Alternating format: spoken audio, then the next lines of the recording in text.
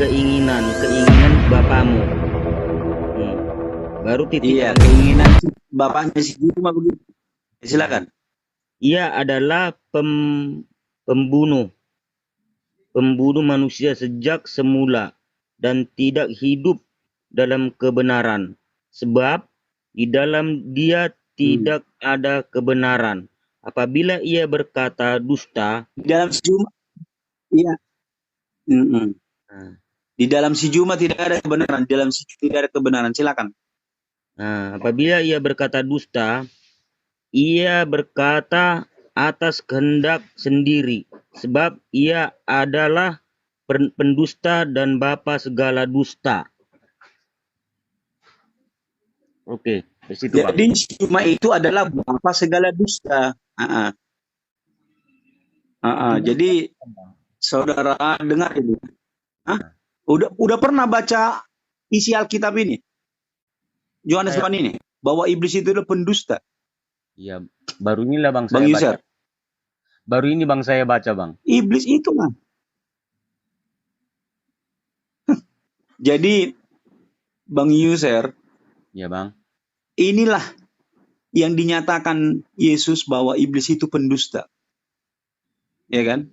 Iya. Jadi siapa sekarang pendusta-pendusta itu? Dia yang mendustai tentang Yesus. Orang-orang yang menambah-nambahkan, mengimbu-imbukan sesuatu kepada firman Tuhan, itu adalah pendusta, termasuk bapak-bapak gereja itu. Gitu. Yang membuat terminologi tentang Trinitas, Tritunggal, dan segala sesuatunya. Sudah, aku udah tahu kau pendusta, Juma. Kau ini penasaran sekali kau dengan saya. Saya tidak akan pernah ladeni. Kalau masuk ke Komal ini, orang Islam harus meninggalkan keislamannya dan memeluk Yesus Kristus. Berani kau, Juma. My room, my rule, my discipline. Kau pasti terapkan kaya itu. Jadi begitu Bang Sirait ya. Iya. Kalau Yesus katakan bahwa lawan kita itu adalah iblis, bukan darah dan daging ya. Markus 16 ayat 17. Ya, Markus 16 ayat 17 dikatakan apa? Ini tanda-tanda orang yang percaya dalam nama aku. Mereka akan mengusir sedina, mereka baru. Jadi, Bang, Putus-putus, Bang. Untuk mengantisipasi iblis, abang harus mengusiri. Diganggu terus sinyal tuh. Iya. Abang harus mengusirinya setiap hari, Bang. Setiap hari. Kami berdoa setiap hari. Nyangkau setan. Iblis. Kami Yahweh menyingkir dalam nama Yesus. Gitu. Berarti Yahweh itu Bang setan gitu, Bang? Iya. Yeah.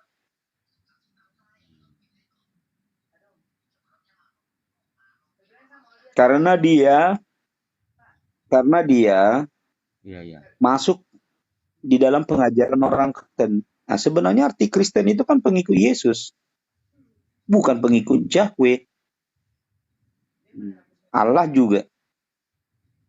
Berarti Yahweh tak itu... penting itu naik-naik viewer. Bang. Halo, Bang.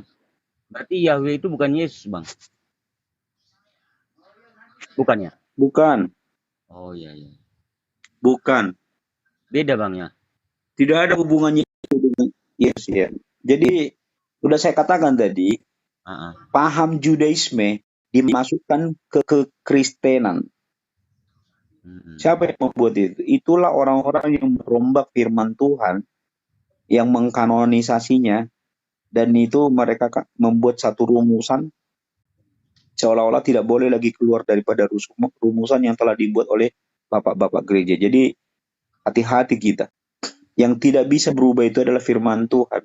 Kalau rumusan manusia masih bisa dirombak, seperti Trinitas, itu bisa dirombak. Karena itu bukan firman Tuhan.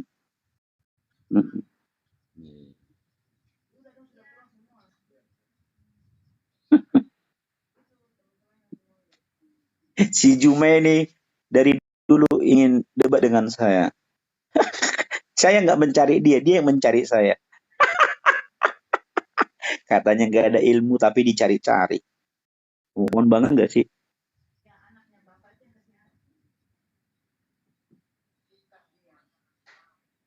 Tapi itulah kalau cuma bilang bahwa Yesus itu bukan Tuhan, itu kalau si Juma. Biarin aja situ. Makanya karena saya tidak suka dengan pernyataan-pernyataan dia, makanya saya nggak mau debat dengan dia. Dia itu kalau nggak debat, ya nggak ada uang gitu. Dia kan tuh mencari koin dia tuh. Dengan menghujat Tuhan itu sama aja saya itu memberikan waktu dan arena untuk menghujat Yesus. Saya nggak mau lah. Saya meninggikan Yesus Kristus. Gak penting buat saya si Juma. Gak penting Juma. Karena gini, udah banyak juga si Juma mau naik katanya. Gak usah. Gak usah. Jadi kami di sini adalah memberitakan Injil. Biar aja si Juma di bawah. Biar dia dengar-dengarnya. Tidak ada juru selamat selain Yesus Kristus. Tidak ada Tuhan yang benar selain Yesus Kristus. Kami hanya memberitakan itu perintah Yesus Kristus. Jadi begitu Bang Sirait ya. Kami ini tidak menyembah debata, kami tidak menyembah Allah, Jehovah. Kami hanya menyembah Yesus. Gitu.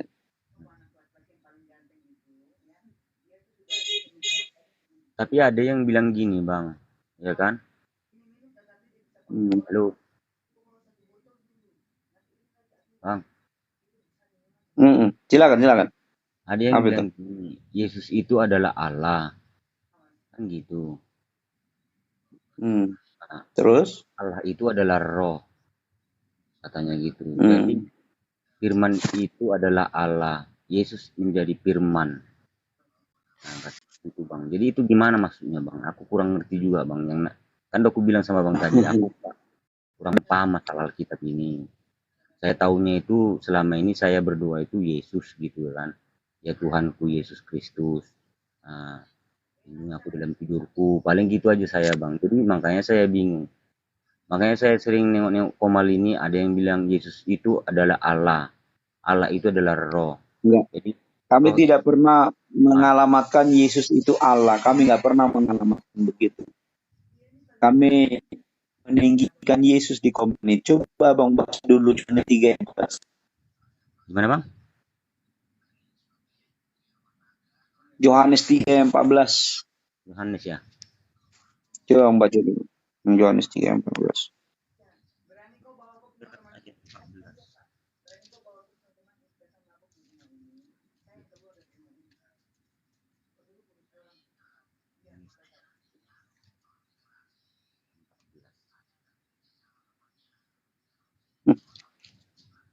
Malaikat tukang repot itu.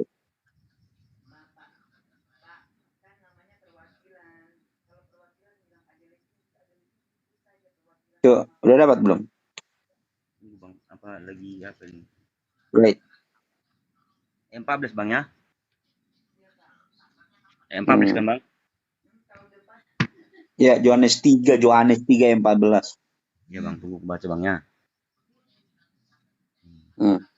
Dan sama seperti Musa meninggikan ular dan di padang gurun, demikian juga anak manusia harus ditinggikan.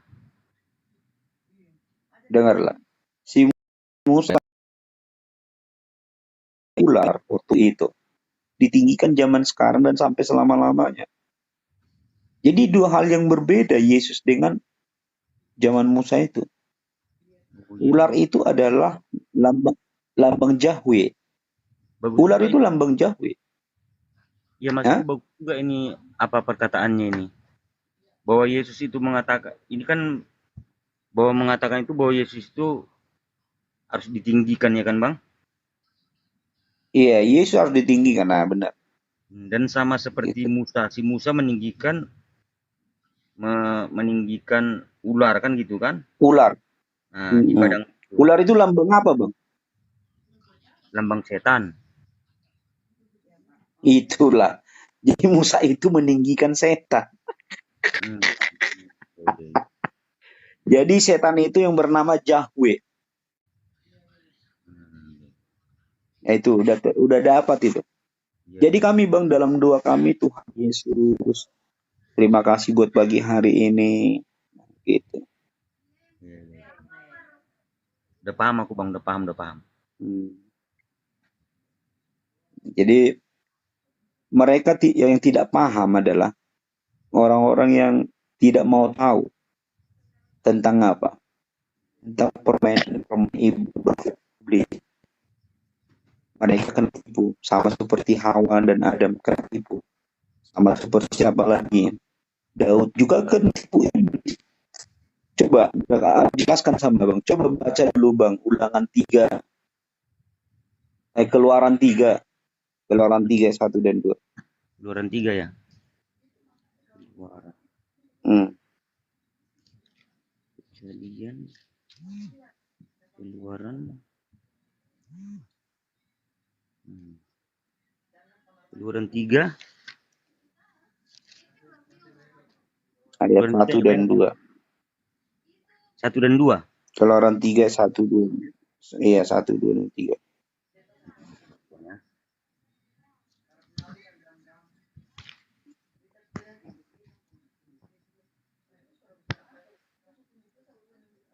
Adapun Musa, ia bisa menggembalakan kambing, domba Bias, itro.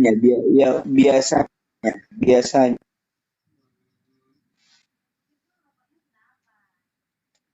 Itu kan Bang? ada pun biasanya Menolong loh, cek. ada pun Musa yang biasanya Iya, adapun Musa yang biasanya mengembalakan kambing domba, itro. Itro itu terus apa Bang? Jitro, Jitro itu mertuanya.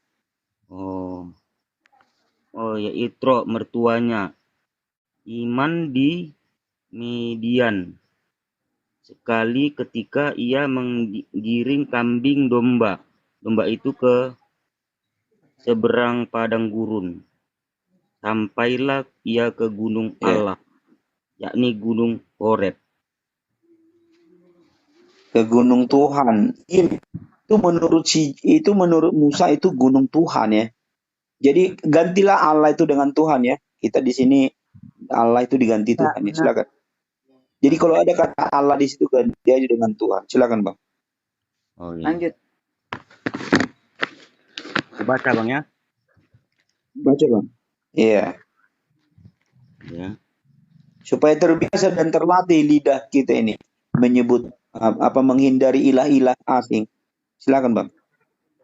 Adapun Musa ia menggembalakan kambing domba Nitro mertuanya imam di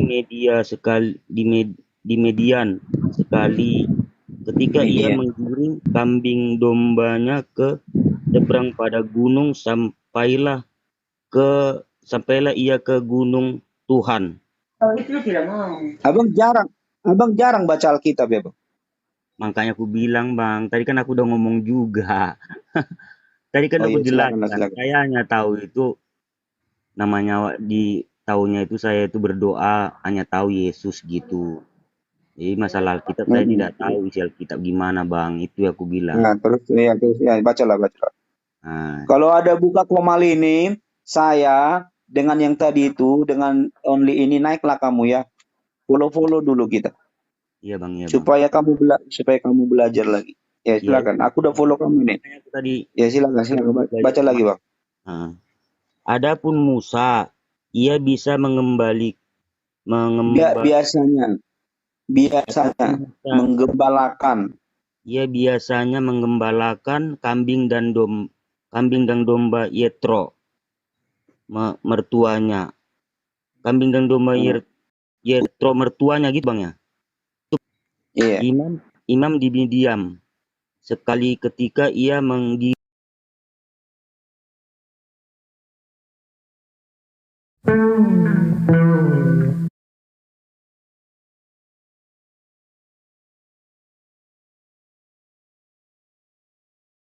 Ada abang aku, Masya Allah.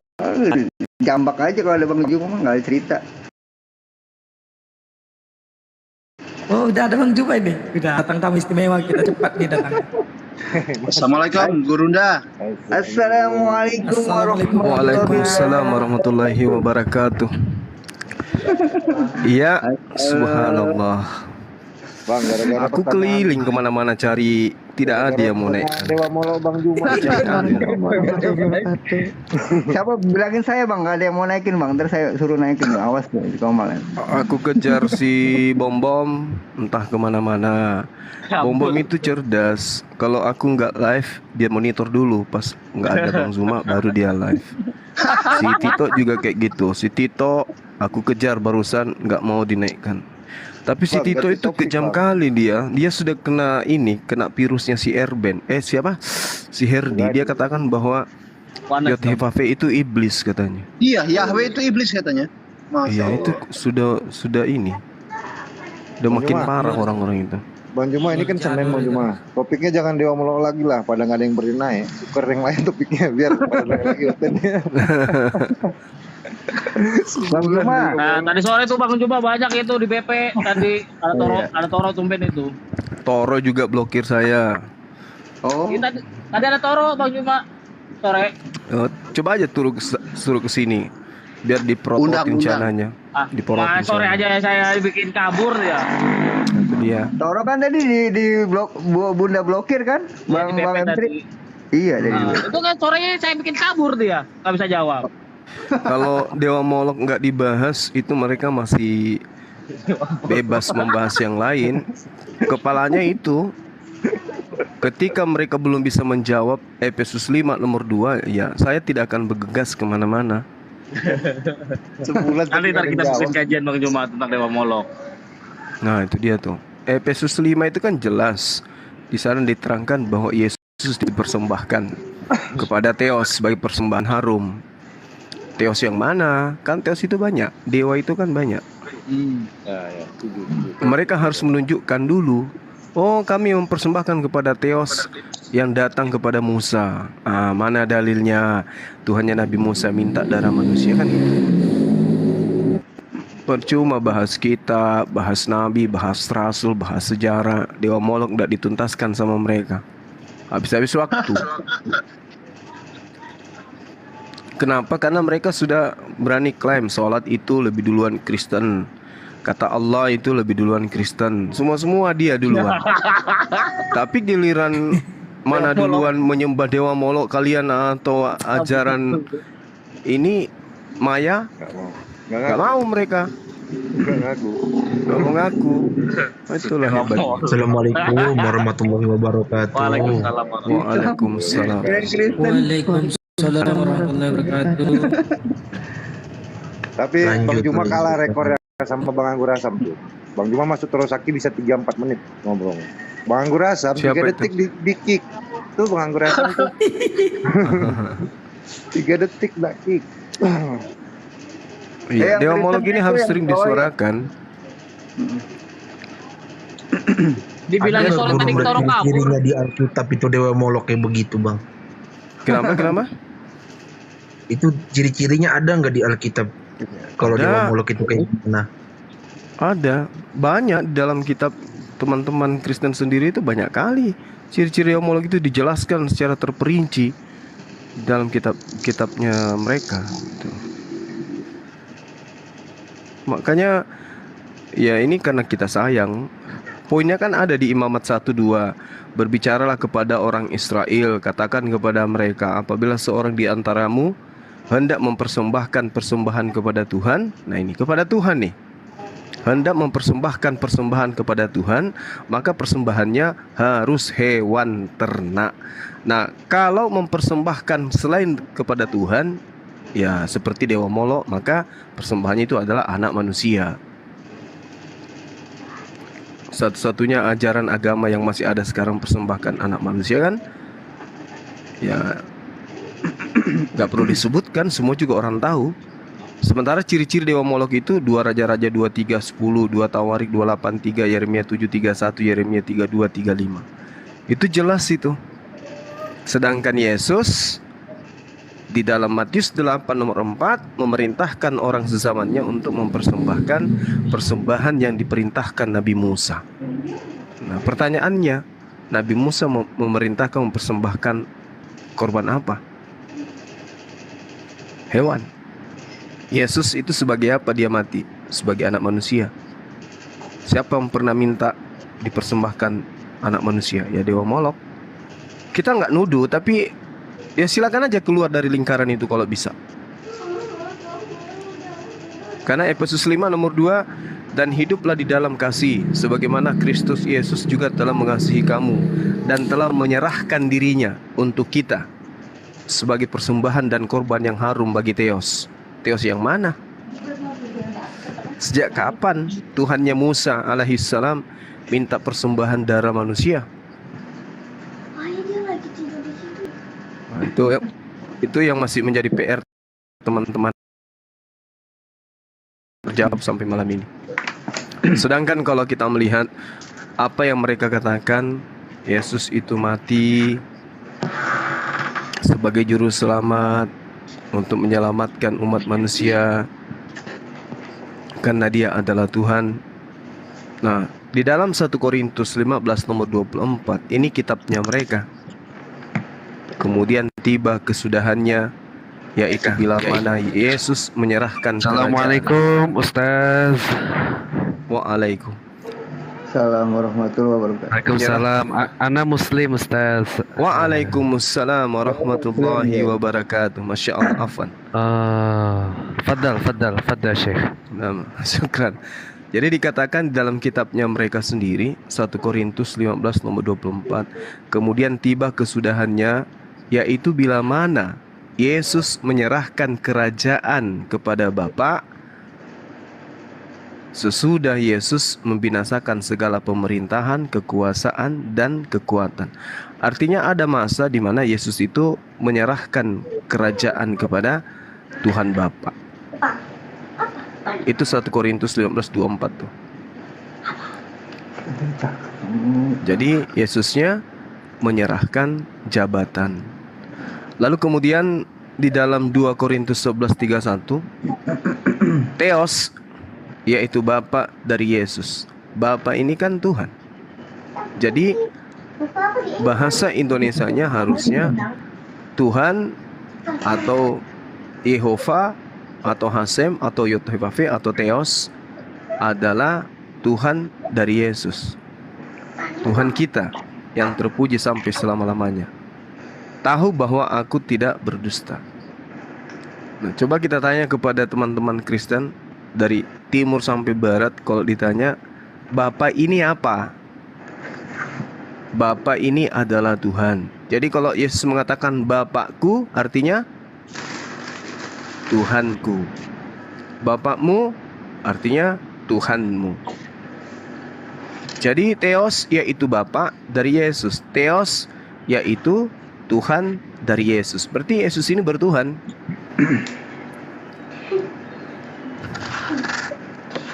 Pada saat Yesus itu mengajar, dia bertuhan. Setelah kemudian terangkat, muncul ajaran yang menjadikan dia korban penebus dosa. Nah, Yesus ini dipersembahkan kemana? Ke dewa siapa? Ini yang belum dijawab. Kalau teman-teman Kristen mengatakan ke Theos, ke Allah Bapa, mana dalilnya? Allah Bapa menyelamatkan manusia dengan mengorbankan anak manusia. Itu dalilnya di mana? Tidak akan pernah bisa ada yang menjawab. Silakan teman-teman ditanggapi atau diberi masukan. Karena ini adalah materi penting. Percuma siang malam kita membahas tentang original teks, tentang nabi, tentang surga, tentang bidadari. Kalau kepalanya ini lepas, ini adalah kepalanya nih. Kalau ini bisa kita sembeli, udah mampus semuanya. Ibaratkan Cuma ini ada Mbak ya. Ibaratkan Mbak Fadila ini pengen nanya ke Bang Juma katanya dari kemarin. Ibaratkan makhluk, ya ketika kepalanya dipotong matilah semuanya. Iya. Dewa Molok ini adalah kepala dari semua. Ya lanjut, silakan. Mbak Fadila, ada yang mau ditanyain? Sebentar, aku belum nyampe, lagi nyetir dulu Bang. Sebentar. Oh iya iya. Lagi Oke. di jalan. Sebentar. Iya iya. Oke. Bang Logika lanjut, Bang Logika dulu. Nyambung. Kalau lanjut lah bang teman-teman. Saya kalau ada Bang Juma lebih tertarik mendengarkan apa namanya, apa yang ilmu yang Bang Juma sampaikan gitu loh. Iya. Ini Saudara menarik dari betul. sekte mana, Bang?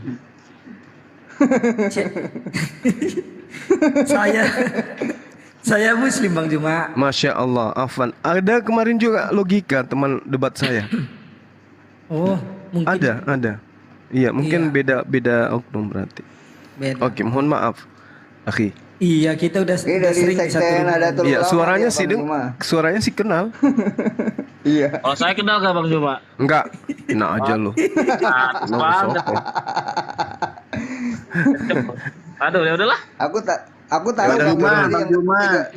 Iya, Bang iya. Juma disapa dulu dong anggur asamnya Bang Juma, kasihan. Anggur asam, semangat selalu.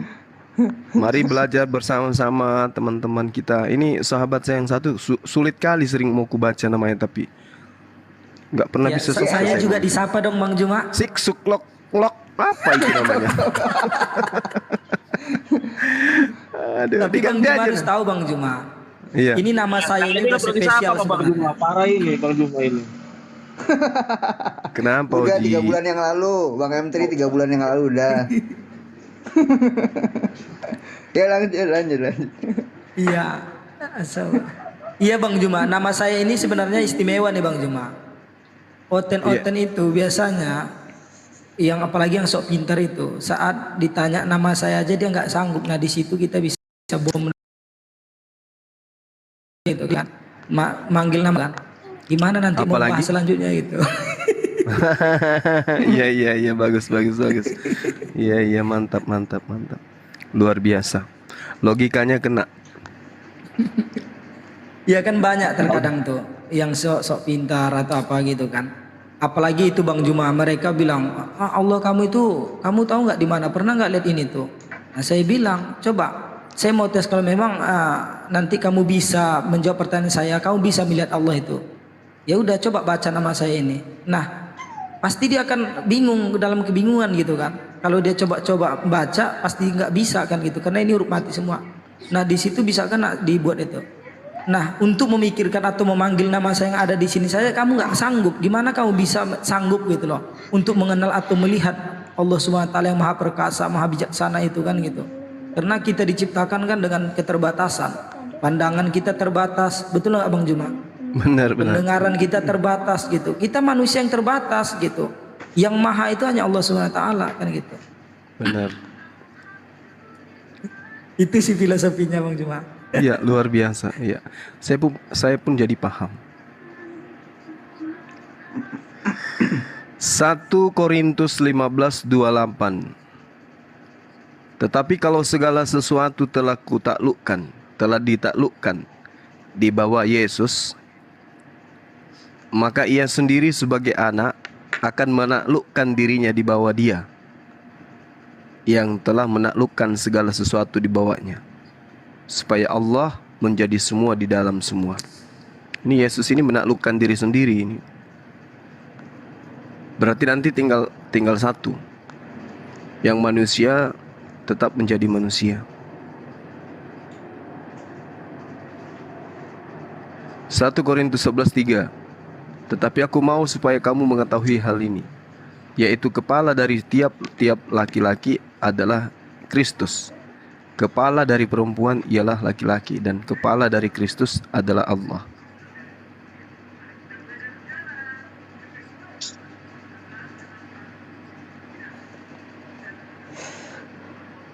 Masya Allah. Oke, silakan dinaikkan teman Oten kalau ada yang mau berdiskusi. Ini Bang. Lagi undang yang semalam yang apa tuh? Yang 2 orang yang bagus dia narasinya, terus juga sopan. Yang berani dengan Bang Juma itu Bu Darni doang. Karena Dia jam berani 11 karena katanya. mencintai Bang Juma. Enggak, dia center-center Oji. Dia mencintai Rom ini Bang Logika, ya kan, dia hampir tiap hari di sini. Betul nggak Bang Logika? Iya tapi jangan cepat kayak semalam. Diam-diam menusuk juga. Intinya itu jadi pelajaran juga sih gitu. Ada hikmah yang bisa kita ambil itu. Intinya seperti apapun ibaratnya baiknya atau bijaksananya orang-orang di luar Islam, maka akan tetap kita buat benteng gitu. Kenapa? Bisa jadi nah seperti semalam itu gitu kan. Emang nggak ada masalah kan Bang kan, tapi cuman maksudnya itu kan itu hal-hal yang nggak diduga itu bisa ke situ larinya.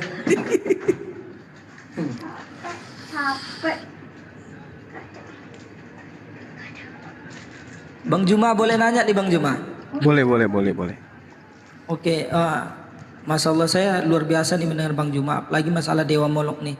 Tapi saya jujur belum paham dengan, maksudnya belum mengenal begitu tentang sosok Dewa Molok ini. Kira-kira Bang Juma apa ciri-ciri yang betul-betul dimiliki Dewa Molok ini gitu loh, sehingga kita bisa tahu gitu Bang Juma. Iya. Jadi kalau kita berbicara mengenai Dewa Molok ya, di dalam pengajaran sejarah jelas sekali bahwasanya Molok ini sendiri dalam bahasa Semit itu berarti raja. Boleh Molok, Molek, Molek, atau Molok, Molek, atau Molok itu sendiri. Jadi nama dewa sesembahan bangsa Amon, jadi keturunan Lut di dalam kitabnya teman-teman Kristen di kitab Kejadian 19. Pada zaman kuno, Dewa Molok ini memang sudah dipuji dan dipuja, dituhankan orang di Fenisia dan juga di Afrika Utara, Mesopotamia, dan juga Kanaan. Itu bisa kita lihat di dalam Imamat 18, 2 Raja 23:10, Yeremia 32, 35, dan ini sering saya sampaikan kepada teman-teman Kristen. Kenapa kemudian ada persembahan anak manusia? Karena ketika mereka kena musibah, orang-orang yang ada di Fenisia, orang-orang yang ada di tanah Kanaan kuno pada masa itu, ketika mereka kena musibah, ada bencana, ada tulah, atau ada semacam wabah, mereka menganggap bahwa Dewa Molok ini lagi murka. Dan untuk kemudian mengademkan, membuat kemudian Dewa Molok ini tidak murka lagi, mereka mempersembahkan anak dari mereka sendiri, anak manusia.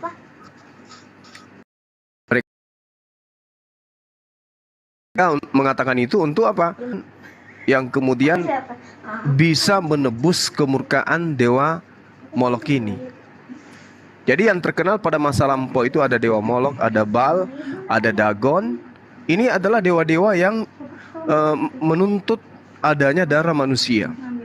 Nah, oleh karena itulah kemudian kitab yang teman-teman kita Kristen gunakan di dalam Imamat 18:21 itu ada perintahnya jelas.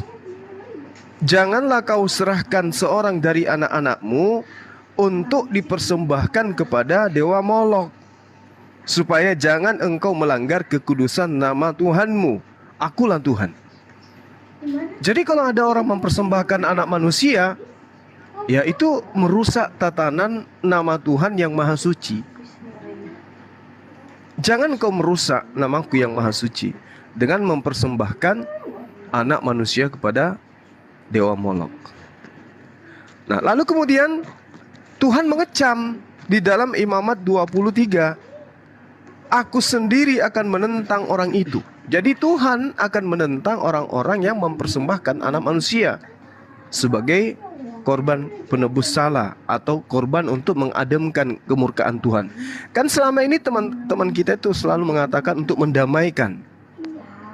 Contoh 1 Yohanes 2, nomor 1, nomor 2. Anak-anakku yang terkasih, janganlah engkau berbuat dosa.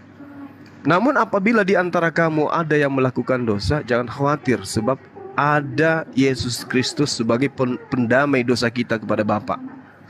Bahkan Yesus itu bukan mendamaikan hanya dosa kita, tapi bahkan dosa dunia. Jadi terlalu mahal darah Yesus itu, terlalu mahal, sampai dia menebus segala dosa di atas muka bumi ini dengan darahnya. Cuman permasalahannya, apakah betul Tuhan pencipta langit dan bumi ini mengharapkan dan menginginkan persembahan darah manusia untuk mendamaikan dosa manusia?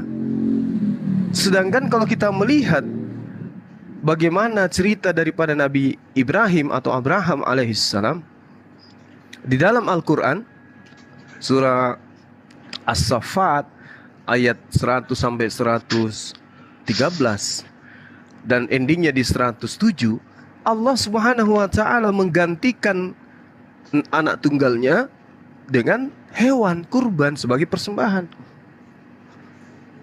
Begitu juga di dalam surah Al-Hajj ayat 34, Allah menerangkan bahwasanya setiap umat itu diberikan suatu aturan main persembahan hewan ternak. Jadi ini tidak bertentangan dengan Kejadian 22, 21, 22, 23. Cerita yang panjang tentang adanya persembahan anak tunggal yang kemudian Tuhan menggantikannya dengan hewan ternak. Jadi Islam Yahudi, cerita Al-Quran dan kitabnya orang Yahudi itu relevan, seirama, seia sekata. Muncul kemudian agama yang merubah itu, yang tadinya darah hewan berubah menjadi darah manusia dengan embel-embel sebagai tebusan. Nah, inilah mungkin teman sedikit banyaknya selain pandang terkait dengan prosesi yang dilakukan orang-orang terdahulu dengan menggunakan darah manusia, yang disebut Dewa Molok atau Dewa Milkon. Dan juga kalau di Yerusalem ya, di Palestina itu dikenal dengan Dewa Dakon. Silakan, mungkin ada tambahan dari teman-teman yang lain. Bentar. Bang Simpleman naik, Bang Simpleman. Yang semalam orang asli. Bang Simple sini naik Bang sama Bang Nelson. Udah undang. Silakan Bang Logika dulu. Apa yang Bang M3? Ya kalau saya udah pas itu, mantap gitu. Cuman kalau masih ada kesempatan ya, masih sambil nunggu-nunggu ya, banyak pertanyaan ini kalau boleh Bang Juma. Silakan akhi, kita saling mengisi aja, nggak apa-apa. Saya Ya, boleh soalnya jadi kan, juga bertanya nanti. Silakan. Banyak tanya itu kan banyak tahu kan gitu, banyak tahu banyak ilmu. Iya. Nah, mumpung ada gurunda di sini ya, sebelum ada lawan Udah kalau nggak mau diskusinya nanya, kan. saya tanyakan. Jadi gini Bang Juma, kira-kira gini Bang Juma, doktrin tentang apa namanya Dewa Molok ini, doktrin apa yang paling berat untuk dilepaskan oleh saudara kita Kristen, dan kira-kira ada enggak solusi bagaimana gitu, bagaimana cara untuk melepaskan doktrin itu gitu? Iya, jadi gini, semua agama itu berisi doktrin. Tapi ada agama yang doktrinnya itu berkesesuaian dengan akal dan selaras dengan wahyu kitab suci. Ada juga doktrin yang sifatnya dogmatis, di mana doktrin dan dogmatisnya ini bertentangan dengan akal dan juga bertentangan dengan kitab daripada pemegang agama, orang yang menganut doktrin tersebut. Nah, kenapa doktrin ini susah kemudian untuk dihilangkan? Jawabannya itu tertera dalam kitab mereka sendiri. Misalnya Roma 6 nomor 23, maut. Dosa itu upahnya maut. Tetapi karunia Tuhan ialah hidup yang kekal dalam Kristus Yesus Tuhan kita. Artinya, ya kalau tidak mengimani Yesus itu datang mempersembahkan nyawanya di atas tiang salib, maka dosa orang itu akan selamanya, orang itu akan hidup dalam dosa tersebut. Efesus 1 nomor 7, sebab di dalam Dia dan oleh darahnya kita beroleh penebusan, yaitu pengampunan dosa menurut kekayaan kasih karunia-Nya. Jadi susah untuk melepaskan diri karena doktrin dan dogma yang seperti ini. Sebab di dalam Dia dan oleh darahnya kita peroleh penebusan, yaitu pengampunan dosa.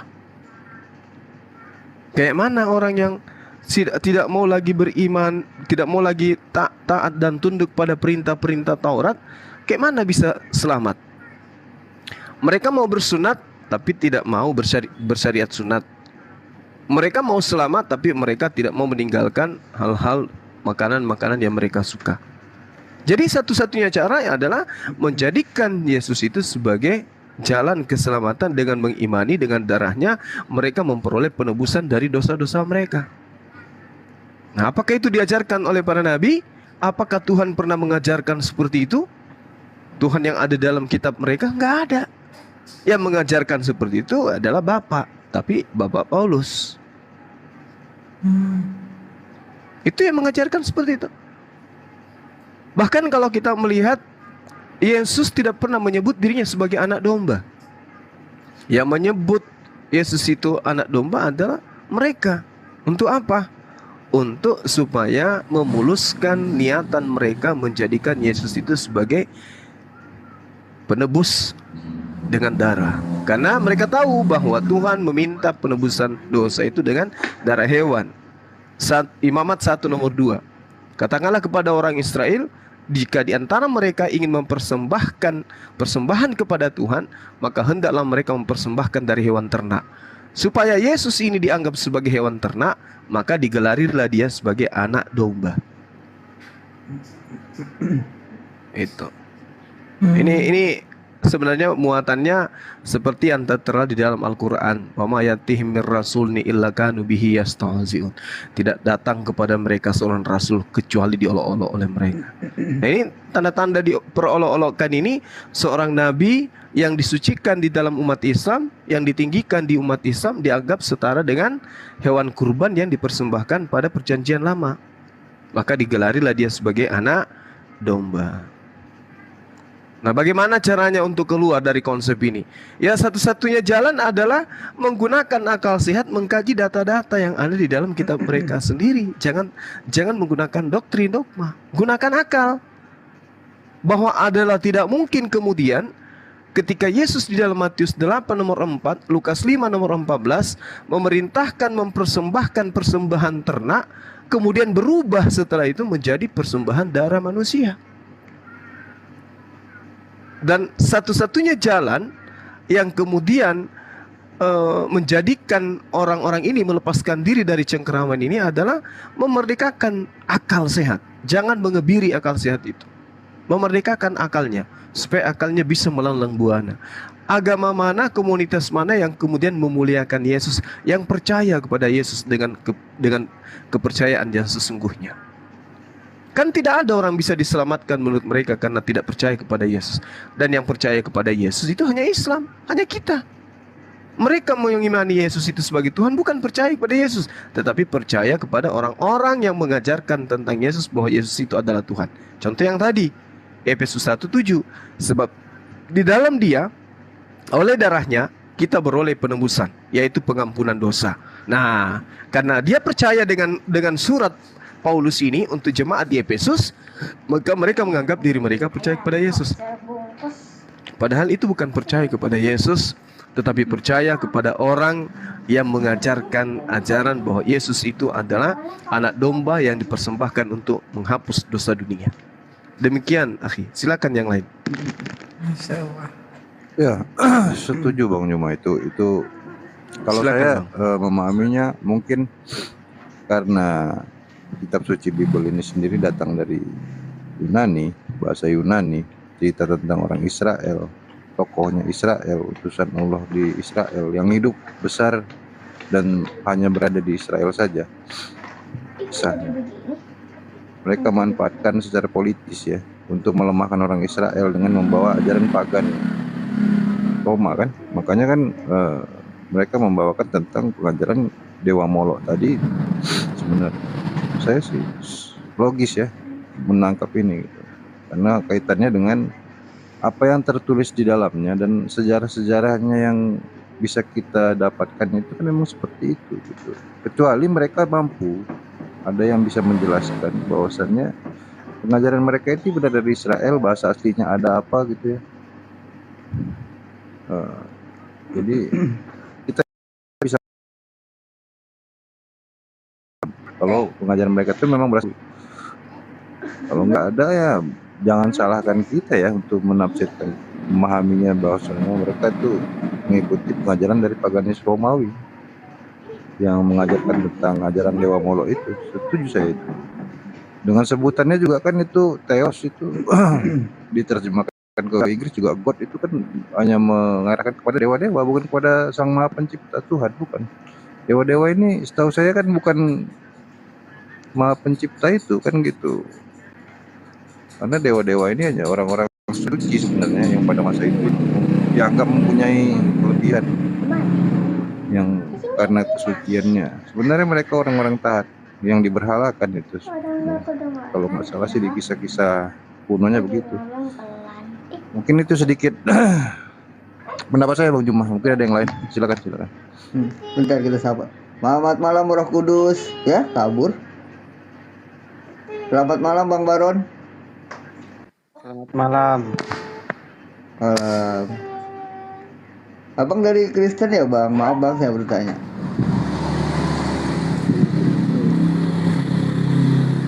Bang Baron.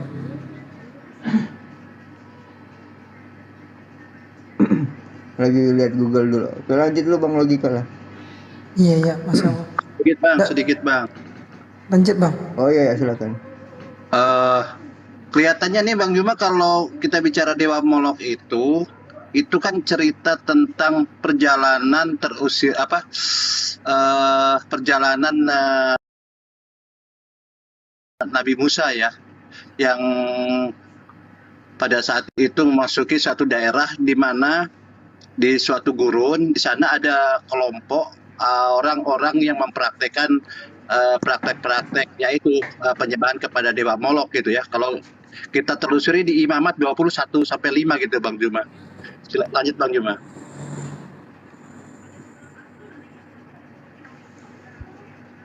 Oke, maaf. Iya. Jadi kalau kita mau melihat ya bagaimana cerita yang dibangun kemudian di dalam kitabnya orang Yahudi. Contoh di dalam Mazmur 106. Tetapi mereka bercampur baur dengan bangsa-bangsa dan belajar cara-cara mereka bekerja. Mereka beribadah kepada berhala-berhala mereka yang menjadi perangkap bagi mereka. Mereka mengorbankan anak-anak lelaki mereka dan anak-anak perempuan mereka kepada roh-roh jahat dan menumpahkan darah orang yang tak bersalah, darah anak-anak lelaki dan anak-anak perempuan mereka yang mereka korbankan kepada berhala-berhala Kanaan. Berhala Kanaan lah ini diantaranya Molok, sehingga negeri ini tercemar oleh hutang darah. Mereka menajiskan diri dengan apa yang mereka lakukan dan bersinah dalam perbuatan-perbuatan mereka. Maka menyala murka Tuhan terhadap umatnya dan ia jijik kepada pemiliknya sendiri. Ini sangat jelas ya, bahwasanya di dalam kitab Mazmur juga diterangkan bahwa Allah jijik kepada persembahan manusia. Sedangkan kalau kita melihat di dalam Yehezkiel 18 nomor 20 sampai 22, orang yang berbuat dosa itu yang harus mati. Anak tidak akan turut menanggung kesalahan ayahnya, dan ayah tidak akan turut menanggung kesalahan anaknya. Orang benar akan menerima berkat kebenarannya, dan kefasikan orang fasik akan tertanggung atasnya sendiri. Tetapi ini solusi sama seperti di Islam. Tetapi jikalau orang fasik bertaubat dari segala dosa yang dilakukannya dan berpegang kepada segala ketetapan Tuhan dan melakukan keadilan dan kebenaran, ia pasti hidup dan ia tidak akan mati. Ini jelas ini. Lalu kemudian Yehezkiel 18:22 itu jelas bagaimana kemudian Tuhan mengatakan bahwa pertobatan mereka itu diterima oleh Tuhan dan dosa-dosanya tidak akan lagi diingat oleh Tuhan. Segala durhaka yang dibuatnya tidak akan diingat-ingat lagi terhadap dia. Ia akan hidup karena kebenaran yang dia lakukan.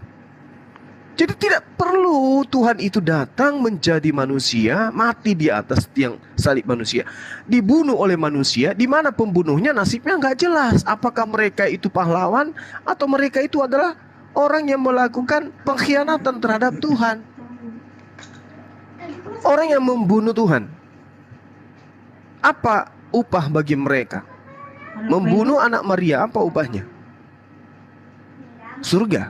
Oh, berarti membunuh itu boleh? Oh iya boleh kalau yang dibunuh itu adalah Tuhan. Kan konyol. Apa upah dari membunuh anak Maria? Neraka. Loh, yang mau menebus manusia dengan cara mati di atas tiang salib siapa? Otaknya siapa? Siapa dalangnya? Tuhan sendiri. Terus kenapa yang membunuh ini mau diupah dengan neraka? Jadi menghasilkan sesuatu kondisi yang membingungkan. Apa upah bagi mereka yang terlibat dalam pembunuhan? Neraka salah, surga juga salah. Sementara solusi sudah ada diberikan oleh Tuhan. Yehezkiel 18 nomor 20 sampai 22. Orang yang berbuat dosa, orang itulah yang menanggungnya. Ayah tidak menanggung dosanya. Akan tetapi jika orang fasik bertobat dari segala dosa yang dilakukannya dan mentaati segala ketetapanku serta melakukan keadilan dan kebenaran, ia pasti hidup, ia tidak akan mati. Segala durhaka, segala dosa yang diperbuat orang fasik tersebut tidak akan diingat-ingat lagi terhadap dirinya. Ia akan hidup karena kebenaran. Selesai permasalahan. Berarti yang dibutuhkan adalah bertaubat, jangan lari ke ajaran dewa Molok. Jangan lari. Karena di dalam kitabnya Nabi Musa alaihissalam, contoh Keluaran 29 nomor 14. Tai sapi, mohon maaf, tai sapi, kulit sapi, dagingnya ketika dibakar, ternyata itu untuk menghapus dosa. Jadi kalau Tuhan memberikan solusi, cara penghapus dosa adalah membakar yang tadi, trinitas yang tadi, 3 dalam 1, kulit, daging, dan kotoran sapi ini dibakar, ya sudah selesai dosa itu. Aman. Lantas kenapa harus nyebrang? Padahal tadinya Tuhan itu murka. Dia mengatakan dalam Imamat 23, aku sendiri akan menentang orang itu dan akan melenyapkan dia dari sebangsanya karena telah menyerahkan anak manusia kepada dewa Molok. Loh, murka kepada orang yang melakukan persembahan anak manusia. Kok gujuk dia yang menjadi manusia untuk mati di atas tiang salib. Apesnya lagi diberitakan dalam Efesus 5 nomor 2 bahwasanya dia mempersembahkan darahnya sebagai persembahan dan korban yang harum kepada Theos. Theos mana ini? Theos mana yang minta persembahan darah? Sedangkan Theos di dalam perjanjian lama meminta persembahan dan perdamai dosa itu adalah dengan hewan kurban. Nah, ini ada ajaran mempersembahkan anak Maria sebagai persembahan yang harum kepada Theos. Yang perlu ditahu Theos mana? Karena Theos itu banyak. Ada Dagon, ada Molok, ada Baal. Bentar Bang Yunas, bentar. Nah, ini yang belum bisa dijawab oleh teman-teman Kristen. Yesus itu dipersembahkan sebagai korban penebus salah dan sebagai korban yang harum kepada Theos. Theos yang mana? Kalau ada teman-teman kita yang Kristen yang bisa menjawab ini, silakan dikasih ruang, dikasih waktu untuk menjelaskan 4 hari 4 malam. Silakan. Selamat malam Bang Yunas. Assalamualaikum. Halo Bang Yunas. Malam. Oh, Islam. Waalaikumsalam. Bang Taba, selamat malam Bang Taba. Assalamualaikum. Oh, waalaikumsalam. Waduh, Islam. Waalaikumsalam. Ya udah lanjut dulu dah. Ambil dari yang Kristen. Yang Kristen dulu ya, yang naik ya. Jadi nggak itu. Biar kita lagi dialog dengan orang Kristen. Mungkin ada yang mau ditanyain, Bang Junas, silakan. Dulu yang lain. Saya pendengar dulu.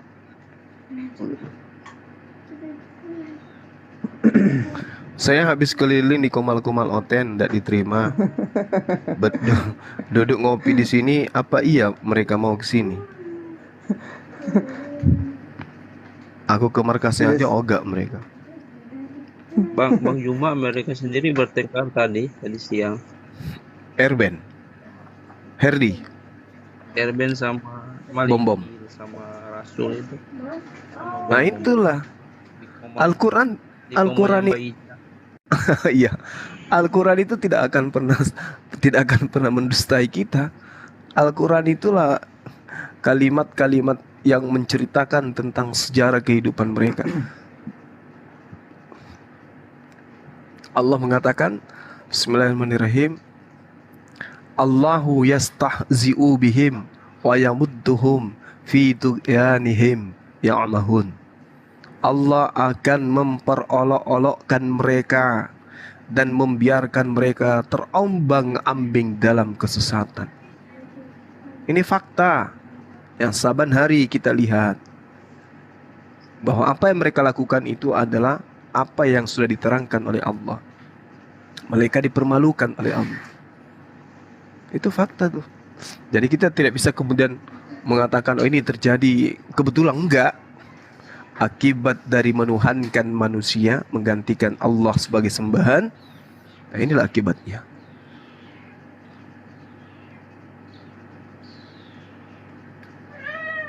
Dimuncul lagi, ada lagi ajaran baru bahwa Tuhannya Nabi Musa alaihissalam yang disebut bapa oleh Yesus itu adalah iblis katanya. Itu muncul juga tuh. Muncul juga itu.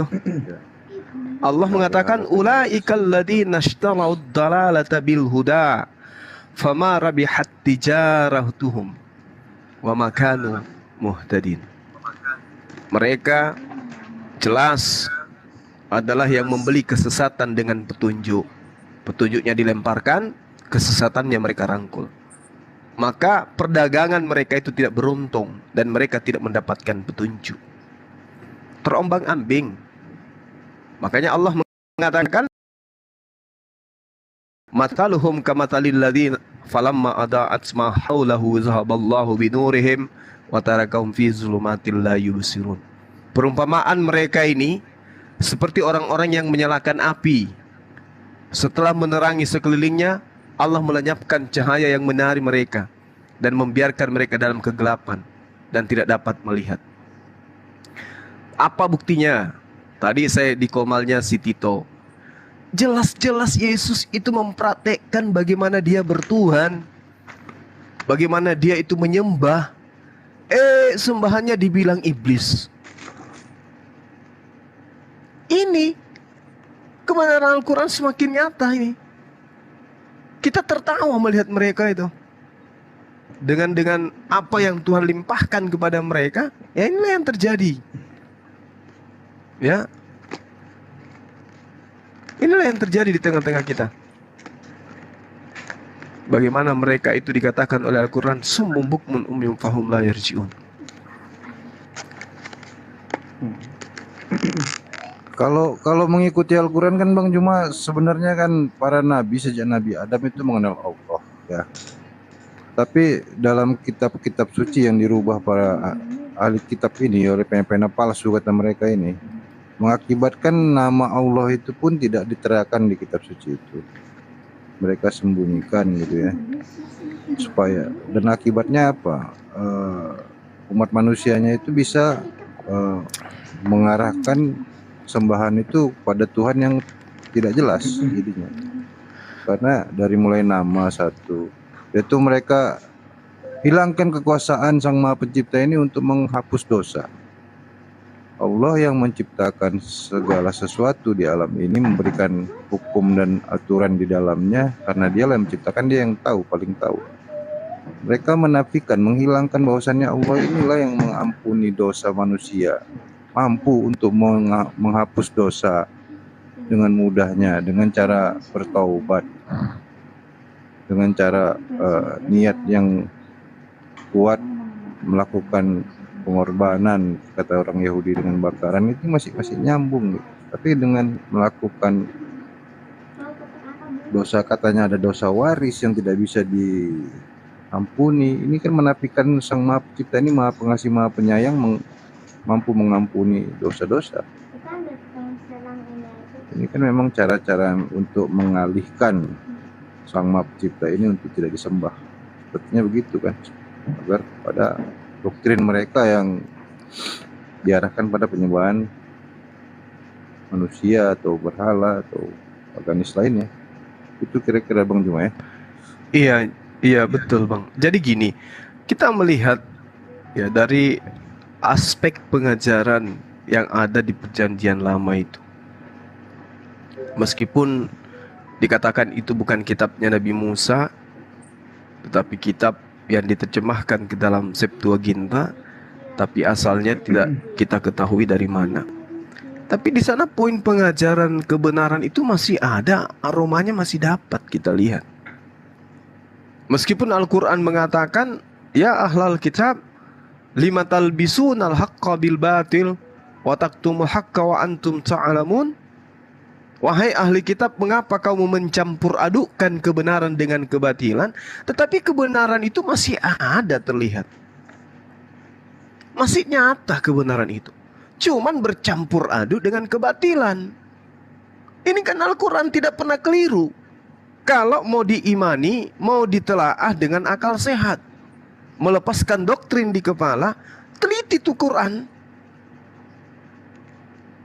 Jangan hanya mengatakan Islam itu keliru, Al-Quran itu keliru, dengan hujatan, hinaan, penistaan berbagai macam kepada baginda Rasulullah Muhammad SAW. Kenapa kemudian umat Islam itu bisa berbondong-bondong datang ke tempat sucinya ketika ada panggilan Allah? Allahu Akbar, Allahu Akbar.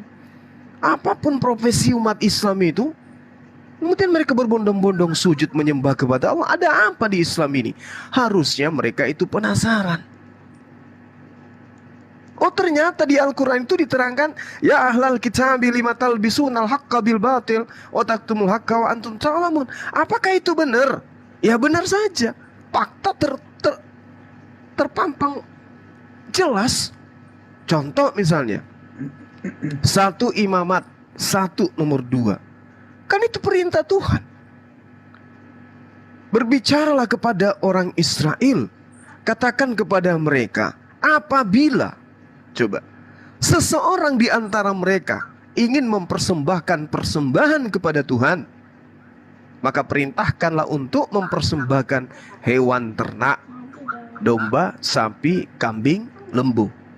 Jelas poinnya. Ada 4 hewan yang dimintai oleh Allah, oleh Tuhan untuk dipersembahkan ketika Bani Israel itu hendak mempersembahkan kepada Tuhan yang benar. 4 disebut di sana. Sapi, lembu, domba, kambing. Gak ada disebut manusia. Nah, ini kebenarannya jelas itu. Perintah itu ada. Al-Quran juga mengatakan seperti itu. Kaum yang ada sebelum baginda Rasulullah Muhammad SAW itu adalah hewan ternak. Walikulli ummatin ja'alna mansakal liyazkurusmallah ala ma razaqahum min bahimatil an'am. Itu jelas kok itu. Ayo kita buktikan kebenaran Al-Quran ini, kitabnya umat Islam ini. Apakah setiap umat memang diserahi aturan syariat persembahan hewan kurban? Kalau ini keliru, tolak Al-Quran. Tapi faktanya kan tidak. Semua nabi mempersembahkan apa? Bahkan Tuhan sendiri mempersiapkan kurban untuk anak Abraham. Apa persembahan kurban yang disiapkan oleh Allah untuk Nabi Ibrahim dalam Kejadian 22? Ternyata hewan. Tuhan sendiri pencipta langit dan bumi memberikan persembahan untuk menggantikan anak tunggalnya Abraham dengan hewan, bukan dengan banyak kali tipu-tipumu. Bentar dulu bang, bentar. Biar Bang. Bang Wan biar. Biar Bang Wan. Gak apa-apa. Jadi ditegur aja Bang J kalau ada yang saya tipu-tipu, ditegur dan kemudian Anda berbicara, udah kau ya, silakan. Berdasarkan dari Alkitabku. Udah. Iya. Kau serang aku dengan Alkitabku sendiri. Udah. Alkitabmu aja kau urus. Udah. Selesai. Oke. Di dalam Oke. Baik. Di dalam kitabku itu nggak bakalan bisa kau jangkau dengan pikiranmu sendiri ya. Di dalam manusia. Bung, tenangkan pikirannya Bung. Duduk yang santai. Santai Bang J. Ya, duduk yang santai. Santai atur napas. Enak, udah enggak. Atur napas. Walikulli ummatin ja'alna mansakal liyazkurusmallah ala ma razaqahum min bahimatil an'am. Di Al-Qur'an menjelaskan kaumnya Nabi Musa, kaumnya Nabi Isa, kaumnya Daud, Salomo, Ibrahim alaihissalam dituduh oleh Al-Qur'an mempersembahkan sembelihan hewan. Menurut saudara itu salah atau betul?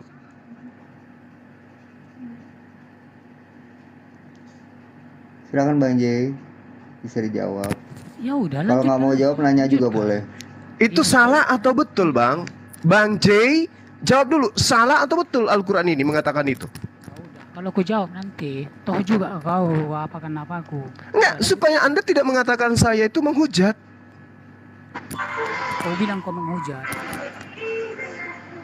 Iya, maksud saya, apakah Al-Quran ini keliru mengatakan bahwa nabi-nabi terdahulu itu mempersembahkan hewan kurban, hewan ternak, bukan manusia? Itu salah atau benar Al-Quran ini? Itu dulu poinnya.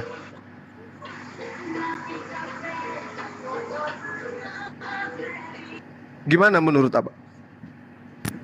Ya lanjut, terangkan aja, lanjut. Oke, baik, makasih. Terus kemudian terkait dengan prosesi yang terjadi kepada Nabi Ibrahim alaihissalam, Al-Quran mengatakan wa fadainahu bizibhin azim.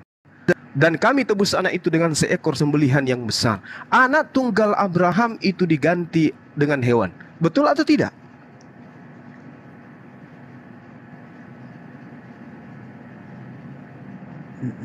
Meow. Betul. Itu udah pasti tuh. Kenapa di Kejadian 22 juga diterangkan bahwa ternyata Tuhan menggantikan anak tunggalnya dengan hewan kurban. Jadi nggak ada salah di sana. Nah, sekarang masuk ke Yesus nih. Yesus di dalam Yohanes 8 nomor 4 memerintahkan mempersembahkan persembahan yang sama seperti Musa. Persembahan Nabi Musa alaihissalam yang diperintahkan Tuhan itu apa?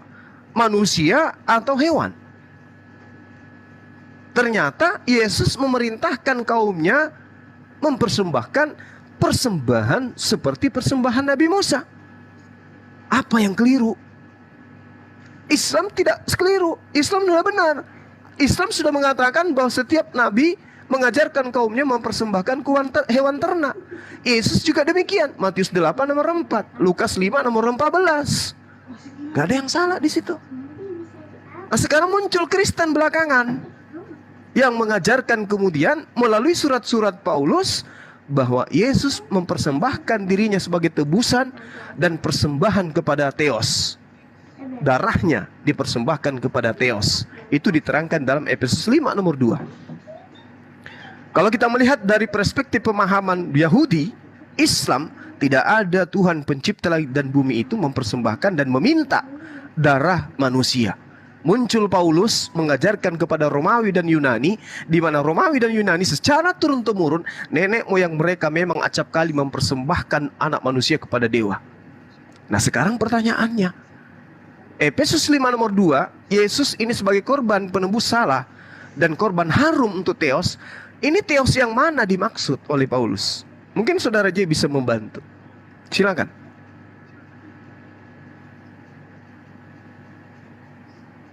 Silakan Bang J. Bang Dilo, selamat malam Bang Dilo nih dari Islam Kristen Bang Dilo mute-nya dibuka tolong. Bang Dilo. Ayo Bang J, sambil ngopi Bang J. Enggak usah emosi kita, santai-santai.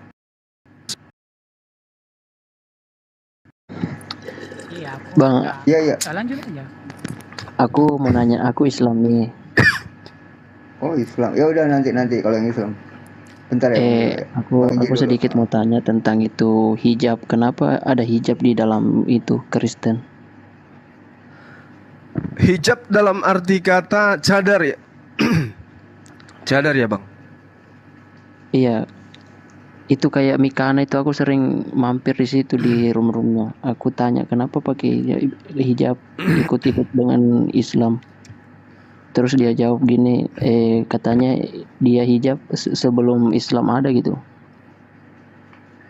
Iya, kalau jadi gini, kalau mereka berhijab artinya mereka cinta kepada ajaran Islam. Artinya Islam itu patut ditiru, kan gitu. Ya banggalah kita karena agama kita ditiru oleh mereka, kan gitu ya. Biarkan aja. Iya. Yang penting kita sudah pada tahu bahwa yang nyamar-nyamar ya mereka kan gitu. Nyamar seperti muslimah, ya kan?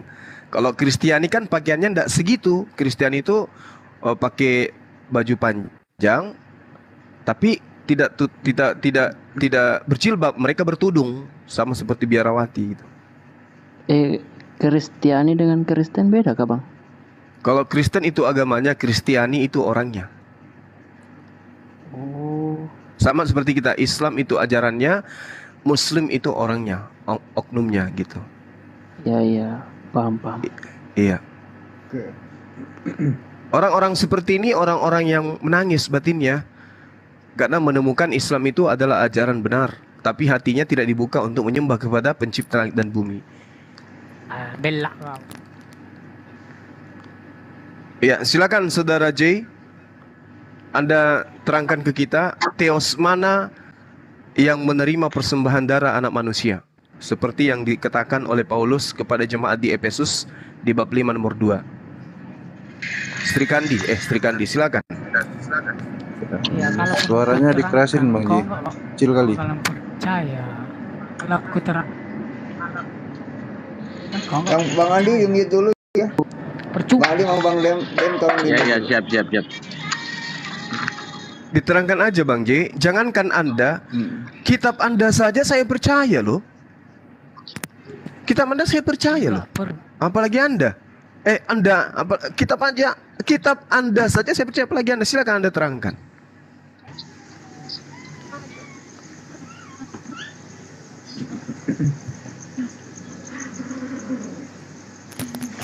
Ada artinya, nggak ada gunanya. Mungkin dari Bang Dem apa Bang Andi, silakan mau bantu. Itu Bang J-nya bicara tapi suaranya kecil kali. Suaranya kecil. Oh iya, suaranya kecil. Deketin Bang J tolong. Bisa? Silakan Bu, silakan. Bisa saya bicara? Bisa. Ya, silakan. Oke, tadi membahas mengenai Mikana tadi ya, dengan berjilbab bahwasannya dia pengikut daripada dia mengagumi yang namanya ini Islam gitu loh. Kalau menurut iman percaya saya Kristen ya, Protestan. Iya, silakan. Dan saya sangat kagum dengan Martin Luther. Itu ya. Ditelusuri dulu. Saya sangat kagum dengan Martin Luther dan saya tahu autobiografi tentang Martin Luther itu sendiri. Oke, saya kepengen untuk membahas mengenai baju nih dulu. Di dalam iman percaya saya itu bukan hanya berdasarkan atas baju saja.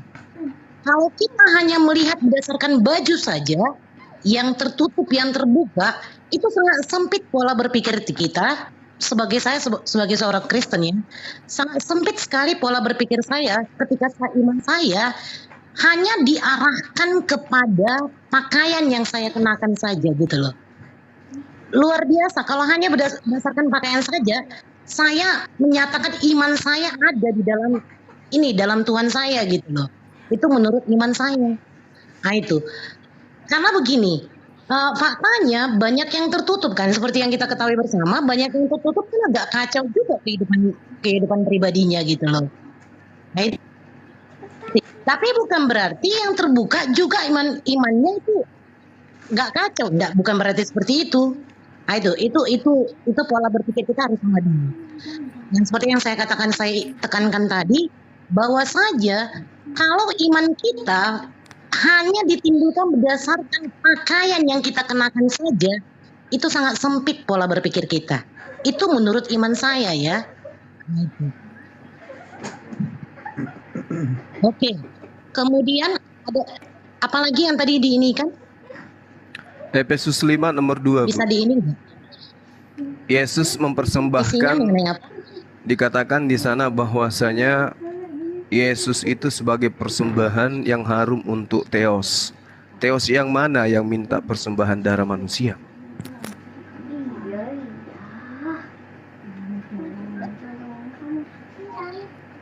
Efesus 5 ayat 2. Bentar ya, saya.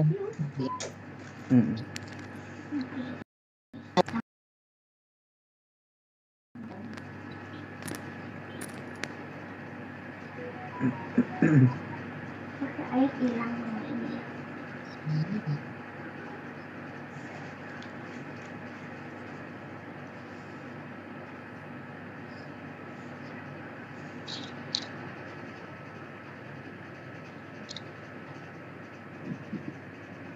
di dalam Efesus 5 ayat 2, hidup sebagai anak-anak terang.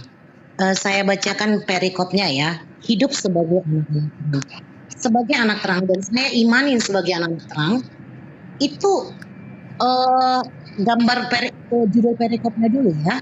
Judul perikopnya, hidup sebagai anak-anak terang.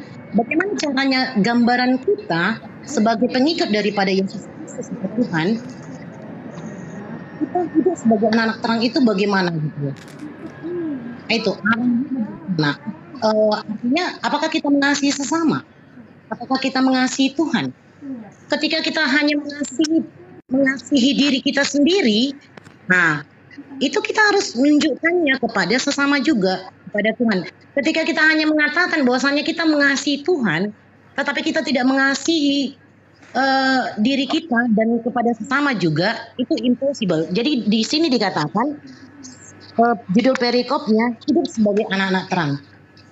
Jadi kalau misalnya yang dia bicarakan tadi yang mengenai Efesus 5 ayat 2, yaitu bunyinya, tetapi percabulan dan rupa-rupa kecemaran atau keserakahan disebut saja punjangan di antara kamu, bagaimana sepatutnya bagi orang-orang kudus. Nah, itu artinya apa? Untuk menghujat sesuatu pun, misalnya kalau kita melihat ada orang nih melakukan tindakan kesalahan, melakukan tindakan jahat yang tidak berkenan di hati Allah yang kita tahu ya, itu pun kita tidak layak untuk menghujatnya gitu loh. Itu sangat ininya, artinya bahkan itu kerasnya ini perintah Tuhan itu ya, kerasnya perintah Tuhan itu ketika kita melihat saudara kita salah nih, ya kita doa kepada Tuhan supaya dia mengetahui kesalahan dia, bukan kita langsung fitnah dia, kita langsung hajar dia bisa, bukan seperti itu gitu loh. Sama halnya seperti saya rasa pernah saudara juga untuk ngedengar tentang yang orang-orang yang berzina. Bagaimana orang-orang yang ini mengapanya gitu, mengajarnya dan hanya kepada Tuhan. Dan bagaimana Tuhan sendiri berkata kepada orang-orang Farisi dan ahli Taurat itu, aku sendiri pun tidak akan menghukum kamu. Pergilah dan jangan berbuat dosa lagi. Itu tajam sekali kalimatnya. Aku sendiri pun tidak akan mengini kamu gitu, menghukum kamu gitu loh. Dan kepada orang-orang Farisi dia ngomong apa? Bagi kamu yang tidak pernah melakukan dosa, silahkan lempar perempuan ini dengan batu. Benar nggak? Silahkan lempar perempuan ini dengan batu. Pertanyaannya, apakah ada di antara kita manusia yang tidak berbuat dosa? Artinya apa? Artinya semua karena kasih karunia Allah. Tapi bukan berarti karena kasih karunia Allah kita bertindak semena-mena. Kita bertindak seenak kita gitu loh. Justru karena kasih karunia itu, kita dimampukan Allah untuk melakukan apa yang dikehendakinya gitu loh. Itu menurut iman saya gitu.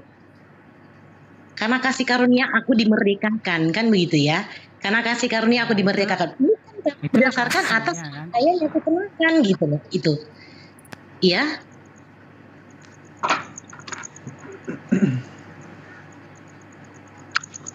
Udah Bu? Udah Bu. Udah. Oh, udah. Langsung Bang. Iya, jadi Ibu menerangkan, mohon maaf enggak nyambung dengan pertanyaan saya gitu ya. Yang saya tanya, pertanyaan saya kan jelas, bahkan Ibu membaca dalil. Masalahnya Efesus 5 ayat 2 isinya itu. Efesus 5 ayat 2 di sini tertulis itu. Efesus 5 ayat 2, judul perikopnya adalah hidup sebagai anak-anak terang. Di Efesus 5 ayat 2 isinya, tetapi perjabulan dan rupa-rupa kecemaran atau keserakahan disebut saja pun jangan di antara kamu. sebagaimana sepatutnya bagi orang-orang kudus. Itu isi daripada Efesus 5 ayat 2. Bukan yang diinikan apa gitu, enggak. Yang Bapak bilang tadi enggak kayak gitu isinya gitu loh. Baca Ibu. Bisa diini. Ibu mungkin beda kitab kali ya. Isi dari Efesus 5-nya nomor 2-nya beda kitab dengan kitab saya. Saya kitabnya terbitan 60-an, tahun 60-an. Ibu tahun berapa? Dan hiduplah di dalam kasih sebagaimana Kristus Yesus telah mengasihi kamu dan telah menyerahkan dirinya untuk kita sebagai persembahan dan korban yang harum bagi Theos. Theos mana yang menerima persembahan darah manusia? Yang jadi masalah, Pak, yang jadi masalah yang saya baca itu tidak sesuai dengan isi yang Bapak nyatakan gitu loh. Isi yang di sini adalah tetapi percabulan dan rupa-rupa kecemaran atau keserakahan disebut saja pun jangan di antara kamu sebagaimana sepatutnya bagi orang-orang kudus. Nah, kalau Bapak katakan itu yang tahun 60-an saya kurang paham, Pak. Yang pasti saya buka yang saat ini gitu loh. Alkitab saat ini. Saya tidak tahu apakah itu revisi atau segala macam, saya tidak tahu. Yang Ibu pasti baca itu yang kitab apa? Betul itu. Ibu baca kitab apa? Alkitab Perjanjian Baru. Itu nomor 3 yang Ibu baca. Saya minta nomor 2. Saya pun tahu Bible itu sudah ada di luar kepala. Nomor 2-nya Bu. Ibu jangan baca nomor 3. Oh ya, sorry. Dan hiduplah di dalam kasih sebagaimana Kristus Yesus juga telah mengasihi kamu dan telah menyerahkan dirinya untuk kita sebagai persembahan dan korban yang harum bagi Allah. Benar? Iya, pertanyaan saya, di situ bukan Allah, di situ Theos. Theos itu masih umum dia. Dia tidak menuju kepada satu nama gitu ya. Nah, sekarang kalau dikatakan Theos, dewa pun disebut Theos.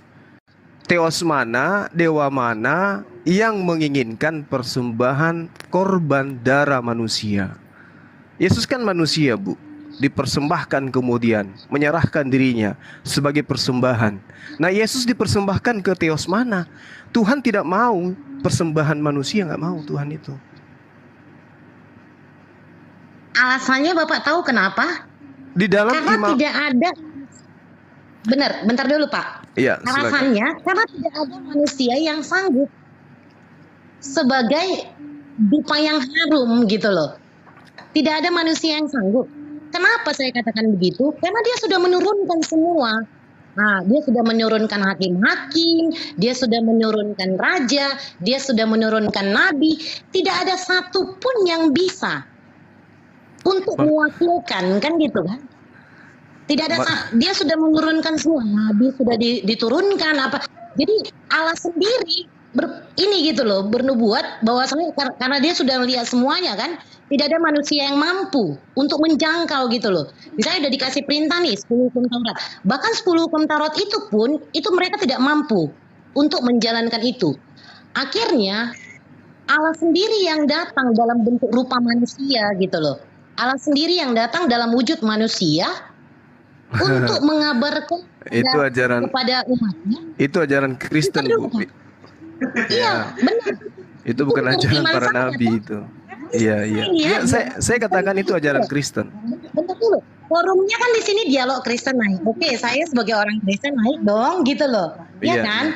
Saya sebagai orang Kristen naik. Karena di sini judul parekopnya dialog Kristen. Saya hanya mengatakan itu agama Kristen. Gitu loh, Pak. Gini loh, karena ini topiknya kan mengenai dialog Kristen naik. Benar toh? Iya, saya cuma mengatakan yang Ibu terangkan itu ya agama Kristen, bukan agama para nabi. Nabi mana yang mengajarkan mempersembahkan anak manusia, kan gitu. Gini ya Pak ya, bentar. Menurut iman percaya saya ya, semuanya sudah diturunkan nih. Yang pertama diturunkan siapa tuh? Nabi, hakim-hakim, raja, semuanya sudah diturunkan. Dan Tuhan melihat tidak ada satupun yang sanggup untuk menjangkau manusia itu sendiri, kecuali Allah itu sendiri yang datang dalam wujud manusia, yang pemikiran kita ini yang belum mengenal Allah ya, itu masa masa Tuhan dalam wujud manusia sih nggak masuk akal dalam ranah pola berpikir, benar nggak? Nah itu. Jadi menurut iman percaya saya, kenapa dia datang, kenapa dia turun gitu loh? Karena dia ngelihat gitu loh, tidak ada satupun yang sanggup. Itu makanya dia datang, karena yang harus datang itu yang tidak bercacat dan tidak bercela, yang tidak bercacat celah gitu loh. Sementara yang ini kan masih bercacat celah toh. Diingatkan satu pun tidak ada yang sanggup kan. Siapa tuh nabi yang sanggup? Yang jadi dupa gitu. Tidak ada yang sanggup. Bang Andi Bang Andi jangan buka baju, saya turunin nanti. Itu menurut iman percaya saya gitu loh. Itu menurut iman percaya saya. Iya. Maaf. Boleh nggak gitu gantian? Boleh nggak gantian? Saya lihat di sini forumnya dialog Kristen naik, makanya saya naik gitu. Oh ya, silakan. Oke. Jadi itu adalah iman Kristen. Saya hargai. Itu iman Kristen. Mau seenak apapun dia mengatakan, ya itu iman Kristen. Tapi apakah itu berkesuaian dengan firman Tuhan? Tidak. Kalau firman Tuhannya kan jelas tuh. Bahwasanya Tuhan ketika ingin menghapuskan segala dosa manusia, ya cukup manusia itu bertaubat dari dosa-dosanya. Itu solusi. Dan kalaupun mereka melakukan korban, maka korban yang diberikan kemudian itu adalah hewan. Coba kita lihat, ini data Bu. Ibu dari tadi ngomong tapi nggak ada data. Saya kasih data. Dalam Yehezkiel 18:20 nomor 22. Orang yang berbuat dosa itu yang harus mati. Anak tidak akan turut menanggung kesalahan ayahnya, dan ayah tidak akan turut menanggung kesalahan anaknya. Orang yang benar akan menerima berkat kebenarannya, dan kefasikan orang fasik akan tertanggung atas kefasikan. Jikalau orang fasik bertaubat dari segala dosa yang dilakukannya dan berpegang pada segala ketetapanku serta melakukan keadilan dan kebenaran, ia pasti hidup, ia tidak akan mati. Segala durhaka, segala dosa yang dibuatnya tidak akan diingat-ingat lagi terhadap dirinya. Dia akan hidup karena kebenaran yang dilakukannya. Selesai. Oke. Bentar dulu. Sabar. Ya, sabar. Jadi ini solusi yang diberikan oleh Tuhan, bertaubat. Yesus pun mengajarkan bertaubat. Terus dari mana Paulus itu mengambil ide bahwa Tuhan datang menjadi manusia untuk mati di atas salib untuk mempersembahkan darahnya kepada Theos. Theos yang mana yang membutuhkan darah manusia? Nggak ada. Di sini bukan Theos ya Pak ya. Ayat 2 yang terakhir itu bukan Theos.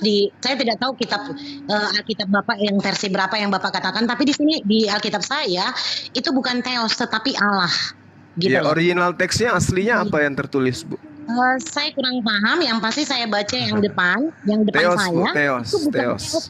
Tapi Allah. Original teksnya itu Theos. Memang sengaja Lembaga Kitab Indonesia menghilangkan kata Theos supaya tidak ke Yunani-Yunanian, Bu. Itu fakta. Silakan.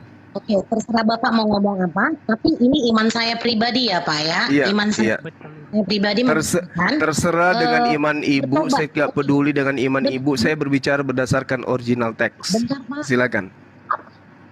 Oke, saya ngomong dulu ya, bentar. Apakah ada di antara kita yang bertobat? Itu dulu, bentar dulu ya. Kalau sebelum datangnya Tuhan, itu dikasih 10 kontrak buat ini ya, buat orang yang kedepannya mau ini Tuhan gitu loh. Salah satu di antaranya jangan membunuh, jangan berzina, jangan saksi dusta, artinya berbohong ya. Apakah ada di antara kita? Di antara kita lah yang ada di room ini 1.100 orang ya, apakah ada di antara kita yang mampu untuk melakukan itu? Karena kalau dikatakan bertobat adalah tidak melakukan kesalahan apapun dalam hidup, benar nggak? Tidak melakukan satu kesalahan apapun dalam hidup, tidak berbohong, tidak mencuri, tidak bersaksi dusta, tidak mencakap, tidak berzina. Apakah ada di antara kita yang mampu melakukannya? Ya bertobat di era saat ini, di era yang di era dulu Pak. Paham nggak arti dari bertobat? Begitupun sebaliknya Bu. Begitupun sebaliknya. Ada nggak orang yang setelah Yesus mati itu tidak melakukan dosa lagi? Bentar dulu saya jelasin. Saya dulu. Ibu jangan berkhotbah di sini. Kita tanya jawab, kita TikTok. Kalau bertanya dijawab makanya Bu. Saya tanya apa Ibu menjelaskan? Sekarang sebaliknya saya tanya, apakah setelah Yesus mati dipersembahkan kepada Theos, manusia tidak berbuat dosa lagi? Ayo. Jawab saya. Ayo. Kalau masih ada yang melakukan dosa, berarti Yesus harus turun lagi untuk mati lagi. Ayo. Bentar dulu. Apa sih arti dari kata bertobat bagi Bapak? Itu dulu. Bertobat itu menyesali perbuatan yang telah melanggar perintah Tuhan. Begitu dia bertobat, dia mengaku bersalah, dihapuskan dosanya. Kalaupun dia butuh persembahan, maka Yesus mengajarkan di dalam Lukas 5 nomor 14 agar mempersembahkan hewan kurban. Bu Dame, kalau bertanya didengar dulu, Bu. Jangan. Ibu bertanya, saya menjawab. Jangan kesurupan, jangan kemasukan roh jahat, Bu. Santai. Jangan kerasukan dewa Molok. Santai. Dewa Moloknya disimpan dulu. Kita dialog santai aja ya. Oke? Bu Dame kenapa jadi terus ngereses, Bu? Coba didengar dulu. Kalau Ibu bertanya, Bu, jawabannya kan mesti disampaikan supaya tuntas. Kalau nggak tuntas, Ibu nggak paham lah, Bu. Bapak, saya nggak emosi. Beri ruang kepada saya juga untuk menjelaskan. Gantian, Bu. Menyesali kesalahan kita. Ketika kita menyesal dengan kesalahan kita, besoknya apakah kita tidak mau melakukan kesalahan lagi? Ya, kalau melakukan kesalahan lagi, bertobat lagi. Yes, bertobat lagi. Itu solusi yang diberikan. Bertobat. Itu solusi. Nah sekarang Anda mengatakan bahwa Bu, satu-satu, Bu. Saling mendengar. Ganti-gantian, Bu. Ya, ditertibkan dulu, coba Bu Dame agak-agak santai diskusinya. Diskusi aja, Bu. Kenapa tiba-tiba jadinya Ibu maunya terus? Ya, coba Bu Dame. Coba kalau bertanya, kalau lagi dijawab Ibu coba diam dulu lah. Jangan ditimpa suaranya, kapan Ibu ngertinya? Ya, lanjut Bang Juma. Gantian, Bu. Iya, jadi solusi yang diberikan oleh Yesus dan para nabi ketika melakukan kesalahan ya bertaubat. Bertobat dan berusaha meninggalkan kesalahan itu. Bertobat semakin mendekatkan diri kepada Tuhan. Itu solusi. Nah, kalau Ibu mengatakan tidak ada orang bisa, maka Yesus datang untuk mati, dipersembahkan kepada Theos. Nah, setelah Yesus mati di atas salib, dipersembahkan kepada Theos, faktanya masih banyak orang Kristen yang melakukan dosa. Apa solusinya kemudian? Setelah orang-orang Yesus datang menghapuskan dosa Kristen, kemudian orang solusinya kemudian. Jawab saya, silakan. Silakan, Bu. Solusi saya ya sebagai orang Kristen ya. Bentar dulu, bisa saya ngomong? Bisa saya ngomong ya, Pak ya? Oke. Ganti nama temannya, Bu, ya. Oke, solusinya adalah kita percaya kepada Allah yang kudus. Karena roh Dia yang ada pada kita, sehingga Dia yang datang, Dia mengingatkan kita, rohnya Dia, roh Allah yang ada dalam kita. Roh Tuhan yang ada dalam kita itu lebih besar dari roh jahat dunia. Sehingga ketika roh Tuhan ada dalam kita, itu yang menuntun kita tidak melakukan kejahatan yang luar biasa. Roh Tuhan dulu yang ada pada kita. Kalau roh Tuhan tidak ada pada kita, impossible kita bisa bertobat. Iya, kalau pertanyaan saya Ibu, seperti orang-orang Kristen di negara kita ini yang kita kenal sebagai orang yang taat tapi masih melakukan dosa bahkan level pendeta, itu solusinya kayak mana? Yesus datang lagi untuk mati gitu. Halo? Saya tidak bisa, sekali lagi Bapak, saya tidak bisa menghakimi orang yang tidak. Ya terus gimana solusinya? Saya tanya solusinya gimana? Solusi yang saya tanya. Ayo. Seperti yang Tuhan bilang ketika orang Farisi dan ahli Taurat menghadapkan penjinah itu. Jangan ke sana, Bu. Ini sekarang Yesus telah dipersembahkan ke dewa Theos, ke Theos. Nah, orang Kristen masih melakukan dosa, solusinya apa? Jawab saya, silakan. Yang tidak berdosa, silakan lempar dia. Silakan lempar dia. Kan Tuhan sendiri yang ngomong toh. Ibu, yang saya tanya, ketika Yesus itu sudah dipersembahkan kepada Theos, lalu orang Kristen penyembah manusia ini kembali melakukan dosa, solusinya apa? Boleh nggak saya jawab? Paham pertanyaannya nggak, Bu ya? Bu Dame, paham pertanyaannya, Bu? Halo? Bu, paham pertanyaannya? Halo. Untuk tidak melakukan kejahatan. Buat Tuhan itu sendiri. Bu Dame, suaranya Bapak. ngayun-ngayun, nggak jelas Bang Wan. Suaranya Bang Wan. Iya, putus. Coba kalau Bu Dame nggak bisa jawab, mana tahu teman Kristen yang lain bisa jawab. Silakan Bang Adi saya dulu, boleh Bang jawab Adi, nggak? sebentar. Ya, silakan. Oke, siap. Selamat malam semuanya. Malam. Ya, selamat malam. Ya, ini saya menanggapi sedikit mengenai tadi katanya pertobatan yang disampaikan oleh Ibu Dem bahwa orang Kristen kalau bertobat itu nggak lakukan dosa lagi ya. Kayak gitu yang tadi saya dengar. Jadi ini saya tambahkan sedikit saja bahwa mengenai arti pertobatan dalam Kristen, berarti yang ditinggalkan itu hidup lama, bukan berarti nggak lakukan dosa lagi. Mana ada orang yang suci kayak gitu? Kan nggak ada. Jadi Emang solusinya sudah ada. apa Bang? Solusinya apa? Solusinya kalau mau bertobat itu, kenapa ada baptisan di agama Kristen? Karena baptisan itu berarti bahwa di saat kita dibaptis dengan air, itu kita sudah tinggalkan hidup yang lama, dan hidup yang lama ditinggalkan itu, dan kita sudah disematkan oleh Yesus Kristus dengan hidup yang baru. Bukan berarti bahwa tidak melakukan dosa-dosa lagi atau tidak melakukan kesalahan lagi, karena yang suci itu hanya Allah itu sendiri. Kalau Kristen sudah dibaptis, Yesus sudah dipersembahkan kepada Theos, Kristen masih melakukan dosa, solusi penghapusan dosanya seperti apa? Kan gini Bang, itu kan pada 2000 tahun yang lalu Yesus itu kan datang ke dunia, kan dia dilahirkan oleh Ibu Maria ya, benar gitu. Jadi dia sudah menanggung dosa-dosa kita, yang artinya bahwa bukan berarti dia sudah nanggung berarti kita nggak buat dosa lagi. Ya memang namanya manusia pastilah jatuh dalam dosa, tapi ketika kalau kita sudah tinggalkan hidup yang lama dan hidup yang baru menemui hidup, kita sudah dibaptis dan masuk ke dalam kehidupan yang baru, berarti bukan nggak lakukan dosa lagi, masih ada banyak itu, tapi artinya bahwa kita sudah tinggalkan hidup lama dan kita ikuti hidup yang baru, berarti kita sudah sadar dalam kebenaran, kita sadar bahwa yang kita lakukan itu dosa atau kesalahan, berarti nggak boleh lagi gitu. Bukan berarti ya sudah ditebus oleh Yesus jadi kita lakukan dosa seenak-enaknya, sadar nggak begitu Bang.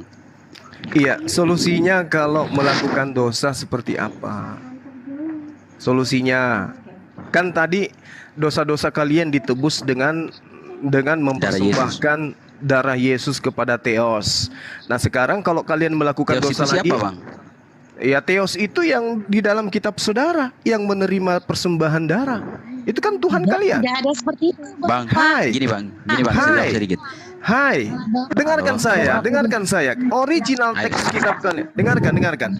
Paulus itu mengirim surat kepada orang Efesus yang menggunakan bahasa Yunani. Yesus bersurat tidak mungkin menggunakan bahasa Indonesia, apalagi bahasa Arab. Jadi jangan Anda pungkiri itu. Di dalam kitab saudara, original teksnya terang tertulis Theos. Nah, pertanyaan saya, Theos mana yang menerima persembahan darah manusia? Sementara Tuhan yang kami kenal, baik Yahudi maupun Islam, itu meminta persembahan darah hewan. Sementara yang kalian persembahkan adalah darah manusia kepada Theos. Ini yang saya tanya, Theos mana? Theos mana yang minta persembahan darah manusia? Kalau ada di dalam perjanjian lama Theos minta atau Tuhan minta persembahan darah manusia, berarti kalian benar. Tapi kalau tidak ada, maka carilah Theos minta persembahan darah manusia, karena tidak meminta darah manusia. Itu pertanyaan saya sebenarnya dari tadi. Masalahnya kami tidak percaya Theos, Bapak. Kami percaya Allah Bapa, Anak, dan Roh Kudus. Oke, baik. Ibu, Yod-He-Vav-He yang mereka sebut dengan Adonai atau yang mereka sebut dengan Yehova atau Yahweh, ketika diterjemahkan ke dalam bahasa Yunani itu tertulis apa?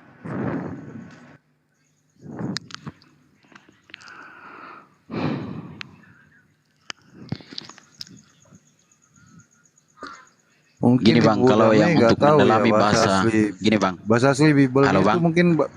mungkin Bang Andi atau bahasa asli Bu terjemahan Dame, baru saya tahu itu ditulis oleh bahasa Ibrani, saya tahu.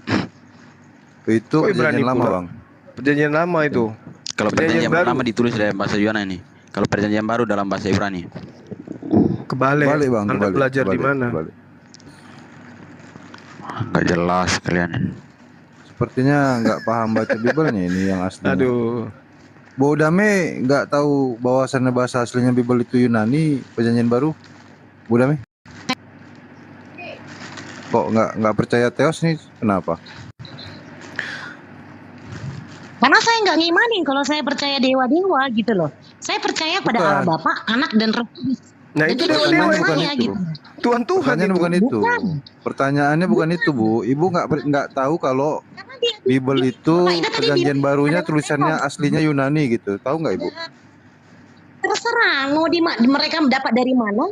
Yang penting Roh Tuhan itu ada pada saya dan Dia menuntun saya ketika saya melakukan kesalahan atau apa segala macam. Dia menuntun saya untuk tidak melangkah lebih jauh lagi. Karena Roh Tuhan yang ada pada saya lebih besar Berarti nggak tahu daripada roh-roh. bahasa aslinya Bang Juma, dibaca aja bahasa aslinya Bang Juma biar tahu. Iya, lucu ibu ini ya. Jadi kalau misalnya Jadi ibu apa ya? mengatakan roh Tuhan, dari mana ibu bisa mengetahui bahwa itu roh Tuhan? Bentar dulu.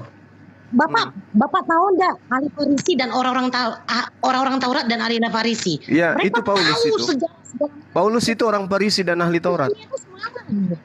Tuhan marah loh sama mereka gitu. Marah kepada Paulus, Marah, betul. benar. Kenapa? Karena mereka tahu firman tapi tidak Tapi tidak menjalankan melakukan, firman. betul. Sama seperti ibu. Sama seperti ibu. Tidak. Ibu tahu firman tapi ibu tidak menjalankan. Itulah ibu. Emang Bapak fasenya dari mana Bapak tahu? Kalau saya tidak melakukan. Kalau ibu Itu. melakukan firman, tidak mungkin ibu menuhankan anak manusia yang dipersembahkan kepada Theos. Kan itu poinnya. Itu kan menurut pandangan Bapak. Itu Lah, tuh menurut pandangan Bapak. Tapi saya tidak Bagaimana bisa Anda mengatakan mengatakan itu pandangan saya? Coba Anda terangkan ke saya. orang yang tidak mengenal Tuhan saya toh. Saya Tuhan tidak Ibu mungkin bisa menghakimi Theos. orang yang tidak mengenal Allah saya. Terserah Bapak ngomong apa, tapi roh Tuhan yang ada pada saya Dari lebih besar mana daripada ibu roh tahu orang. bahwa yang ada di dalam diri ibu itu adalah roh Tuhan, sementara roh Tuhan dan roh iblis itu sama-sama roh. Ibu membedakannya kayak mana? Ya. Kayak mana ibu membedakan? Damai sejahtera ya, damai sejahtera, sukacita, hikmat dan segala macam gitu loh. Aduh, itu asumsi ibu aja. Terserah ya, damai sejahtera, roh Tuhan yang ada pada saya membimbing saya untuk bersuka cita gitu loh. Dengan apapun masalah yang saya alami dalam Kalau hidup. roh Tuhan pasti membimbing ibu untuk menyembah kepada Tuhan, bukan kepada manusia, Bu. Kepada Kan gitu. Tuhan. Jangan Tuhan salah, siapa? Yesus Yang itu dipersembahkan kepada Theos itu bukan Tuhan, itu manusia. iman saya, Yesus itu 100% Allah, 100% manusia. Dan jangkauan pola berpikir Bapak itu mungkin tidak. Oke, Gitu loh. oke. Sekarang saya tanya, kalau Anda mengakui Yesus itu 100% Tuhan, 100% Theos, 100% manusia, sembahan Musa itu 100% manusia enggak? Itu Musa kan sebelum adanya Tuhan Yesus, Nah, sebelum datangnya Tuhan Yesus. berarti Tuhan Anda yang Nah, itu. 100% manusia itu Tuhan baru dong. Ayo. Tersiksa ibu nanti kalau Coba dialog runtunannya begitu. ya Bapak ya.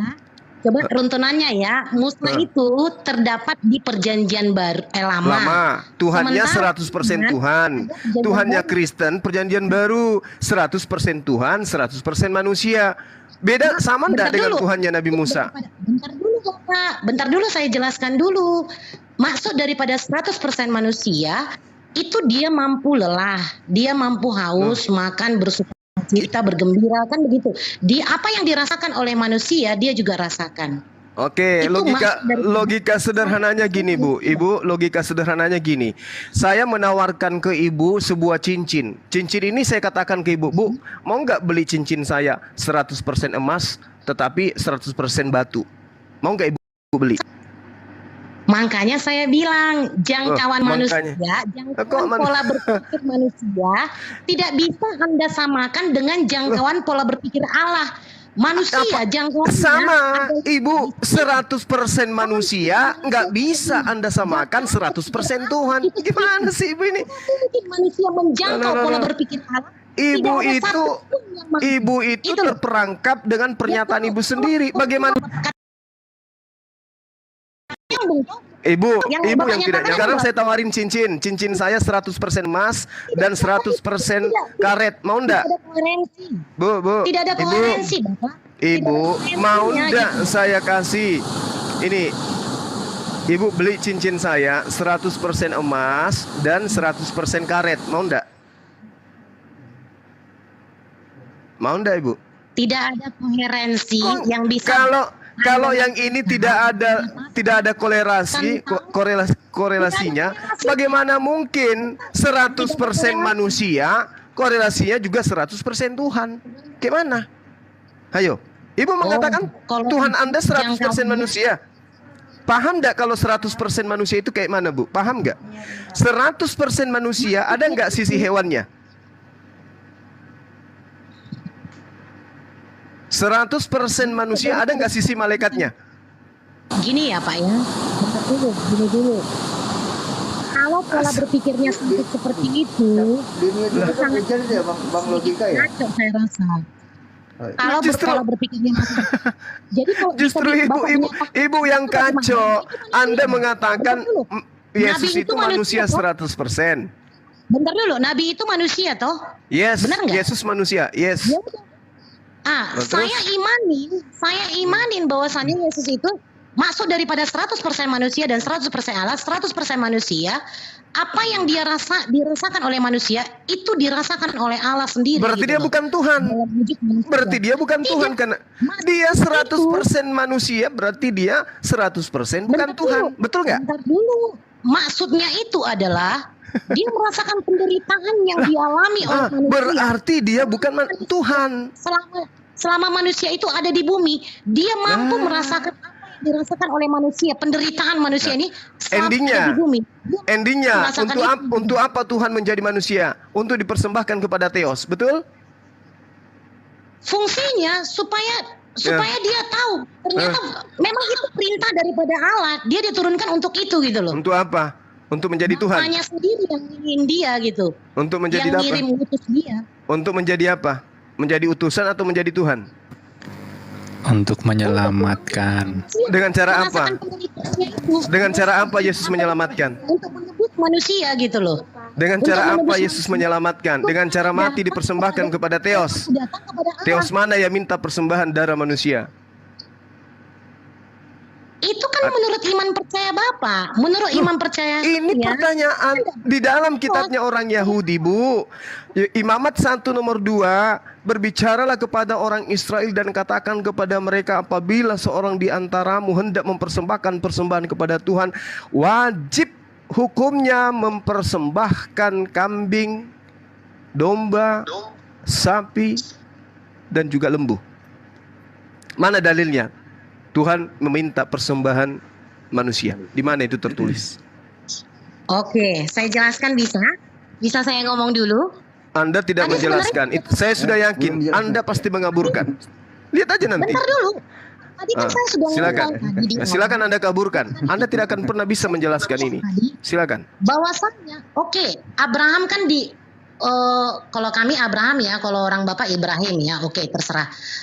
Abraham kan ngelihat nih, dia mau menginikan anaknya sendiri gitu loh untuk ini kan, untuk diapakan lah, apa namanya, dipersembahkan. Dipersembahkan gitu loh. Tuhan persiapkan persembahan Tuhan untuk itu. Apa yang dipersiapkan oleh Tuhan? Hewan atau Kambing, manusia? ya? Kambing. Tuhan hewan. saja korbannya hewan. Kok kalian korbannya manusia? Kayak mana cerita itu, Bu? Bapak tahu kenapa alasannya? Iya, apa alasannya? Karena tak satu pun yang mampu menjangkau manusia kalau bukan Allah sendiri gitu loh. Faktanya Tuhan mengajarkan mempersembahkan hewan. Hayo, apakah Ibu lebih tahu daripada Tuhan itu sendiri? Hayo. Benar. Karena tidak ada satupun yang menjangkau manusia itu kalau dia tidak Itu kata Ibu, tapi faktanya Tuhan meminta mempersembahkan hewan kurban. Hayo. Cerdas mana Tuhan daripada Ibu? Hebat mana Tuhan daripada Ibu? Tuhan meminta persembahan hewan. Ibu mengatakan, itu tidak bisa, harus manusia. Sekarang yang harusnya dituhankan oleh Kristen itu Ibu, karena Ibu lebih hebat daripada Tuhan. Hayo. Bukan. Karena roh Tuhan yang ada pada saya itu lebih besar dari roh jahat dunia. Gitu loh. Berarti roh yang ada pada diri Ibu lebih besar daripada roh yang ada pada Tuhan. Karena Tuhan mengajarkan mempersembahkan hewan kurban. Roh-roh jahat yang ada dalam dunia ini roh-roh Berarti jahat. ibu mengatakan roh Tuhan itu adalah roh jahat karena Tuhanlah yang mengajarkan mempersembahkan hewan kurban. Itu kan menurut pandangan Bapak. Kalau itu secara ininya tidak Itu seperti itu. Imamat 1 nomor 2, Tuhan minta persembahan hewan. Itu perjanjian lama Bapak, Ayo. sebelum Tuhan datang. Lah, sudah Bapak tahu kitabnya Yesus yang Yesus ajarkan kepada Bani Israel, perjanjian atau perjanjian baru. Yesus yo. bentar dulu. Justru karena Yesus sendiri datang, dia yang menggenapi isi Taurat itu sendiri. Maka muncul pengarang-pengarang menceritakan asal-asalan tentang Yesus gitu. Termasuk Efesus 5 nomor 2 dipersembahkan kepada Theos. Theos mana yang minta persembahan manusia? Anda belum jawab sampai sekarang.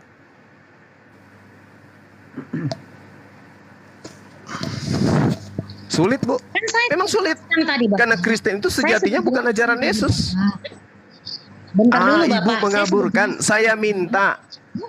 Tidak Saya ada sudah jawaban jelaskan. Ibu. Theos mana? Tuhan mana yang minta persembahan darah manusia?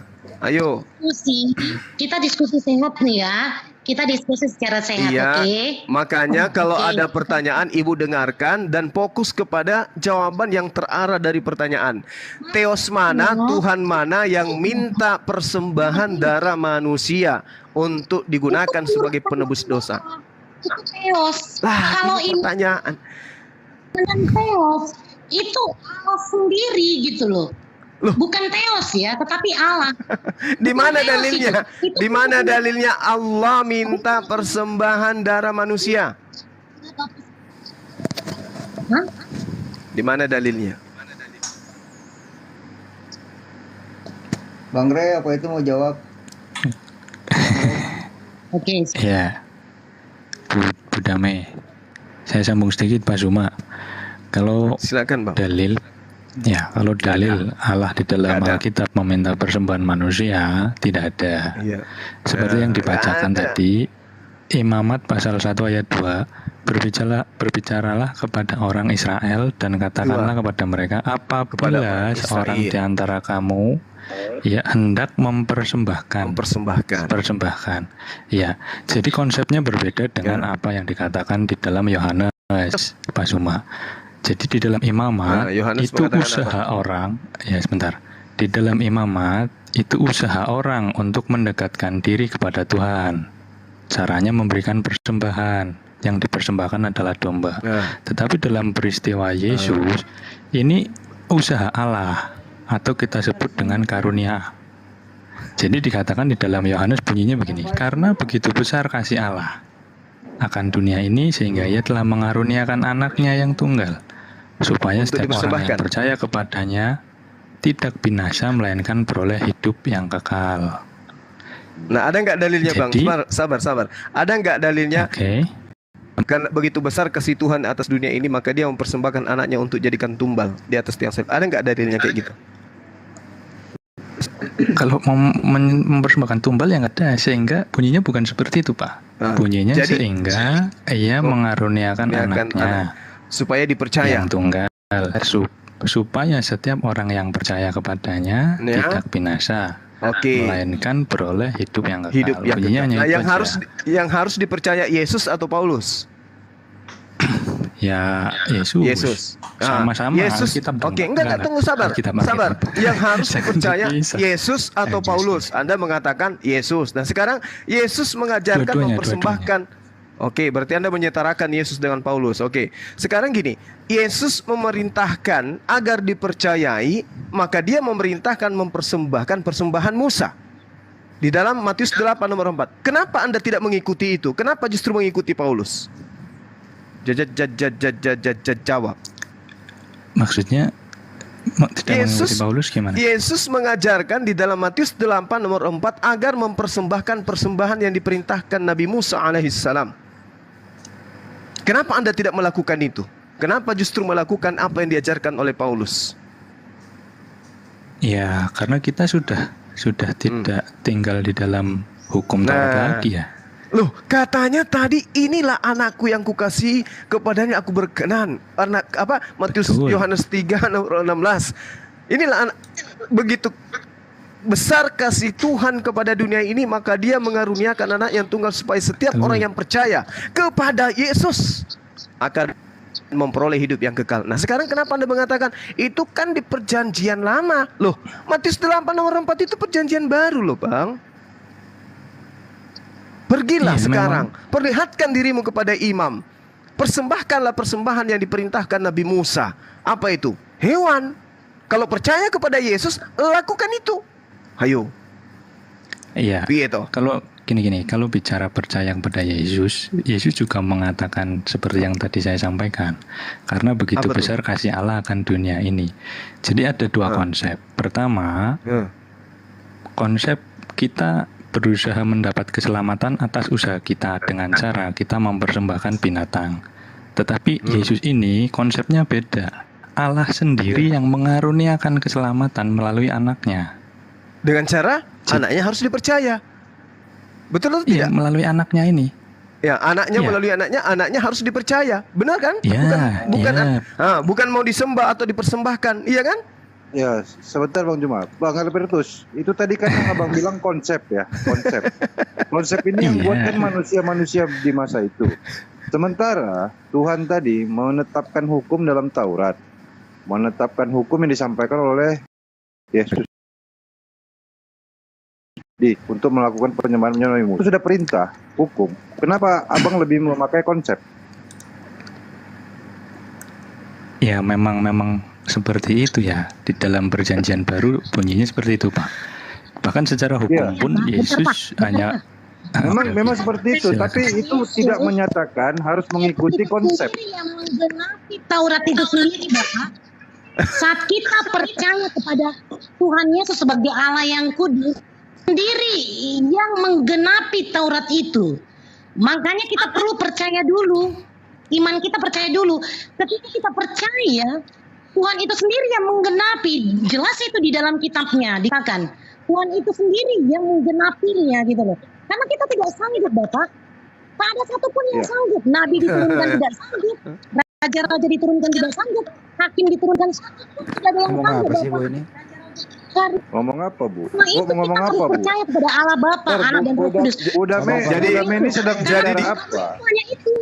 Ketika kita percaya bahwa jadi digenapi dengan cara percaya ini sekarang Ibu percaya pada siapa? Biar nggak melebar kemana-mana, Pak Riki. Nggak, ini masih yang tadi masih nyambung ke situ tadi. Kalau Ibu tadi mengatakan percaya, di ayat tadi dibacakan Bang Juma adalah percaya dengan mengikuti Yesus. Itu tandanya percaya. Di dalam Matius malah begini Bang Riki. Inilah begitu besar kasih Tuhan, maka dia mempersembahkan anaknya yang tunggal. Maka dengarkanlah dia. Maka yang didengarkan siapa? Yesus yang wajib didengarkan, bukan Paulus. Ayo. Apa perintahnya Yesus? Itu yang didengarkan. Lakukanlah persembahan yang diperintahkan Nabi Musa. Dengarkanlah dia. Maka harus mengikuti apa yang perintahkan oleh Yesus. Jadi tidak ada itu surat Paulus, Yesus mempersembahkan dirinya sebagai penebus salah dan persembahan yang harum untuk Theos. Enggak ada itu. Itu surat dari Paulus. Yang harus dipercaya adalah Yesusnya, bukan Paulus. Mudah-mudahan Pak Albertus ini paham. Oh, ternyata selama ini saya ini pengikut Paulus, bukan pengikut Yesus. Ya jangan gitu tahu, saya kan Alkitab. Pak, jangan dipisah. Pada Paulus, Bapak. Itu percaya kepada Yesus, itu jelas. Ibu Damai sebenarnya mengikuti. Itu tidak ada yang percaya kepada Paulus. Loh. Gak boleh, jangan diingkari. Kristen itu berdiri karena adanya Paulus. Andai tidak ada Paulus, agama Kristen itu nggak ada. Saya percaya. Bentar dulu, Bapak. Saya ngomong. Putus-putus suara. Enggak, suaranya Bu Damai itu saya timbul tenggelam suaranya. Timbul tenggelam suaranya, Bu. Bu Damai suaranya nggak normal. Putus-putus. Ya, coba diperbaikin dulu Bu Damai. Oke, saya ini. Coba Bu Damai. Geser dikit ke kiri coba. Oke. Sudah. Ya udah. Sudah? Iya. Oke, begini Bapak. Saya menyatakan bahwasannya saya percaya kepada Yesus sebagai anak Allah yang kudus. secara tidak langsung Roh Tuhan itu sendiri yang menuntun saya untuk tahu kebenaran itu sendiri gitu loh. Karena dia yang datang untuk menggenapi Taurat itu. Jadi kalau saya tidak percaya kepada dia, bagaimana caranya saya bisa untuk percaya bahwasanya Taurat itu harus dijalankan? Kalau saya tidak percaya kepada dia, karena dia yang menggenapi. Karena Tuhan itu sendiri yang menggenapi Taurat itu. Maksudnya menggenapi itu apa, Bu? Menggenapi itu maksudnya menghilangkan, menghapuskan, membatalkan gitu. Yang dimaksud menggenapi. Dengan cara darah kudusnya, dengan penyalipan dia, dan itu cukup sekali ya, seumur hidup. Itu. Nah, terus kalau Kristen melakukan dosa? Kalau Kristen setelah itu masih melakukan dosa, apalagi yang mau kalian matikan? Siapa lagi yang kalian mau sembelih? Kembali lagi saya tekankan lagi, ketika roh Tuhan ada pada saya, maka roh-roh jahat itu hancur gitu loh. Benar. Itu benar. Yang baru-baru divonis mati itu juga lebih hebat imannya daripada ibu. Mbak Juma, kalau dalam diri Yesus ada roh Tuhan ya, Bu? Saya tidak ada satupun manusia ini yang sanggup, Bapak. Tidak ada satupun yang sanggup. Lalu bagaimana? Sia-sia. Solusinya gimana? Yang membunuh Yosua kemarin, solusinya gimana agar dia selamat? Ibu. Percaya kepada Yesus bahwasanya dia adalah juru selamat. Berarti dia bertobat. Ketika kita percaya kepada Yesus sebagai juru selamat, Yesus itu sendiri yang menggenapi Taurat di dalam diri kita. Apakah ibu yakin bahwa orang yang membunuh Yosua itu tidak percaya, bahwa mereka tidak percaya Yesus? Orang yang melakukan dosa-dosa selama ini, korupsi, koruptor, membunuh, berzina, apakah Anda percaya bahwa mereka itu tidak percaya Yesus? Mereka percaya Yesus. Mereka selalu ke gereja. Tiap saat dia menyebut Yesus, mereka percaya Yesus, tapi mereka masih melakukan maksiat. Gimana tuh solusinya? Siapa lagi yang kalian mau bunuh? Kembali saya tekankan, Bapak, kita berbelit-belit ya, dari tadi itu berputar-putar kita ya. Dari tadi saya sudah ini kan gini itu sendiri Bu, kan gini, dengarkan saya. Dengarkan saya. Dengarkan. Bu, dengarkan. Itu saya sudah hafal kalau itu. Itu membawa perempuan yang berzina. Buset. Apa Yesus katakan? Tuhan tahu isi hati daripada orang Farisi dan Tuhan tahu. Bukan sekolah minggu. Sebentar, mari biarkan dulu. Bentar nggak? Biar Banyu Mbak kelarin dulu. Iya, Yesus tidak melakukan eksekusi, dia bukan hakim, Ibu. Dia bukan Filipus, dia bukan gubernur. Yesus hidup di bawah pemerintahan Pontius Pilatus. Oke, dia bukan hakim di situ, dia bukan gubernur, dia bukan sebagai orang yang punya wewenang untuk melakukan hukuman, bukan. Gimana sih ibu ini? Emang dia yang punya wewenang untuk menghukum pada saat itu? Tidak, Yesus hanya rakyat jelata pada masa itu. Dia hanya rabi biasa. Pahami itu, ya. Jadi ketika kemudian Anda mengatakan tidak ada yang bisa menghapus dosa, harus manusia sendiri, harus Tuhan sendiri datang. Loh, Tuhan menghapuskan dosa manusia dengan solusi yang diberikan melalui firman-Nya. Imamat 1 nomor 2. Apabila mau melakukan persembahan, persembahkan hewan. 1. Di Hezkel 8 ternyata menghapuskan dosa itu dengan cara bertobat. 2. Nah, Anda mengatakan tidak ada yang bisa menyempurnakan kesempurnaan penghapusan dosa kecuali darah Yesus. Oke. Kalau demikian adanya, orang melakukan dosa mempersembahkan hewan. Besok hilap dia melakukan dosa lagi, solusinya apa? Mempersembahkan hewan. Begitu dia setelah melakukan persembahan hewan, dia lagi melakukan dosa. Apa solusinya? Persembahkan hewan lagi. Kalau melakukan dosa lagi, mempersembahkan hewan lagi. Itu solusi yang diberikan oleh Tuhan. Nah sekarang Anda mengatakan, oh itu keliru, itu enggak lagi. Sekarang hanya satu kali persembahan, yaitu Yesus mati di atas tiang salib untuk menghapuskan segala dosa manusia. Oke, kalau begitu adanya. Nah sekarang, kalau orang percaya Yesus itu adalah Tuhan, sebagaimana perintah dalam Roma 10, nomor 9, nomor 10.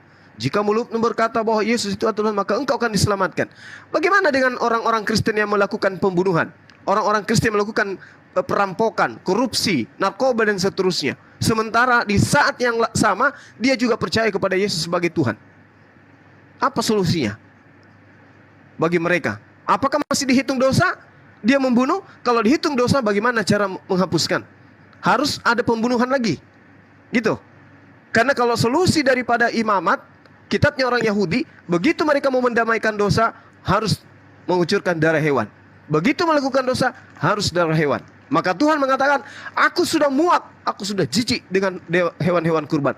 Aku menginginkan apa? Bertobat, jauhi lagi pencabulan, jauhi dosa.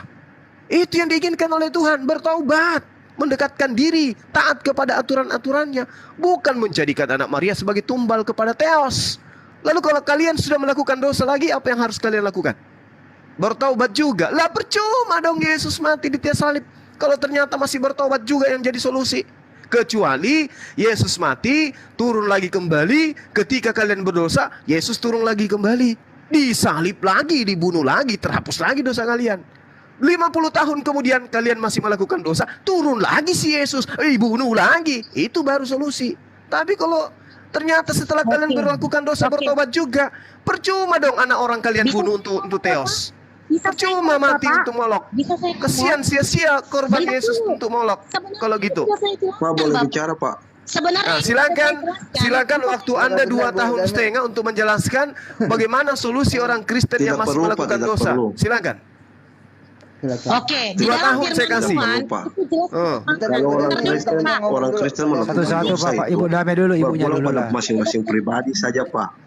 Ibu damai dulu, Ibu. Bicara pakai logika, saya berbicara pakai logika.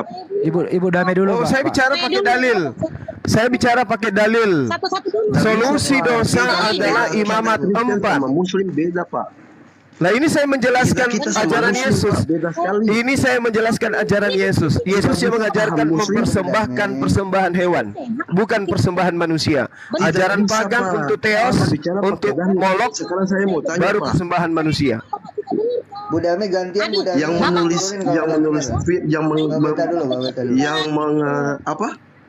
Firman untuk Alkitab dalam bahasa Indonesia itu siapa Pak? Dari pihak Muslim. Ini mau bertanya. Ya itu pengarang kalian dari lembaga kitab kalian. Apa hubungannya? Ya betul. Woi, dibetulkan. Itu satu. Makanya kita diserang dari pihak Muslim. Bentar Bu Dame. Bisa saya ngomong Bapak? Kalau cuma mau nangis Bang, nggak usah, nanti aja kasih Bu Dame dulu. Bu Dame dulu ya Pak. Bisa nangis Pak. Kita orang Kristen tidak pernah nangis Pak. Pak Beta biar Bu Dame dulu lah sebentar. Ya iya silakan Bu, daripada kasihan ibunya itu. Segala macam. Bisa saya ngomong? Iya, bisa. Tapi Bu deketin suaranya Bu, deketin itu nggak putus-putus. Lanjut Bu. Suaranya nggak jelas Bu. Ibu bisa ngomong jelas Bu.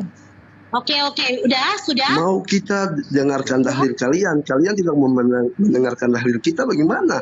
Bisa sabar. Kita sama Tuhan kalian bangga. Oke Bapak, bisa kasih saya waktu ngomong? 2 tahun setengah, silakan. Oke. Yang Bapak katakan tadi, Omong kosong saja Bang Sumau ini. orang yang korupsi apa segala macam, mereka Mau percaya kita ikut tahlil. Ibu temanmu itu loh. Saya ngomong dulu Bapak. Bisa? Omelin dulu Pak Dame, Pak Beta, omelin dulu. Omelin. Yang korupsi, yang bermaksiat, itu mereka juga percaya Yesus kata Bapak tadi kan. Padahal sebenarnya di dalam kitab suci saya itu dikatakan lebih baik engkau panas atau dingin. Kalau engkau suam-suam kuku, engkau kumuntahkan.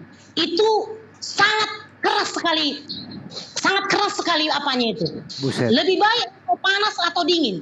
Karena kalau engkau suam-suam kuku, engkau kumuntahkan. Apa itu suam-suam kuku? Apa itu suam-suam kuku, Bu? Jelas. Maksudnya Tapi itu jelas Bapak. Lebih baik engkau panas atau dingin. Kalau engkau suam-suam kuku, engkau kumuntahkan. Apa sih arti suam-suam kuku, Bu? Jelasin dulu ya, suam-suam kuku. Maksudnya panas-panas teh ayam Bang Andi. Oh, iya. Dingin. Sebab kalau suam-suam kuku, engkau kumuntahkan. 3 Artinya kali itu apa? suam-suam. Engkau panas ya panas sekalian. Artinya panas yang ikut Tuhan gitu loh. Oh, hangat-hangat kuku. Tidak jadi masalah. Tapi kalau engkau suam-suam kuku setengah-setengah, engkau kumuntahkan. Itu jelas di dalam dalilnya. Saya kurang ingat di mana, tapi itu jelas. Jadi kalau Bapak katakan yang bermaksiat, yang korupsi apa segala, itu jelas saya katakan itu bukan pengikut Tuhan yang sungguh. Enggak ada suam-suam kuku di Bible, Bu. Enggak ada. Itu suam-suam kuku. Enggak ada 5. ketika dia pengikut Tuhan yang sungguh, dia tidak akan mungkin melakukan tindakan itu. Itu jelas. Yang saya minta solusinya, Bu. Kalau mereka melakukan itu, solusinya apa? Tindakan yang tidak dikenal oleh Allah Bapa, Anak dan Roh Kudus. Buset, dikasih waktu 2 tahun setengah untuk menjelaskan pertanyaan. Bu Darni berisik, di mute Bu Darni. Bu Darni di mute dulu Bu Darni. Bu Darni itu tadi menjawab apa gitu, karena ditanya itu solusinya apa. Bu Darni di mute dulu. Oh iya, boleh. Berisik Bu Darni. Ibu Darni, apa itu suam-suam kuku? Artinya apa, Bu? Artinya imannya setengah-setengah di dalam Tuhan. Oh, setengah-setengah. Tadi pertanyaan saya untuk Ibu 2 tahun setengah, apa solusinya ketika orang yang percaya Yesus itu sebagai Tuhan mati di atas tiang salib dipersembahkan kepada Theos? Solusinya seperti apa ketika mereka masih juga melakukan dosa? Gak ada orang Kristen yang suci, Bu, gak ada. Semua orang Kristen itu pasti berdosa, apalagi dengan menyembah manusia. Dosanya itu tidak diampuni. Nah sekarang apa solusinya? Yesus harus turun lagi untuk dibunuh atau bunuh tetangga? Suam-suam kuku solusi aja. Dong. Kita minta solusi. Solusinya tadi suam-suam kuku, Bang Juma. Oh, itu panas-panas teh ayam itu, Bang. Solusinya jangan setengah-setengah di dalam Tuhan. Lah kalau setengah-setengah, apa solusinya? Sekarang ibu, coba Ibu, apakah Ibu yakin Ibu tidak punya dosa? Nah, itu dia. Kenyataannya Bu Dame kenyataannya nggak melihat ada orang yang berbuat dosa kan? Oke, seperti yang Bapak katakan, apakah saya yakin saya tidak berbuat dosa? Oke, saya berbuat dosa. Tetapi karena kasih karunia Allah yang ada dalam diri saya di ini dia gitu loh. Berarti orang Kristen bebas dong melakukan dosa. Karena boleh jadi juga mereka mengatakan, saya tidak suci, tetapi oleh karena roh Bapa yang ada dalam diri saya, maka saya merasa bahwa itu bukan dosa. Membunuh orang itu bukan dosa. Halal-halal aja. Karena ada roh Tuhan dalam diri saya. Itu solusinya rupanya. Enggak. Loh, 1 Yohanes 2 begitu kok. Anak-anakku, jangan engkau berbuat dosa. Akan tetapi ketika kalian berbuat dosa, Anda jangan takut. Karena ada Yesus sebagai pendamai dosa kita. Bahkan bukan cuma dosa kita, bahkan dosa dunia. Jadi orang Kristen bebas dong membunuhnya. Gitu ya, Bu ya? Tidak ada dikatakan seperti itu. Coba baca 1 Yohanes 2. Baca 1 Yohanes 2. Itu tadi barusan dibaca Bible loh, Bu. Itu lebih besar dari roh-roh jahat yang ada dalam diri. Ya itu dia makanya. Jadi kalau Yesus sudah tidak datang lagi, solusinya apa? Solusinya adalah, di dalam diri saya itu ada roh Bapa. Ketika dia datang kedua kali, itu kiamat. Itu jelas dikatakan. Berarti yang datang kepada Paulus itu siapa, Bu? Yang datang kepada Paulus siapa? Ntar dibacain dulu Bang Juma 1 Yohanes 2 nomor 1 ya, Bu ya. Bu Dame dengerin. Ibu nanti luruskan ini. Anak-anakku, hal-hal ini kutuliskan kepada kamu supaya kamu jangan berbuat dosa. Namun jika seorang berbuat dosa, kita mempunyai seorang pengantara pada Bapa, yaitu Yesus Kristus yang adil. Itu loh, Bu. Artinya itu tadi ya, Baju Malah tadi udah jelaskan itu, Bu. Silakan. Beleng-beleng, Bang. Jangan, biarkan dia. Lanjut, Bu. Jadi Ibu Darmi Ibu siapa Ibu Darmi dikasih data, bengong dia. Soal-soal kuku lagi dia. Maaf, bisa diulang kembali? Saya kurang dengar. Baca sampai nomor 2-nya, Bang. Sampai nomor 2-nya, ntar saya buka dulu nomor 2-nya. Ntar dulu, Bu ya, saya baca sampai 2-nya. Anak-anakku juga dibacakan ya. Judul perikopnya juga dibacakan. Itu bukan juga sabda Yesus, itu belakangan dituliskan. Judul perikopnya apa gitu? Itu dulu judul perikop dan isinya yang Anda katakan. Enggak ada perikopnya, Bu. Tidak mungkin. Setiap pasal itu pasti ada judulnya. Judul perikop itu dari judul kita ketahui apa isi di dalam-dalamnya nantinya. Ya, makanya saya katakan, saya tekankan, ya, boleh mengutip satu-satu ayat. Cara perikopnya. Tidak boleh Ya entar Bu saja perikopnya. gitu. Iya, perikopnya Kristus Oke. pengantara kita. Ya, ini Kristus pengantara kita siapa itu yang nulis Bu? Itu firman Tuhan bukannya Bu? Siapa yang nulis itu? Perikop kok ada pengantar. Tapi nggak apa-apa lah ya, saya baca nih. Hai anak-anakku. Judul perikop itu adalah Kristus pengantara kita. Iya. Kristus pengantara daripada manusia itu sendiri. Kenapa dikatakan begitu? Karena sebagai pengikut Tuhan, yaitu sebagai orang-orang Kristen, itu percaya bahwasanya Kristus itu yang mewakilkan ketika kita percaya Mbak, pada Bu, saya Yesus baca adalah dulu sebagai- Bu. Ibu jangan terangin dulu. Saya baca dulu. Baca Supaya Ibu dulu, nggak salah terangan. Baca dulu, nanti baru Ibu jelaskan, Bu. Karena Anda kan tadi bertanya, Kristus pengantara kita, maksudnya apa? Oke, saya nggak- jelaskan saya kan nggak gitu. nanya, Nggak ada yang nanya, Bu. Nggak ada yang nanya. Belum ada yang nanya. Saya baca Tadi, ya. Bang Andi. Nah, anak-anakku, hal-hal ini kutuliskan kepada kamu supaya kamu jangan berbuat dosa. Namun jika seorang berbuat dosa, kita mempunyai seorang pengantara yang pada Bapa, yaitu Yesus Kristus yang adil, dan ia adalah pendamaian untuk segala dosa kita, dan bukan untuk dosa kita saja tetapi dosa seluruh dunia. Jadi Yesus itu pendamai dosa. Gitu loh, Bu.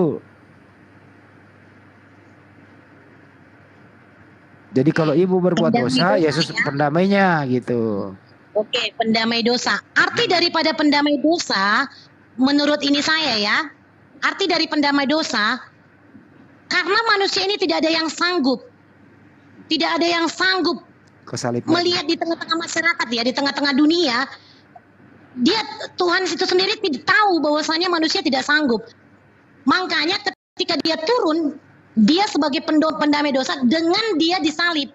Makanya sebagai pengikut Tuhan ketika percaya kepada Allah, yaitu Yesus itu sendiri, nah, itu kita didamaikan dengan ini. Misalnya contoh nih, ketika saya dulu misalnya pembunuh, misalnya contoh ya, nah, kemudian melakukan tindakan yang tidak berkenan di hadapan Allah gitu loh. Nah, itu ketika saya percaya kepada dia, secara tidak langsung dosa saya didamaikan, dosa saya dihapuskan gitu loh. Itu Oke. Udah paham. Udah paham ya Bu ya, biar Banyuma nanti nasangka lagi. Ya udah ya Bu ya, gantian ya.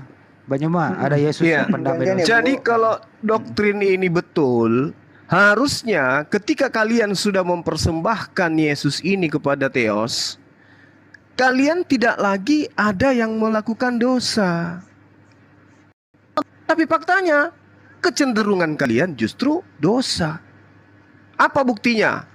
Aturan-aturan Tuhan sudah dibatalkan, maka kalian bebas. Mau makan apapun boleh. Kan gitu. Tapi faktanya, ada yang membunuh, ada yang memperkosa, ada yang cabul, ada yang... Pokoknya ada. Dan pelakunya juga orang Kristen tidak suci dari situ. Harusnya kalau Yesus itu betul sebagai pendamai, ya bukan berarti memberikan legalitas kepada orang Kristen untuk melakukan kemaksiatan supaya didamaikan. Bukan begitu harusnya. Karena kalau demikian adanya itu penghinaan, itu menistakan kalian. Kalian bebas melakukan dosa karena ada Yesus sebagai pendamai. Tapi maksudnya adalah harusnya ketika Yesus itu dipersembahkan kepada Theos, Yesus ini membuat orang yang percaya kepada dirinya tidak lagi bermaksiat dengan sendirinya. Karena mereka sudah percaya, dia sudah ditebus, jiwa-jiwa mereka sudah tergadai untuk diselamatkan. Mereka menjadi malaikat. Tapi yang kita lihat, tengok ke kiri mereka juga bermaksiat, ke kanan mereka juga bermaksiat, ke belakang mereka juga bermaksiat. Jadi apa tujuannya meninggal mati kalau ternyata seperti itu? Ujung-ujungnya apa? Bertobat. Kecuali begitu kalian melakukan dosa, Yesus datang lagi, mati lagi, disalib lagi, terhapus lagi dosa kalian. Ya, Pak Zuma, nambahin sedikit. Ya. Itu sudah baik sekali tadi pengertian Pak Zuma, cuman ada tambahan sedikit. Jadi memang betul kita di dalam Kristen juga diajarkan ada dua jenis tobat. Pertama, pertobatan pura-pura dan pertobatan sejati. Kalau yang pura-pura ya tadi di dalam mulut mengaku Yesus, menerima Yesus, tetapi dalam perbuatannya berbeda. Nah, pertobatan sejati itu menuntut perubahan secara utuh. Kalau saya ambil pengajaran Paulus ya istilahnya meninggalkan manusia lama atau kecenderungan berbuat dosa itu harus kita tanggalkan atau kita tinggalkan, atau kalau kata Yesus memikul salib. Tapi kalau saya pakai ayat lain misalnya di dalam 1 Yohanes 3 ayat 6, setiap orang yang tinggal di atau tinggal di dalam Kristus, setiap orang yang berbuat dosa tidak melihat dia dan tidak mengenal dia. Jadi memang kita ada konsep pertobatan. Ada yang pura-pura sama bukan begitu pertobatan maksudnya. sejati. Kan gini, kan Yesus ini udah disalib menebus dosa.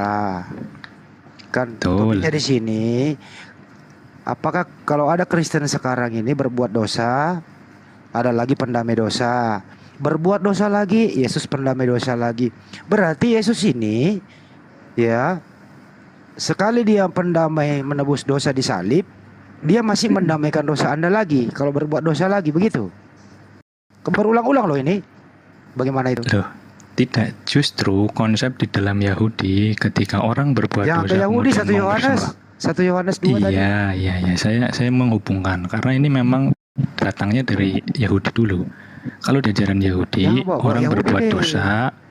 Iya, saya kalau nggak gitu nanti nggak nyambung, Bang Andi.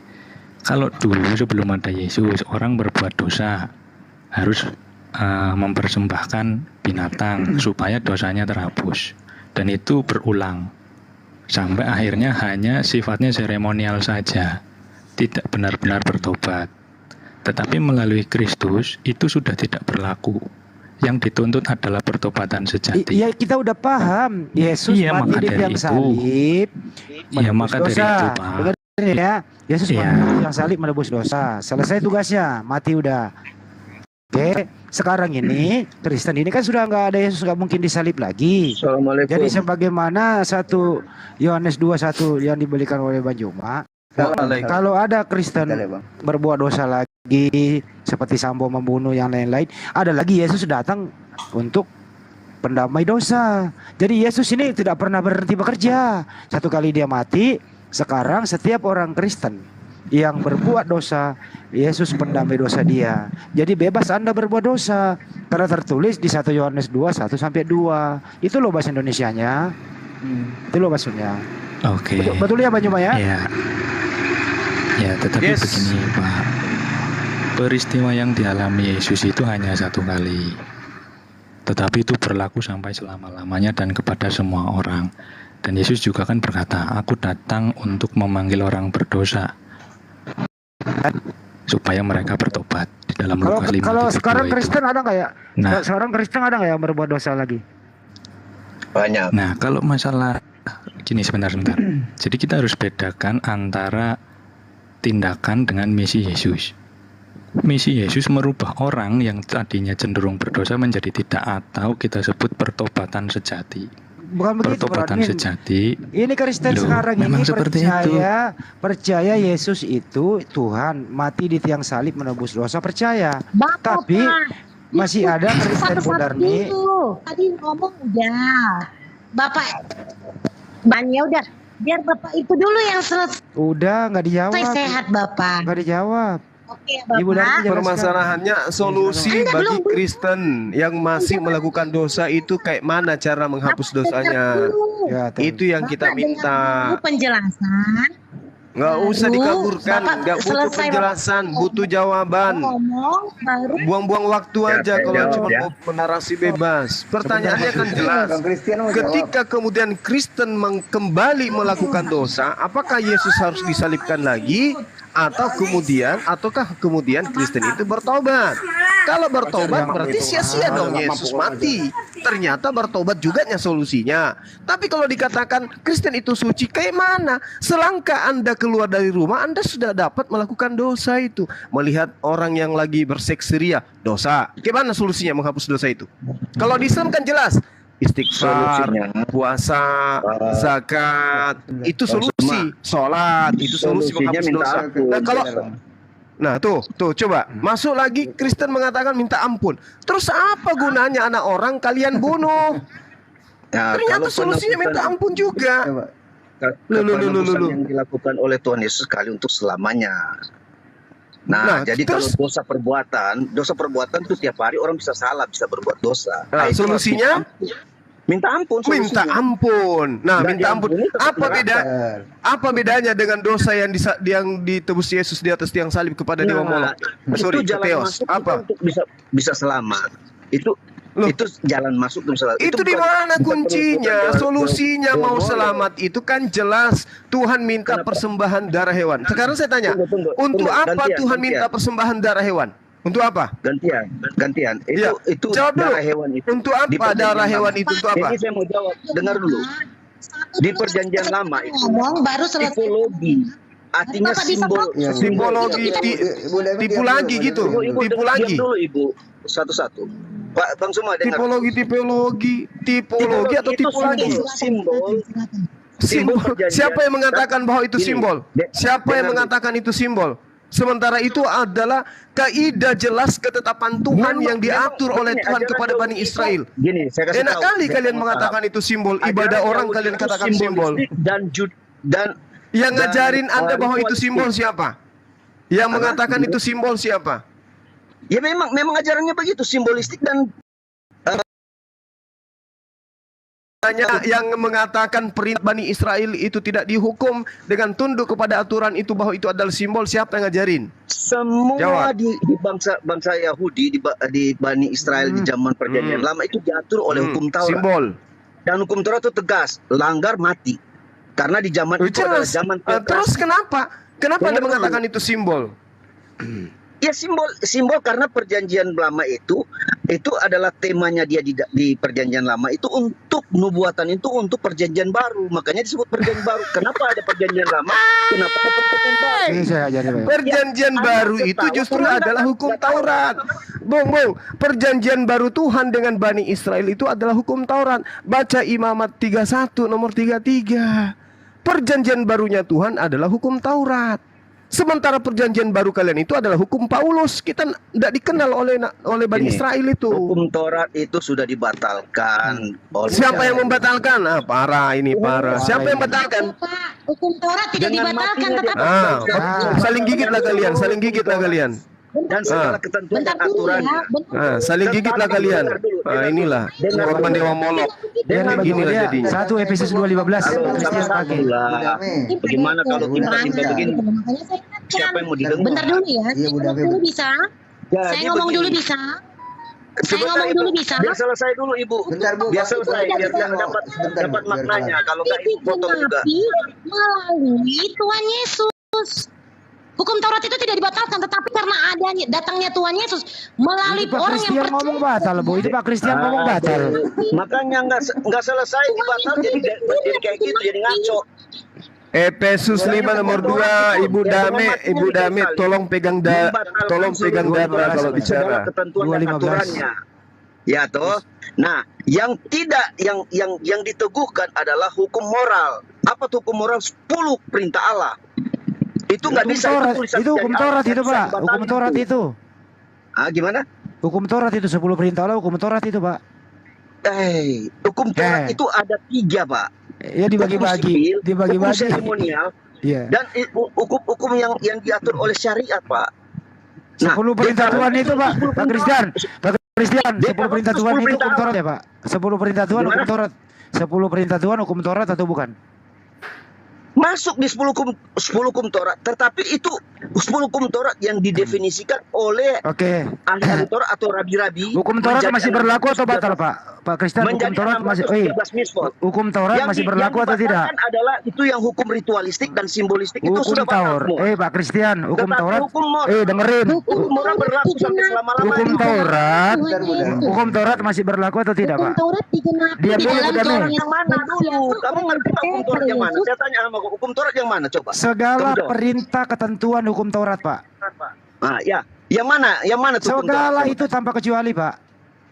Nah, yang mana? Segala perintah dan ketentuan termasuk 10 perintah Taurat itu. Hukum Taurat itu ada hukum Nefilim dan Ketuvim. Semua. Pak baca coba. Pak Christian coba baca Efesus 2:15, Pak. Iya saya tahu itu. Saya lagi menjelaskan, makanya saya Apa bilang. arti kata Pak Christian? Pak Christian dengerin. Apa arti kata segala di situ, Pak? Ya ritual simbolistik itu Apa sudah arti ada. kata segala? Apa arti kata segala? Nah, makanya Tuhan Yesus berkata begini. Nggak dijawab. Apa yang tertulis di dalam hukum Taurat, di dalam 10 perintah Allah? Jangan membunuh, kata Tuhan Yesus. Apa arti kata segala, Pak? Saya nggak tanya itu. Apa Jangan arti kata berzina. segala? Kamu memandang saja wanita diterangin dan ke kamu situ. onak. Kamu sudah berzina. Apa arti kata segala, Pak Christian? Apa arti kata segala? Segala di dalam aturan apa? dan Segala di dalam ketentuan apa itu dulu? syariat dan segala macam itu yang ritualistik Ya, itu. berarti tanpa semua kecuali ya, Pak ya? Berarti tanpa kecuali ya? Kecuali deh kalau 10 perintah Allah itu nggak bisa itu. Berarti Anda melawan kata segala. Gimana sih bahasa Indonesianya? Yang namanya segala, Pak, tanpa kecuali, Pak. Segala aturan itu ritual-ritual, Pak. Dan 10 perintah Tuhan itu, Pak, aturan nggak, Pak? 10 perintah Tuhan itu aturan atau bukan? 10 perintah Tuhan itu aturan atau bukan? Menstruasi aja diatur oleh syariat, Pak, oleh hukum Taurat, Pak. 10 perintah Tuhan itu aturan atau bukan? Itu perintah. Perintah Allah. Tadi yang Anda, Pak, bukan aturan. Perintah.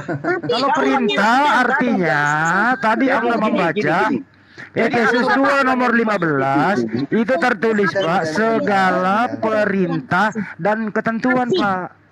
Ibu Darmi nggak ngerti tahu. Pak Christian, segala perintah dan ketentuan, Pak. Begini, kamu ngajarin sama-sama ngajarin ikan berenang. Nggak bakal Kamu bisa. nggak ngerti bahasa Indonesia.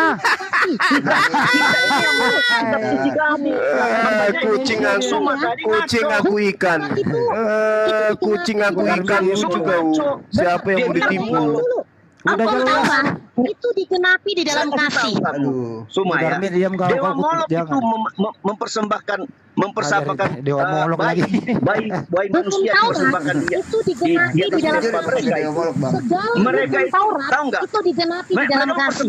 Kenapa jadi bicaranya timpah-timpahan? Dan berhala itu setan itu menyamai oleh Tuhan. Disembah. Makanya dibikin cara-cara menyerupai dan menyerupakan seperti apa yang Tuhan buat. Nah itulah dia itu tadi yang kamu bilang. Pak Christian gantian, Pak Christian. Sudah poin aja, Pak. Christian. Sebentar, Bang Nathan. Tar dulu, Pak Nathan. Bentar, Pak Nathan. Saya ngobrol sama Christian dulu. Pak, di situ kan segala perintah dan ketentuan ya, Pak ya. Segala perintah dan ketentuan gitu ya. 10 perintah Taurat itu, Pak, perintah atau ketentuan? Ya, termasuk. Berarti batal dong. Oh tidak. Coba baca. Coba baca, jangan begini. Coba baca. Apa hukum Taurat? Gimana sih? Udah jelas tertulis kok di bantai yang tertulis. Ya udah. Silakan lawan Bible Anda sendiri. Beri waktu dia 2 hari 2 malam lawan Biblemu sendiri, Pak. Silakan dilawan. Dilawan. Malam saya 2 menit saya bisa hancurin kamu dengan pandangan kamu. Silakan, Bu. Yang lain diam, Bu. Diam dulu, Bu. Betul. Sebentar, host.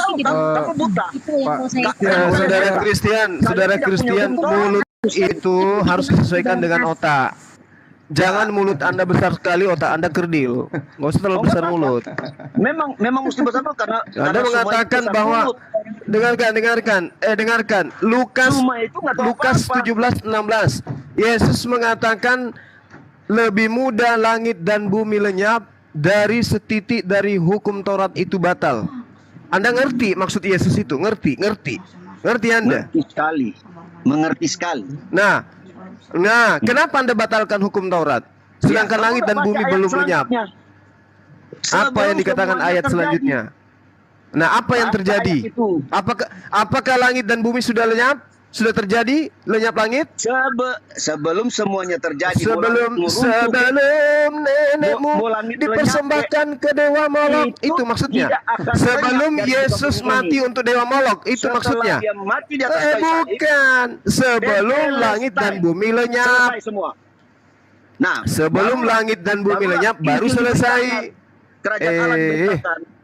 La haula wala quwata illa billah. Nyambung dia lawan Bible-nya sendiri Pak Christian.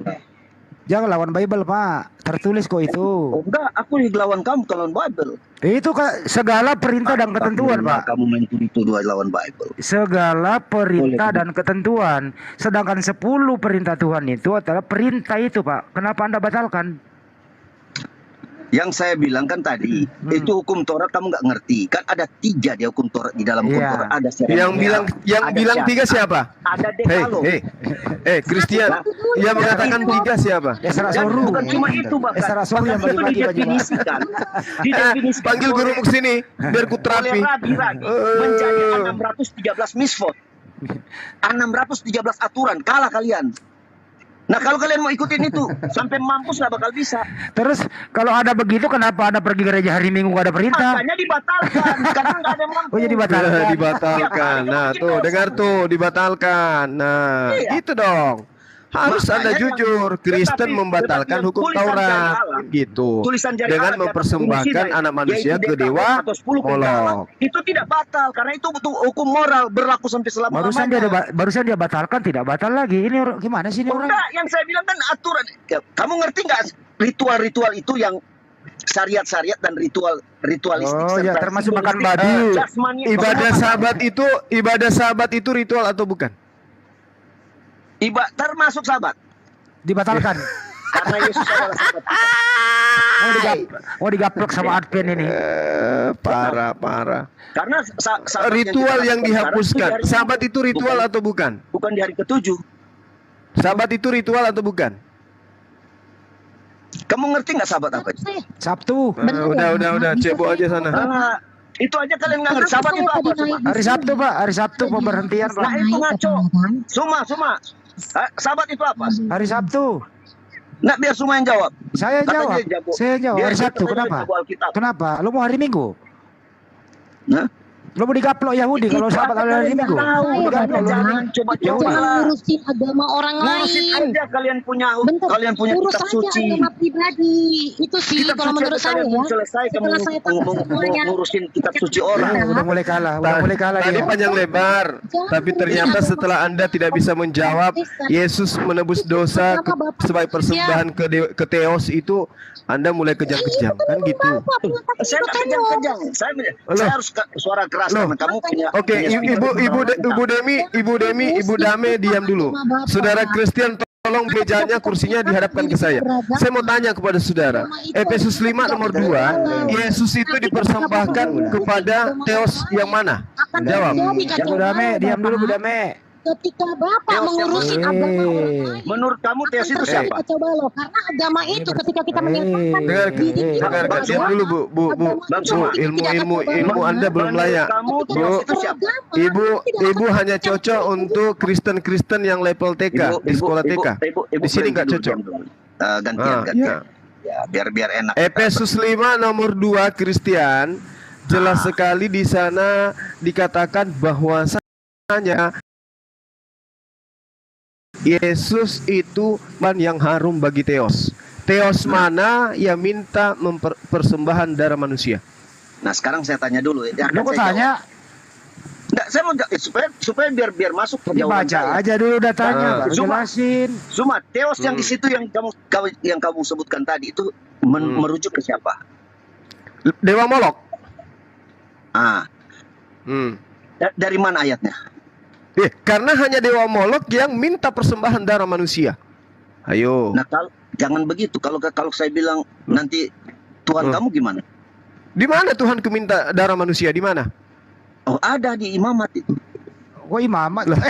Imamat punya siapa? Alam negeri yang bukan dari Bani Israel semua itu dia berhala. Imamat punya siapa? Makanya jangan kalau panas diminum. Saya itu bukan penghujat. Al-Qur'an saya mengatakan walikul di ummatin ja'alna man sakal liyazkurusmallah ala ma razaqahum min bahimatil an'am. Dan bagi setiap umat telah kami syariatkan penyembelihan kurban agar mereka menyebut nama Allah atas rezeki yang dikaruniakan Allah kepada mereka berupa hewan ternak. Mencaci maki tanpa Pak Christian, saya tidak mencaci maki. Saya hanya mengatakan kalian mempersembahkan Yesus kepada teos mana. Itu loh yang saya tanya. Bisa saya yang jawab? Dibaca dulu sebelum Anda menjawab. Saya moderatorin ya. Sebelum saya moderatorin, diam semua. Diam semua dulu. Sebelum Anda menjawab, saya besar suara saya dia. Christian, sebelum Anda menjawab, saya bacakan dulu ya. Oke. Efesus 5 nomor 2. Tenangkan hatimu, nak. Ya. Dan hiduplah di dalam kasih. Anda diam dulu, saya baca. Anda diam dulu. Ya. Dan hiduplah di dalam kasih, sebagaimana Kristus Yesus juga telah mengasihi kamu dan telah menyerahkan dirinya untuk kita sebagai persembahan dan korban yang harum bagi Allah. Apa maksudnya ini, Bang? Bagi Theos, Bang. Bukan Allah di situ. Bagi Theos. Siapa mau jawab? Siapa yang mau jawab? Saya aja dulu ya. Ya, silakan Pak Nathan. Pak Christian, Anda standby. Oke. Christian standby dulu ya. Oke. Yesus Kristus bagi umat Kristiani dan bagi Allah Bapa adalah solusi bagi manusia, di mana manusia apapun agamanya, apapun ajarannya, tidak mungkin terlepas dari namanya pelanggaran atau dosa secara khusus yang tidak disengaja. Siapapun, apapun agamanya, karena selagi masih di bumi ini pasti bisa terjadi dosa pelanggaran siapapun dan apapun agamanya. Tolong digarisbawahi. Pak Nathan nggak jawab pertanyaannya. Tunggu, saya mau jawab ini. Saya mau jawab. Dan untuk itulah Bapa Sorgawi menurunkan Sang Firman yang adalah berasal dari dirinya nujul dalam wujud manusia. Dalam kedagingannya, kedagingan Yesus Kristus adalah suci, dan Quran juga mengakui itu. Kalau Yesus tidak ditemukan dosa. Bukan itu, Pak. Pak Nathan, saya potong moderator, Pak. Saya potong ya. Saya lanjutkan aja. Tuhan menjadi korban yang harum. Tuhan mana? Dengerin, Pak. Tunggu, saya mau jawab. 2 menit lagi. 1 menit aja. Iya, silakan. Dan ketika Yesus di kayu salib menjadi korban yang harum bagi Allah. Artinya, Yesus Kristus menjadi solusi, jawaban yang mampu mengharumkan atau menyelamatkan manusia di hadapan Bapa Sorgawi. Artinya Bapa memberikan solusi atau jawaban untuk manusia yang jatuh dalam dosa. Itulah iman Kristiani. Masalahnya agama lain di luar Kristiani tidak ada solusi untuk dosa. Dan bagi kami Yesus Kristus jawab. Tuhan mana? Begini pertanyaannya ya. Tuhan mana yang minta persembahan darah manusia? Tuhan siapakah itu? Silakan. Oke. Tadi saya langsung esensinya saja pertanyaan yang dari awal tentang kenapa bisa sekaligus langsung jawab, Pak. Ya, Efesus 2 saya langsung sekaligus menjawab 2 pertanyaan. Efesus 5 nomor 2 saya ulang ya. Efesus 2 Efesus 5 nomor 2. Tuhan mana yang minta persembahan darah manusia? Silakan. Ya. Sekarang seperti ini. Bukan Tuhan yang meminta darah, ya. Tetapi ketika ada kurban, tentu bicara darah. Namanya juga kurban ya. Kalau Anda memahami definisi kurban, itu berarti ada sesuatu yang ditumpahkan. Itu sudah terbiasa di dalam perjanjian lama. Kenapa harus ada kurban? Karena ada tebusan. Ini persembahan darah manusia loh. Saya baca lagi deh. Dengar, ya saya udah tahu. Dengar, saya jelaskan. Bapa Surgawi, syarat untuk menghadap Bapa Surgawi, karena begitu sucinya harus ada kurban. Pertanyaannya singkat loh. Tuhan siapa yang minta persembahan korban darah manusia? Tuhan siapa? Tuhan Bapa Surgawi meminta. Oke. Dalil. Dalilnya ada ketika Ishak hendak dikorbankan sebagai darah manusia, anak Abraham. Jadi atau tidak itu? Diganti dengan darah apa? Diganti dengan darah domba. Oke. Ya. Kalau ini sekarang, kalau Efesus 5 nomor 2 darah domba pada manusia. Darah manusia, jangan dulu tertawa. Jadi ini Bapak Yesus darah domba, manusia. Dengar, Yesus adalah domba dari Allah. Artinya Yesus mengirim kurban itu sendiri untuk kita sebagai domba. Waduh. Itu adalah tipologi atau gambaran di perjanjian lama. Tipu lagi. Tipologi. Tipu lagi itu bukan tipu. Tipu lagi itu, Bang. Udah gantian Bang Juma, gantian udah, Gantian kita. Iman saya. Gantian. Dengar. Tunggu dulu. Tenang dulu. Itu iman saya. Sekarang iman Anda apa solusi Islam bagi dosa? Anda harus jawab ya. Di kantor dulu, Setelah ini ini. Anda harus jawab umat-umat muslim, apa solusi Anda untuk dosa? Karena saya mau katakan bertobat. tidak cukup. Solusi. Tidak cukup. Tidak Oh, cukup. itu. Kenapa nggak cukup? Kenapa kamu yang Bangsa maksa? Israel, dengar dulu. Itu tidak ada solusi bertobat, tidak ada solusi. Tidak bisa. Ini giliran Bang Juma lagi, Bang Nathan standby, Bang Nathan standby, Bang Nathan standby, Bang Nathan standby. Ini giliran Bang Juma, Anda standby. Silakan standby. Silakan. Juma ya, silakan Juma. Yang lain diam, standby semua. Gantian bicara, langsung Bang Juma. Ibu. Anda bilang tadi kan itu. Gantian. Bang Juma lagi. Iya, nanti ada waktunya, Ibu. Ada prakteknya di Bang lapangan. Juma lagi, Ibu. Bang Nathan kan sudah, Bang Juma lagi. Tadi sekarang Bang Juma, tolong jelasin Udah diam dulu, ya diam. solusi dosa bagi agama Islam. Oke. Solusi dosa bagi agama Islam. Artinya seperti ini ya. Kalau Anda Udah standby dulu dijawab. Tunggu biar Bang Handi, biar Bang Juma tahu pertanyaan saya. Artinya harus ada sinkron dengan hukum Taurat di mana ada kurban sebelum menghadap Tuhan. Maaf ya Bang Handi ya. Maaf kita kalau namanya ketika melakukan membangun rumah terus dari tadi loh. Ya, biar jelas ya. Contoh kita mau bangun rumah kita harus ada kurban kambing ya. Bangun rumah lagi aduh. Silakan Bang Juma. Oke. Jadi solusi di dalam Islam itu terkait dengan dosa sama seperti solusi di dalam kitabnya Bani Israel. Yang pertama dalam Al-Quran surah An-Nisa ayat 17, An-Nisa ayat 18, Al-Baqarah ayat 54, Al-Maidah ayat 39. Solusinya itu bertaubat, mengakui kesalahan, lalu kemudian memperbaiki diri, lalu berusaha untuk tidak melakukan kemaksiatan lagi. Itu yang diajarkan oleh Al-Quran. Barang siapa bertaubat, sesudah Al-Maidah ayat 39, barang siapa yang bertaubat sesudah melakukan kejahatan dan memperbaiki diri, maka sesungguhnya Allah menerima taubatnya. Oke, itu satu ya. Kemudian di dalam Yehezkiel juga hal yang sama. Tetapi jika orang fasik bertobat dari segala dosa yang dilakukannya dan berpegang pada segala ketetapanku serta melakukan keadilan dan kebenaran, ia pasti hidup, ia tidak akan mati. Segala durhaka, segala dosa yang dibuatnya tidak akan diingat-ingat lagi terhadap dia. Ia akan hidup karena kebenaran yang dilakukannya. Persis dengan Al-Quranul Karim. Nah, Anda tadi mengatakan bahwasanya dosa kalian itu ditebus dengan darah manusia. Siapa yang ngajarin? Di dalam Imamat 18:21, janganlah kau serahkan seorang anak manusia untuk dipersembahkan kepada Molok, supaya jangan engkau melanggar kekudusan namaku. Anda mengatakan untuk mensucikan Tuhan, maka dikorbankan darah manusia Yesus. Justru kalau mengorbankan manusia, itu merusak kesucian nama Tuhan. Imamat 18:21.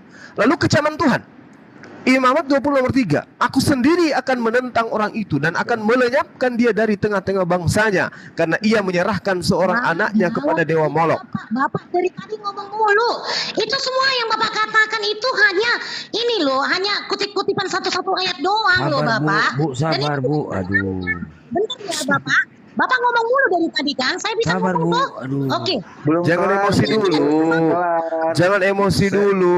Boleh saya jawab? Jangan karena Anda menemukan diri Anda mempersembahkan anak Maria kepada dewa Molok, Anda panik. Santai. Santai, Bu. Dewa Molok tidak akan menolong Anda. Terus santai. Percuma kalian mempersembahkan anak Maria ke dewa Molok. Santai. Itu hanya satu kutipan doang. Santai, Bu.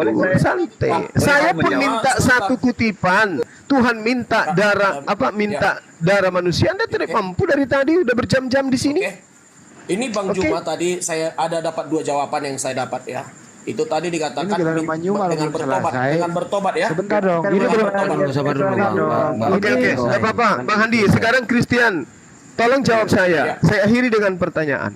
Sekarang solusi ketika orang Kristen itu bersalah, melakukan kesalahan, apa solusinya? Silakan. Ya, solusinya Kita harus sebentar. Biar tadi saya dulu sebentar. Nah, jadi tadi kami sudah deal ya, oleh darah Yesus Kristus dosa kami diampuni. Itu solusinya bagi kami ya orang percaya. Nah, pertama Anda tadi dari Islam mengatakan cukup bertobat. Saya mau katakan kalau ada agama Buddha atau Hindu atau penyembah berhala, bertobat boleh nggak? Dosanya diampuni nggak menurut Islam? Nggak ada urusan Hindu dengan kami. Kalau meninggalkan penyembahan terhadap berhala-berhala mereka menuju kepada sembahan para nabi, iya diterima tobat. Tanpa harus Islam. Begitu juga dengar dulu, tanpa harus Islam. Bisa. Deal ya Bang Juma ya. Deal. Anda sudah secara tidak langsung mengatakan termasuk Kristen solusinya. Tunggu Bang Andi. Iya. Berarti solusi Islam adalah Islam dulu dan tinggalkan dosanya bertobat, betul? Iya, Islam dulu. Betul. Itu versi Islam ya. Begitu. Tunggu, versi Yesus Kristiani. juga begitu. Enggak, bukan, beda dong, beda. Dan versi hidup kekal Kristiani itu dengan cara apa? Tidak. Dengarkan. Hidup kekal didapatkan dengan cara apa menurut Yesus? Mempercayai Yesus. Makanya dengar dulu sebagai solusinya ya. Sebagai Tuhan, sebagai mempercayai sebagai di mana Yesus mengatakan itu? Akulah kebangkitan dan hidup, tidak ada percaya kepada selain tidak ada yang dapat hidup. Akulah jalan kebenaran dan hidup, tidak ada seorang pun yang sampai kepada Bapa kalau tidak melalui aku. Dan Yesus mengatakan melalui dia sebagai utusan, atau sebagai Tuhan. Apa yang Bang Juma, dengar Bang Juma. Sekarang Bang Juma. Nah, Yesus mengatakan agar Bani Israel mempersembahkan hewan kurban. Kenapa Anda melakukan persembahan darah manusia? Mengenai dosa dulu tadi, Tadi menurut Anda jika bertobat, ini ya si buah ini kenapa Buddha, sih lu protes melulu gua dibawa? Agama Buddha, mau dengerin gua lu turun aja di situ. Kalau bertobat, apakah Allah SWT mengampuni dia? Gimana? Agama di luar Islam. Agama di luar Islam. Iya. Tapi tetap beragama di agamanya, tidak mempercaya Allah. Dia bertobat, apakah dosanya diampuni? Enggak lah. Enggak ya. Tadi Anda buka Yeskel ya. Yeskel itu berlaku untuk umat Israel. Sama dengan iman Anda, versi Anda bertobat versi Islam. Anda diampuni. Tolong dipilah-pilah baik-baik ya. Tuhan Bani Israel juga begitu kan? Tapi konsepnya mereka menjadi Bani Israel ada syaratnya. Harus percaya kepada Yahweh, Hasem, Elohim. Ya sama. Iya sama. Beda Allah ini, beda Tuhan. Ya itu nih mungkin kalau kau mengatakan beda nggak apa-apa, itu urusan. Sekarang kau usah Dewa Molo, kamu nggak usah bertele-tele. Sekarang saya tanya solusinya. Dengarkan pertanyaan saya. Solusinya ketika Kristen yang mempersembahkan kepada Dewa Molo ini masih juga melakukan dosa, apa solusinya? Itu nanti dulu, nanti saya jawab itu. Saya jawab gampang itu. Saya nggak butuh jualan obat. Sebelum saya nggak butuh. Saya nggak butuh Anda jualan obat. Bagi kami, bagi orang Yahudi, orang yang dosanya diampuni, harus percaya. Tunggu dulu, harus percaya dulu kepada Yod Hevafe, betul? Demikian juga Islam, agar dosanya diampuni harus percaya kepada Allah SWT. Nah, sekarang pertanyaannya. Nggak bisa ini dengar dulu pertanyaan, saya potong, saya moderatorin. Pertanyaan adalah solusi kalau Kristen itu berdosa, apa yang Anda lakukan? Itu dulu dijawab. Saya sudah jawab tadi. Belum. Apa solusinya? Solusi bagi kami dengan matinya Yesus Kristus secara daging, secara insaniah, datang ke dunia ini memberikan tubuhnya, tanpa memberikan perlawanan ketika dia disalib. Itu memberikan sudah cukup tubuhnya memberikan tubuhnya dan darahnya kepada Tuhan. Tuhan mana yang minta darah manusia? Tuhan mana? Ini yang kalian tidak bisa jawab. Kenapa tidak minta? Dan memang itu syarat. Nah, makanya bagi kami kan gini, Anda tidak boleh artinya membatasi doktrin kami, bro. Anda tidak boleh membatasi. Tidak boleh. Saya nggak membatasi, tapi Tuhan sendiri yang membatasi. Tuhan tidak mau persembahan darah manusia. Dalilnya sudah dibacakan tadi. Anda mengutip-utip ayat yang tidak sesuai konteks. Loh. Sekarang mana dalilnya? Satu data aja. Tuhan mengutus anaknya untuk dipersembahkan sebagai korban tebusan untuk non-Yahudi. Mana? Saya baca. Mana? Sebentar. Oke, saya cari ayatnya ya sebentar ya. Baru mau cari ayat. Ya udah kalau gitu aku tidur dulu. Pak, Christian nggak salah, jawab. biar nggak salah jawab. Ya Pak Cuma. Nathan, Pak Christian jawab. Apa solusi Anda kalau Anda mempunyai dosa sekarang ini? Apa solusi Anda? Silakan. Ya pertama-tama bertobat, baru kalau di Kristen ya lahir baru hidup Itu dalam bertobat kekudusan. juga. Bertobat juga Pak. Bertobat juga. Lalu Ya, untuk apa Yesus Anda lahir persembahkan baru, ke Theos? hidup dalam kekudusan. Karena begini, kalian harus memahami bahwa Udah. Kita sudah dapat poinnya. dosa Ternyata yang ditebus bertobat. oleh Oke, Yesus? silakan Bang Handi. Saya udah Dosa dapat yang- poinnya. Dengar dulu. Dosa Terusin yang aja, ditebus Bang, oleh terusin. Dia Yesus bertobat adalah juga dosa yang ternyata. dibawa masuk oleh Adam. Yaitu kutub dosa tadi.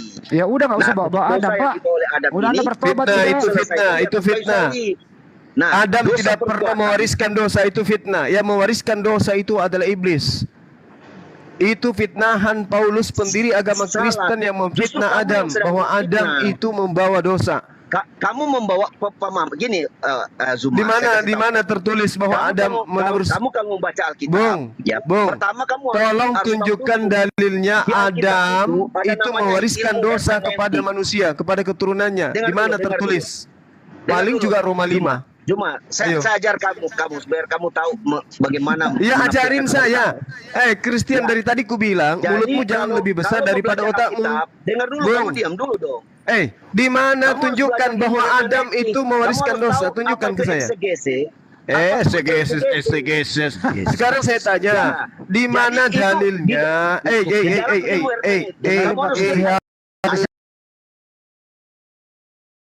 Dengerin dulu. Ada ilmunya, nah, Pak kecil, bukan orang gereja, bukan jemaat. ada metafora. Christian, Jangan, kalau kamu dengarkan. kalau kamu pukul rata Tolong seperti itu, dalilnya saya pun di bisa mana baca Al-Quran Adam kamu. itu Ya, mewariskan baik-baik. dosa Saya bisa baca Al-Quran. kepada Saya tafsir keturunannya. bebas. Jangan Saya kerasukan dewa Molok Anda. Saya Saya bisa tanya, di mana dalilnya di perjanjian lama Adam mewariskan dosa kepada keturunannya? Di mana gini, dalilnya? Kan saya Jangan sudah kau bilang tadi, berfitnah. jangan sampai saya berlakukan tuh itu kitab wahyu kamu. Terserah kau. Emang bisa baca kitab Ya, saya ambil alih lagi ya sebagai moderator. Pak Christian standby, suara saya lebih gede dari Anda. Silakan Anda standby dulu. Silakan Anda standby dulu, dengarkan baik-baik pertanyaannya. Mana dalilnya Adam mewariskan dosa kepada keturunannya? Dengerin baik-baik. Mana dalilnya Adam mewariskan dosa kepada keturunannya? Dalilnya mana? Banyak. Satu aja. Satu. Kamu Silakan. baca aja. Baca aja. Nenek Mungkosfer.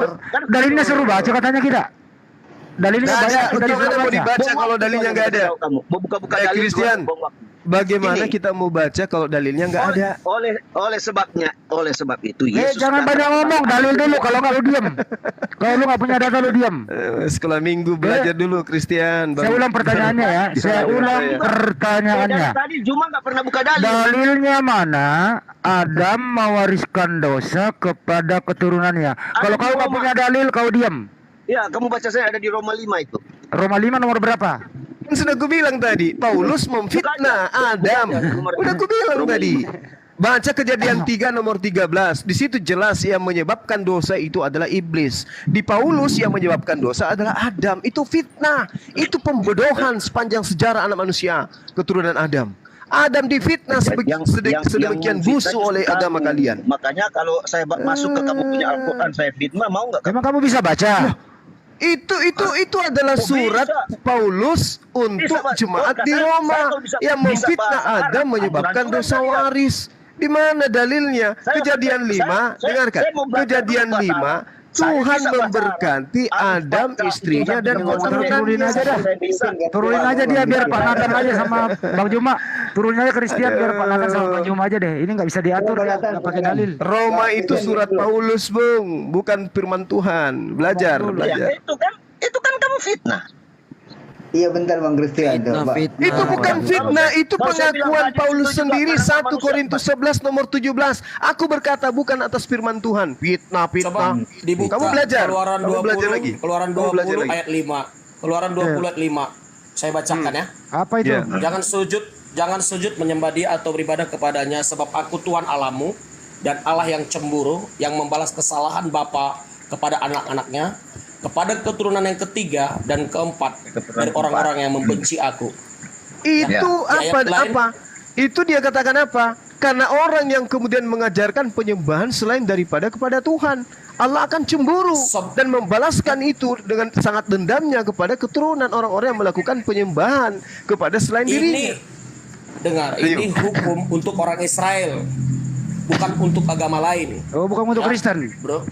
Oh, belum ada Kristen di zaman enggak. itu. Saya orang Israel. Belum ada di zaman itu. Orang Israel Di dia. zaman itu belum Ini ada. Israel apa pula kau? KTP-mu Indonesia, bro. Kok kotori otak kau itu sendiri? Oh, KTP-mu bukan Israel Indonesia. dari mana? Hah? KTP-mu bukan Indonesia. KTP Indonesia tapi saya orang Israel secara rohani. Secara rohani penipu. Christian, kamu dari tadi nggak nyamar seperti domba. Saya percaya dari udah diam kembali ke topik. Udah diam Pak Christian. Christian, Di mana Yesus menyatakan dia dilahirkan untuk menebus dosa Adam, dosa waris dan menyebut nama Adam? Silakan tunjukkan datanya. Enggak ada dia. Kamu tahu enggak? Datanya saya minta, jangan kamu tahu enggak? Kamu tahu enggak? Roma 5 nomor 2. Dan saya tanya kamu di mana Yesus? Di mana Yesus? Turunin aja dulu. Di mana Yesus menyatakan bahwasanya dia dilahirkan untuk menebus dosa Adam, dosa waris dan menyebut nama Adam. Silakan kamu cari pakai dalil. Makanya saya tanya sama kamu. Kamu jawab dulu, Al-Masih itu artinya apa? Jangan bawa-bawa di Isa Al-Masih, weh. Kamu kan sih ditanya di dalam Bible-mu. Mana coba? Saya tanya mana kan itu? Mana coba? Bluk kutuk. Apa ini? Jawab dulu. Bluk kutuk. Jawab. Di mana dalilnya? Katanya kan kamu Yesus disalib untuk menebus dosa nih. Christian, mulut jangan lebih besar daripada otak. Enggak tahu dia nih. Perang enggak ada senjata kayak gini. Tidak tahu. Bluk kutuk. Tanya kitab orang. Bluk. Lah terus kamu mau diskusi mau ngapa? Katanya kamu coba siapa yang di sini bisa menunjukkan Kristen di sini atau bisa typing di mana Yesus menyatakan bahwasanya dia dilahirkan untuk menebus dosa Adam, dosa waris atau menyebut nama Adam? Silakan kalian tunjukkan di mana. Sidik, saya mau tanya sama kamu. Kalau Anda tidak bisa menunjukkan bahwa Adam mewariskan dosa, berarti benar Yesus dipersembahkan kepada dewa. Ayo. Nah, bisa jawab kan? Bluk kutuk. Seks apa semua apa ini lagi Israel rohani. Mulut jangan lebih lebar dari otak, nggak bagus. Nggak bisa jawab sama kayak semua bilang, semua pendeta nggak bisa jawab, dia aja nggak bisa jawab kalian apa sih nggak bisa dijawab? Tema kita ini malam ini apa Tuyul? Tema kita apa? Apa artinya? Tema kita apa? Kalau dijawab pindah tema nanti itu. Nah, makanya saya bilang kan. Nah, makanya saya bilang lu suka pindah-pindah. Mending sekarang lu tahu nggak cara keluar dari komal? Gimana? Tahu nggak? Kamu ngerti nggak cara keluar dari room? Nggak tahu deh. Ya silakan dipraktekkan aja. Biar aman. Jangan kepanasan. Saudara Christian lain kali kalau ada di komal yang ada Bang Suma, ada teman-teman yang lain ya, kamu mulutmu harus lebih kecil daripada kepala. Kepala itu harus berisi. Ya sama Suma. Saya tanya dengarkan saya Bung, saudaraku, saya dengarkan saya. Saya minta dalilnya di Perjanjian Lama ada mewariskan dosa itu di mana? Kamu nggak ngerti, percuma kan kita jawab. Ya udah kalau gitu kamu mencret. Teman-teman saya sudah jawab, kalian nggak ngerti, suruh ulang-ulang. Saya lagi menjawab. Cara mau kabur ini. Enggak, saya nggak kabur. Bluk kutuk. Banyak, cuma saya cuma bawa satu handphone, saya nggak bisa buka lagi. Ya sebutkan aja Pak, nanti saya bukain. Sebutkan aja di mana. Saya bukakan, sebutkan. Ya kita kan nggak hafal sekian banyak begitu. Kamu hafal punya kamu? Saya tanya. Tahu. Bilang aja nggak tahu ya. Saya tanya, kamu hafal nggak Al-Quran? Kamu ini diskusi macam apa? Kamu ini logikal panas. Malu-maluin kamu nih. Ditanya kamu nggak bisa menjawab, malah tanya balik. Yang jelas. Akui kebodohanmu. Yang jelas Pak Christian ya. Supaya kami sudah bolak-balik baca Perjanjian Lama itu tidak Christian. Pertanyaan yang salah. Pertanyaan yang salah kalau nggak ada jawaban. Makanya saya tanya balik. Jadi kalau nggak ada jawaban pertanyaan salah. Itu jawabannya. Kalau kalian tahu itu apa artinya, itulah jawabannya. Apa sih Dewa artinya? Molok datanglah. Nah, Zuma bilang Dewa Molok. Saya jawab tuh Dewa Molok. Dewa Molok itu kenapa mereka itu kan zaman dahulu ya, di zaman perjanjian lama itu di bangsa Israel itu ada banyak juga dewa-dewa lain. Dewa Allah Molok lain, minta apa, dewa Pak? lain. Pak Christian, Dewa Molok minta apa? Salah satu Dewa Molok Christian ini jawab adalah dulu. persembahan. Dewa Molok itu minta persembahan apa? Ini bangsa apa? Dewa Molok itu minta persembahan apa? Ya anak-anak bayi, anak manusia. Polos dia jawabnya. Iya, memang anak manusia baik. Begini, Terus Kristen itu mempersembahkan darah siapa? Nah, makanya saya mau jelaskan, jangan lupa. Terus Kristen itu mempersembahkan darah siapa di tiang salib? Boleh, oke. Kita diskusi anak Maria. potong ya. Gitu. Oke, Ya, sama dong. Nah, gini. Iya. Gini. Iblis itu kan, kita tahu kan ada dua figur. Ada figur si jahat, ada figur yang maha baik. Nah, jadi ini yang jahat ini selalu dia mau menyamai sama dengan yang maha tinggi. Makanya dia selalu mau bikin istilahnya mau bikin cara-caranya menyamai seperti Tuhan supaya dia ingin disembah. Sampai kehabisan Nah, kata-kata. orang-orang Molok ini yang menyembah dewa Molok ini, umatnya itu kan nggak ngerti. Ya dia pikir Tuhan. Nah, dia ada mereka imajiner mereka, ilusi mereka bahwa harus sembah. Tunggu. Harus bawa manusia untuk menyembah, mereka ikutin. Karena apa? Mereka juga udah dengar dari ajaran-ajaran dari Saya tadi mendengar sebentar Pak Christian, nanti disambung. Saya ada mendengar pertanyaan tadi, di mana ada dosa Adam berakibat kepada manusia. Bukan begitu pertanyaannya, Bro. Bukan begitu pertanyaannya. Pertanyaan begini, dalilnya mana Adam mewariskan dosa kepada keturunannya? Itu pertanyaannya Bang Juma. Coba dibuka Kejadian 3, Kejadian nomor 3 ayat 17. Saya bacakan aja. Atau silakan kalau moderator mau bukanya. Nah, saya punya Bible, Pak.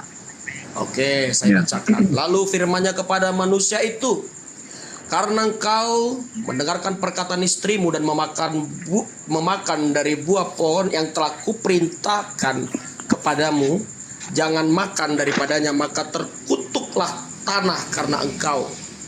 Dengan bersusah payah engkau mencari rezekimu dari tanah seumur hidupmu. Semak duri rumput. Duri yang itu akan 17 dihasilkan sudah dan selesai. seterusnya. Hidupmu itu sudah 17 sampai selesai. Kalau boleh lagi 18 nggak ada di situ. Nah, dengar ya. Sejak itu manusia sudah tinggal di dalam ketakutan. Sejak Adam dan Hawa ada ketakutan, ada kecemasan, ada dosa, ada saling membunuh. Sejak itu terjadi. Dan makanya saya katakan tadi, semua manusia, apapun agamanya, ada dalam dosa. Oke, Anda udah jawab. Jadi Anda udah menjawab, nanti Bang Juma yang counter ya. Jadi jawaban Anda, dalilnya Adam mewariskan dosa kepada keturunannya. Anda menjawab Kejadian 3:17. Itu Bang Juma jawabannya, Bang Juma. Nyambung kagak Bang Juma tuh? Silakan. Disanggah. Itu bukan dosa waris, Bung. Ya. Itu kan menurut Anda. Menurut Anda itu menurut Anda itu ada dosa waris. Yang dikutuk di sana siapa? Seluruh bumi, bahkan keturunan Adam akan bersusah payah. Di dalam Kejadian selanjutnya, kalau Anda cerdas, Kejadian 5 sangat jelas dikatakan bahwasanya itu diberkati dan diberi nama kemudian manusia kepada mereka. Bukan berarti Bang Juma, bukan berarti orang yang berdosa tidak bisa diberkati. Jadi Anda jangan ambigu dong. Bagaimana ceritanya Anda mengatakan, dengarkan, bagaimana ceritanya orang yang diberkati mewariskan dosa? Juma boleh saya jawab? Sebentar Bang. Dalil Anda patah ya. Lalu firman-Nya kepada manusia itu, karena engkau mendengarkan perkataan istrimu, karena engkau mendengarkan perkataan istrimu dan memakan dari buah pohon yang telah kuperintahkan, jangan makan padanya, maka terkutuklah tanah. Yang terkutuk tanah. Ini tolong jangan diganggu yang lain dulu. TikTok dulu aku dengan Juma ya. Nah, mana pengakuan Tuhan bahwa keturunanmu akan di mana pengakuan Tuhan bahwa keturunanmu akan mengalami dosa waris? Di mana tuh? Juma, saya mau jawab ya. Sebentar Bang, sebentar ya. Dalilnya ya, Yang tadi jangan saya sampai bilang, kau yang jualan tadi obat kan juga. Di mana ayatnya? Iya, Tadi kan silakan. bilang di mana ayatnya, dalilnya. Yes. Ini Roma 5 kan saya bilang tadi. Ini Roma 5 ayat 19. Itu bukan yang saya minta pengakuan Tuhan. Dengar dulu. Ini semua Alkitab itu dari kitab Kejadian sampai kitab Wahyu. Nenekmu. Kalau kamu punya kitab 1 Korintus 11 nomor 17 Paulus mengaku, aku berkata bukan berdasarkan firman Tuhan. Kau mau apa? Hebat mana kau dengan Paulus? Semua. Ayat mana itu? Ayat mana? Ayat berapa? Ayat berapa kamu ngomong? Kitab sendiri nggak tahu. Ayat berapa? Loh, kitabmu sendiri yang mengatakan Paulus mengakui bahwa dia berbicara bukan atas perintah Tuhan. 1 Korintus 11:17. Oke, buka. Ini saya jawab dulu yang tadi ya. Roma 5 ayat 19. Nggak usah kau bawa itu, Bung. Nggak usah kau bawa. Jangan kau bantah firman Tuhan dengan perkataan Paulus. Perkataan Paulus itu bukan firman Tuhan. Seperti oleh ketidaktaatan satu orang, Jangan semua orang telah menjadi orang berdosa. Kau membantah firman Tuhan dengan karangan Paulus. Semua orang menjadi orang benar. Nah ini ayatnya. Iya, itu firman Tuhan atau perkataan Paulus? Ketidaktaatan dari Adam, semua menjadi berdosa. Kristian, itu perkataan Paulus atau perkataan Tuhan? Apa? Perkataan Tuhan itu kan semua. Oh, jadi kau sudah menuhankan Paulus gitu. Iblislah yang menjadi bapakmu dan kau mau melakukan keinginan-keinginan bapakmu Paulus gitu maksudnya. Jadi kalau Nabi Muhammad kalau ngomong itu bukan firman Tuhan. Lah, dia mengatakan bahwa itu firman Tuhan, ada pengakuannya. Nah, sekarang sama. Paulus enggak. Paulus mengakui 2 Korintus 11 nomor 17. Apa yang aku katakan? Aku mengatakannya sebagai bukan seorang yang berkata menurut firman Tuhan, melainkan sebagai orang bodoh. Ayo, bagaimana tuh? Lihat konteksnya, bro. Lihat konteks lagi. Konteks. Oh, banyak cerita. Udahlah, kamu belajar dulu. Tunggu, Suma. Nah, Bang Handi silakan. Akhi Asidik. Saya rehat dulu. Standby dulu. Ini Pak Nathan lebih nyambung dari Anda. Anda lebih nyambung dari Pak silakan. Saya ini dulu. Saya dulu bikin kopi dulu. Iya. Kembali ke topik dulu. Sebentar dulu Pak. Udah. Kau belum layak. Yang lain silakan. Pak 1 Korintus berapa tadi? Udahlah Pak Christian, kamu 2 Korintus 11:17. Silakan lanjut dengan yang lain. Saya lawan Juma enggak apa-apa. 2 Korintus 11:17. Juma juga ilmunya ngarang kok. Kamu tuh tahu dalil kitabmu melalui saya loh. Kamu ilmunya ngarang. Saya udah bilang tadi, kamu yang nunjukin dalil aku loh, Tuyul. Kamu bukannya mengeksegesi, tapi kamu mengeksegesi. Saya bacakan deh. Saya bacakan ya. Saya bacakan biar kamu paham. Saya bacakan, diam dulu saya bacakan, diam dulu saya baca, diam dulu saya baca. 2 Korintus 11 nomor 17. Tunggu saya buka dulu. Iya, lo buka. Mau buka celana. Kita menghargai semangatmu saudara Christian. Sayangnya ilmu Anda masih saya bacain ya. Saya bisa tantang kamu. Iya, dengerin. Apa yang aku katakan, aku mengatakannya bukan, sebentar saya gedein lagi lambarnya nih. Bukan sebagai seorang. Berapa tadi? Nggak hafal dia. 17. Nanti gua sebutin. Beginilah kalau andai kau dekat di sini kesentil bibirmu, bro. 2 Korintus 11:17. Ya kamu sendiri yang baca deh. 11:17 ya. Ya, 11 empat angka. 2 Korintus 11:17. Coba baca sendiri deh. Tunggu sebentar, sabar. Berapa hari? Oke. Saya sudah apa? Oke. Kuulangi lagi. Jangan hendaknya ada orang yang menganggap aku bodoh. Dan jika kamu juga menganggap demikian, terimalah aku sebagai orang bodoh supaya aku pun boleh bermegah sedikit. Apa yang aku katakan, aku mengatakannya bukan sebagai seorang yang berkata menurut firman Tuhan, melainkan sebagai seorang bodoh yang berkeyakinan bahwa ia boleh bermegah. Karena banyak orang yang bermegah secara duniawi. Cukup. Nah, nggak bisa. Ayat Alkitab harus baca semua. Oh ya udah, silakan pakai 2 tahun setengah baca semua. Sebab kamu suka sabar terhadap orang bodoh karena kamu begitu bijaksana. jika orang memperhambakan kamu, jika orang berlaku angkuh terhadap kamu, jika orang menampar kamu, dengan sangat malu aku harus mengakui bahwa dalam hal semacam itu kami terlalu lemah. Tetapi jika orang-orang lain berani membanggakan sesuatu, maka aku pun akan berkata dalam kebodohan, berani juga. Apakah mereka orang Ibrani? Aku juga orang Ibrani. Apakah mereka... ini jadi gini. Ya, lawan Ayat sendiri ini, Pak, dilawan. Ya, ayat ini lagi berbicara kepada orang-orang yang dia injili, orang-orang yang di luar orang-orang Ibrani. Jadi kalau dia lagi menginjil orang Yunani. Jadi kalau dia menginjil kepada orang Yunani, dia harus seperti orang Yunani karena harus ikut tradisi mereka. Kalau enggak bisa diterima, bro. Makanya dia berkata, aku tidak berkata dengan firman. Enggak usah pakai firman dulu. Pakai kata bergaul dulu. Pakai Roma 3 nomor 7 ya. Pakai Roma 3 nomor 7 gitu. Jadi sebentar. Pak Christian dengerin dulu, Pak Christian. Dengerin gantian dong. Kamu udah panjang loh tadi. Kamu udah panjang tadi, bro. Dengerin dulu. Dengar dulu. Iya, kamu sudah panjang. Terakhir. Ya, jadi kalau misalnya sama saya misalnya mau menginjil kamu misalnya, kamu orang mana? Kamu kayaknya selebes tuh orang ini Sulawesi ya. Nah, artinya saya harus jadi seperti orang Sulawesi dulu. Saya harus belajar dulu tradisi kalian supaya aku diterima. Baru saya mengajarkan apa yang saya yakini supaya orang itu bisa terima. Begitu. Ini konteksnya seperti itu, bro. Jadi di sini kalau Paulus, apa yang dikatakan Paulus ini menurut firman Tuhan atau bukan firman Tuhan? Ya, itulah saya bilang kan. Jadi semua yang apa yang tertulis jawab dalam, saja. Jadi gini.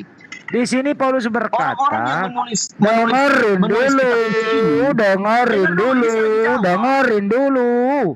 Apa? Di sini Paulus berkata, apakah menurut firman Tuhan atau bukan firman Tuhan? Ya di sini kan dia udah bilang tadi, ini bukan menurut firman Tuhan. Ya udah, berarti apa yang disampaikan bukan firman Tuhan. Selesai. Ya ini Paulus jujur katakan. Ya jujur, memang jujur. Gini, jujur, siapa yang bilang dia bohong? Begini, dia lagi bergaul, misalnya gini, saya lagi ke tempat kamu, saya harus pakai bahasa kamu saya paham. supaya saya bisa diterima. Masa saya datang, misalnya saya pakai bahasa Jawa, kamu belum nih orang nantangin pada apa gimana gitu kan? Nah makanya di sini dia pakai bahasa gaul, dia harus mendekat dulu supaya diterima dulu dong. Ya, dia masa langsung ngomong dakwah, ya nggak mungkin, orang nggak bakal terima, bro. Sama waktu Islam masuk ke Indonesia kan. Jadi kalau dia ke Sulawesi, Paulus dengerin. Jadi kalau dia ke Sulawesi, jadi dia kalau ke Sulawesi, Pak Christian, dia berkata, aku mengatakannya bukan firman Tuhan ya, betul ya? Ya, enggak semua. Ya. Jadi surat Paulus bukan firman Tuhan ya? Begini, makanya saya bilang begini lagi. Nah, makanya saya mau jawab. Begini lagi. Kan kamu bertanya, saya harus jawab dong. Jadi begini. Jadi apa yang diilhamkan Allah, ya kan? Mereka orang-orang yang dipilih Tuhan. Iya, diilhamkan Allah bermanfaat untuk mengajar, menginsafkan. Saya ngajarin kamu loh, ini saya ngajarin kamu segala loh. Kebenaran. Nah, jadi begini. Jadi semua apa yang tertulis ini bukan semuanya firman Tuhan. Assalamualaikum warahmatullahi wabarakatuh. Waalaikumsalam. Udah diakui Bang Juma? Tidak semua firman Tuhan, udah diakui. Udah selesai. Yang ditulis oleh Rasul Paulus ini ada kan kata-katanya Rasul Paulus sendiri. Oh iya.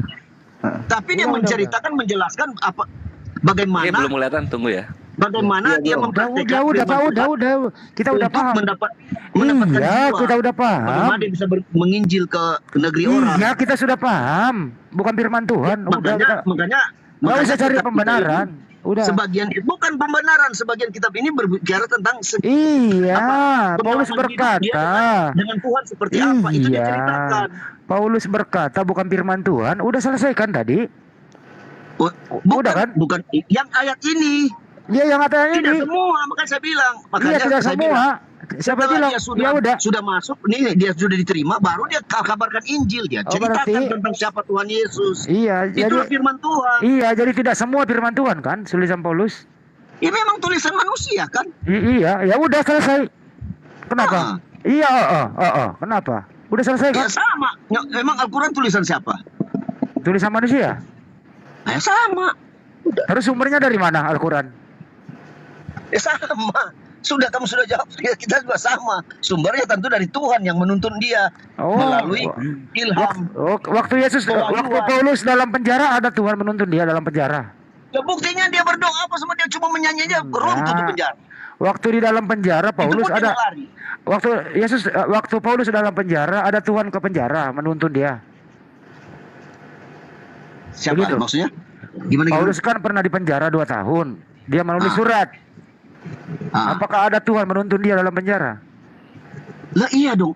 Tuhan itu kan omnipresent, omnipoten. Jadi tidak Tuhan masuk oleh ruang dan waktu. Jadi Tuhan masuk penjara. Ya aduh, Tuhan itu maha hadir, bro. Kalau nggak maha hadir dia bukan maha kuasa. Ngapain dia sih Tuhan nggak maha kuasa? Tuhan masuk penjara pasti di. Tuhan masuk penjara. Tuhan yang masuk penjara. Aduh, Sandy kan. Parah banget pemahaman kamu ini. Konyol banget, dangkal. Tuhan itu Tuhan orang Kristen ya. Dia itu maha hadir, maha kuasa. Dia tidak terbatas oleh ruang dan waktu. Dia tidak bisa dibatasi karena dia maha kuasa. Yesus maha kuasa. Dia bisa hadir di mana saja. Yesus maha kuasa nggak Pak Christian? Yesus maha kuasa nggak? Di seluruh negara dia ada bisa. Yesus maha kuasa nggak? Yesus maha kuasa nggak Yesus? Oh iya jelas. Oke, baik. Alam aja dia bisa. Baik. Iya udah. Apa yang dikuasai Yesus waktu umur 1 hari? Maksudnya? Waktu Yesus umur 1 hari, apa yang dia kuasai? Jadi begini, kamu paham nggak Yesus jadi manusia? Katanya maha kuasa. Gini, kamu paham nggak? Gini bro. Kalian karena nggak tahu, kalian Yesus nggak maha kuasa gimana pula? Pun orang dia nggak tahu berbuah apa tidak. Saya kasih tahu kalian. Yesus lapar. Yesus itu datang jadi manusia. Tidur pula di atas perahu. Loh kok Tuhan tidur? Gimana sih? Dengar dulu. Firman yang jadi manusia. Satu-satunya yang berkeyakinan Tuhan tidur hanya Kristen. Satu-satunya Tuhan yang mencipta kok tidur hanya Kristen, Dek. Hanya Kristen. Loh kok Tuhan tidur di atas perahu pula? Waduh, lapar ya kan? Tuhan tidur. Lapar pula. Kita mencatat, bro, bahwa Yesus datang firman yang telah menjadi manusia. Kalau dia nggak bisa tidur bukan manusia itu namanya, waktu bro. Dia, Pak Christian, waktu dia menjadi manusia dia maha kuasa nggak? Dia membatasi, kan dia bilang di Filipi 2. Saya tanya, dengerin pertanyaannya. Waktu dia menjadi manusia, apakah dia maha kuasa?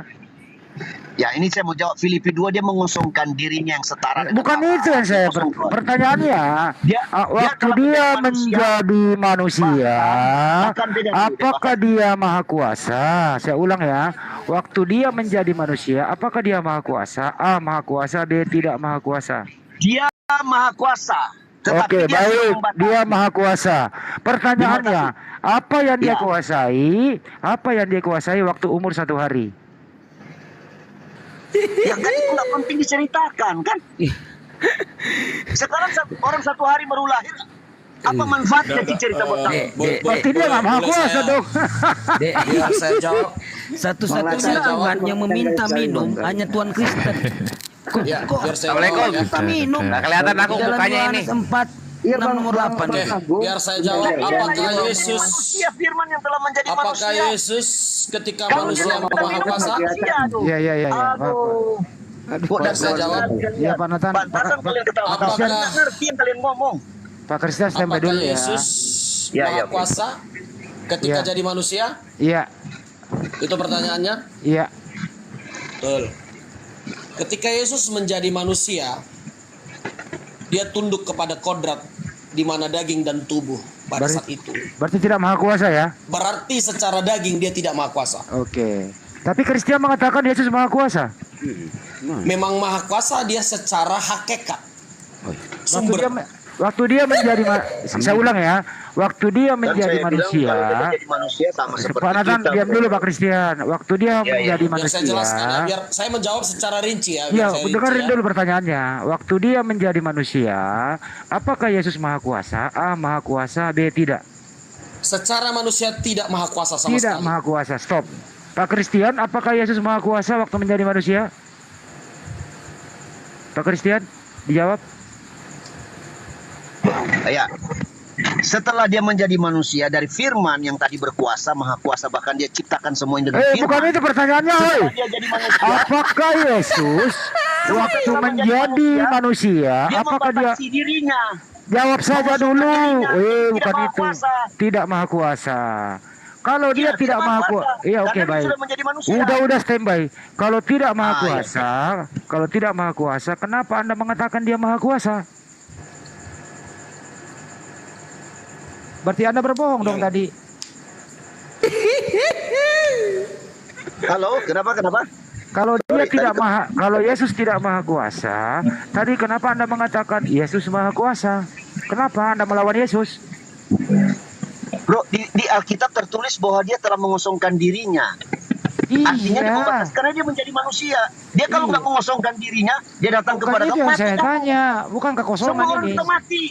Makanya dia harus ambil rupa dulu manusia. Mengkosongkan diri jadi ada manusia. dimensi lain yang dia numpang menjadi manusia dulu. Untuk dimensi itu dia pakai supaya bisa berkomunikasi dengan manusia kita karena manusia mau diselamatkan. Oke, baik. Jadi waktu Yesus ada di dunia dia mengosongkan dirinya ya? Iya. Jadi Yesus hidup dalam kekosongan. Iya dong. Kosong dia. Kekosongan Katanya 3 tapi 1, nggak terpisahkan kok. Bro. Kok kekosongan gimana ini? Orang mati. 3 tapi 1 nggak terpisahkan. Bro, gini bro Sandy, Celebes. Kalau kamu bisa tunjukkan ada. Kalah Pak, Kristen gua kalah. Tunggu. Ada orang aja di dunia ini sekarang ya yang bisa bangkit orang. Gua sembah bener. Iya dia mulai lagi bangkit itu dia berdoa. Oke, baik sebentar. Waktu dia membangkitkan Lazarus, waktu itu Yesus Tuhan atau manusia? Dia dalam rupa manusia, tetapi dia mengosongkan diri. Katanya mengosongkan diri. Tadi Anda mengatakan mengosongkan diri.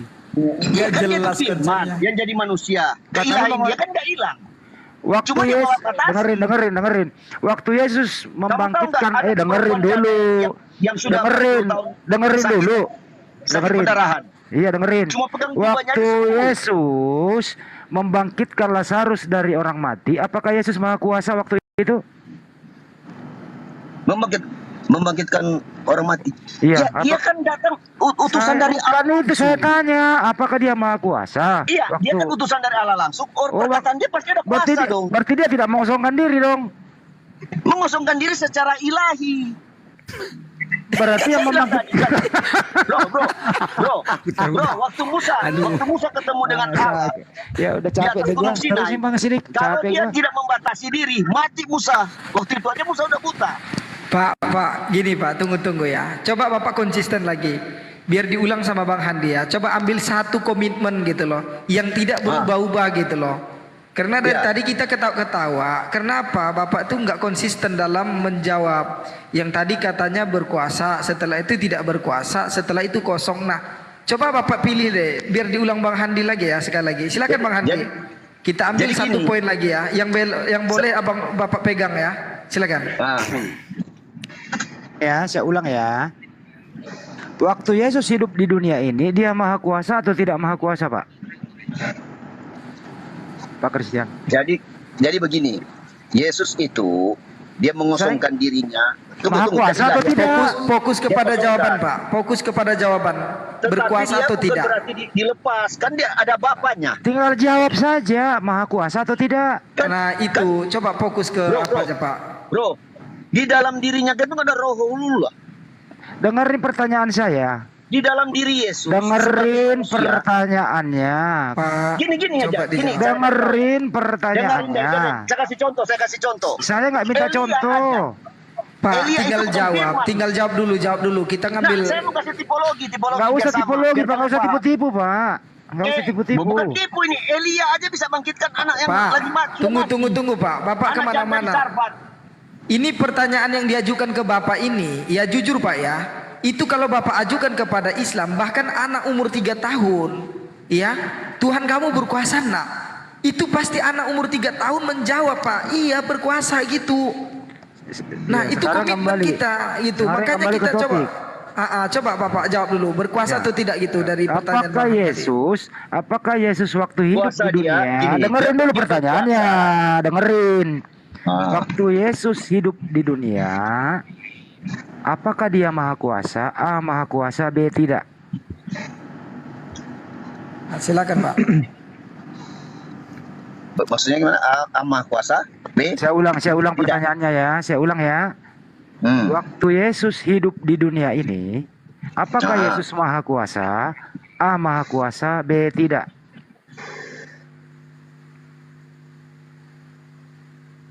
Tidak.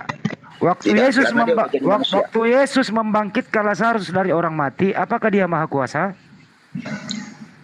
Di dalam dirinya Yesus, ya, ada dia kan diutus oleh Bapaknya. Bukan itu pertanyaannya Pak. Dengar dulu. Bukan itu. Ini yang mau jawab. Bukan pertanyaannya saat dia membangkitkan tadi dia berkuasa atau tidak, itu pertanyaan Pak. Iya A, iya B tidak Pak, gitu loh. Gantian aja, Bang Christian saya yang jawab. Ya, karena pertanyaan mereka kan pertanyaan menjebak. Itu keluar kuasanya. Bukan loh. Yang dia batasi tadi. Pak, ini nggak ada menjebak nggak ada ya. Jangan berpersangka seperti itu. Si Lazarus. Gimana sih? Jadi biar saya jawab ya. Silakan Bang Han, diulang dari awal Bang. Ambil kesepakatan dulu dengan Bang Nathan nih. Silakan Bang Han. Saya sudah dapat. Aku bentar dong, Bang, sebentar. Ini aku lagi error, nggak bisa naikin orang. Aku keluar dulu apa gimana? Apa biarin aja gini aja? Nggak usah keluar Bang, nggak usah. Oh ya, oke. Nanti stabil lagi itu jaringan itu. Makanya tadi sebenarnya sudah ada diterangkan juga tadi bahwasannya memang Yesus mengosongkan diri ya. Tapi mungkin biar saya rinci aja ya. Secara manusia Yesus tunduk kepada kodrat manusia. Kodrat manusia kan ada. Tubuh itu berdarah, terbatas, tidak bisa ditembus dinding, tidak bisa menghilang. Tunggu Bang. Itu secara tunggu. Jangan melebar kemana-mana Bang. Nanti abang makin kena Bang. Nanti abang makin kena gitu loh. Kalau memang Tuhan itu sudah tahu banyak keterbatasan dalam tubuh manusia, untuk apa dia menjadi manusia gitu? Nanti itu makin melebar lagi gitu. Jadi tolong fokus ke terhadap dijawab. Iya, sekarang abang cukup fokus terhadap pertanyaan Bang Handi gitu loh. Kalau ke situ nanti makin melebar tuh abang makin kena, percayalah. Ya. Waktu Yesus membangkitkan Lazarus, apakah waktu itu Yesus maha kuasa? A. Maha kuasa. B. Tidak. Tetap tidak maha kuasa secara daging. Tetap tidak maha kuasa secara daging. Ya udah itu aja sederhana. Nah pertanyaannya, apakah Yesus ketika menjadi manusia, apakah memiliki kuasa secara ilahi? Jawabannya iya. Loh, bingung kan? Kalau ada ilahi dalam diri Yesus, kenapa dia nggak maha kuasa ilahi itu? Makanya saya rinci. Saya lebih suka Anda pahami dulu rinciannya, perhatikan ya. Secara insania, secara daging, dirinya adalah manusia 100%. Terdiri dari darah, rambut, semua lapar dan haus. Namun secara ilahi dia adalah Sang Firman yang keluar dari Bapa ada di dalam diri Yesus. Nah, Yesus secara daging tidak maha kuasa, tapi secara ilahi dia maha kuasa. Apanya yang ilahi dalam diri Yesus? Apanya yang ilahi? Yang ilahi dalam diri Yesus adalah ketika dia mengampuni orang yang berdosa. Apanya yang ilahi itu pekerjaannya? Apanya yang ilahi? Apakah fisiknya atau rohnya? Secara roh lah, mana mungkin rohnya yang ilahi. Baik, rohnya yang ilahi. Apakah ilahi ini maha kuasa? Ya, itu jelas maha kuasa. Oke. Apakah roh ilahi dalam diri Yesus maha kuasa? Iya, jelas maha kuasa. Kenapa Yesus tidak maha kuasa? Karena dia terikat kodrat daging. Dia tidak boleh melawan kodrat. Oke, berarti yang maha kuasa ini diikat oleh yang tidak maha kuasa, betul? Betul. Bukan diikat, tapi berada di dalam keterbatasan. Iya, artinya daging. Yang maha kuasa ini terkalahkan oleh yang tidak maha kuasa, betul? Nah, itu poinnya Bang Handi. Bukan terkalahkan. Anda itu kan pertanyaan jebak menjebak, tidak seperti terkalahkan, Bro. Dia nggak bisa apa-apa kok yang maha kuasa ini kok. Bukan terkalahkan.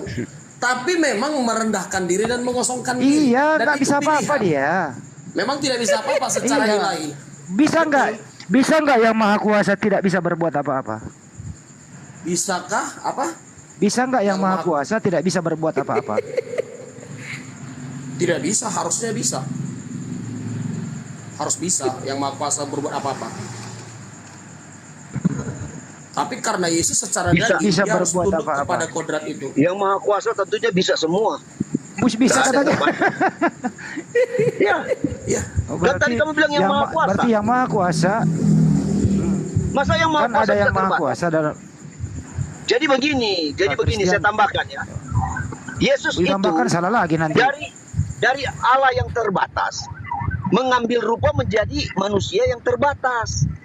Belok lagi. Nah, kita namanya. mengimani seperti itu, makanya kalian mau bilang apa juga, ya namanya waktu dia menjadi manusia dia seperti kita, nggak bisa melebihi kita. Tapi Pak Namanya juga menjadi seperti manusia. Christian, ada yang maha tetapi kuasa di dalam diri dirinya dia. Yesus. Ya, di dalam keilahian Yesus ada dalam dirinya.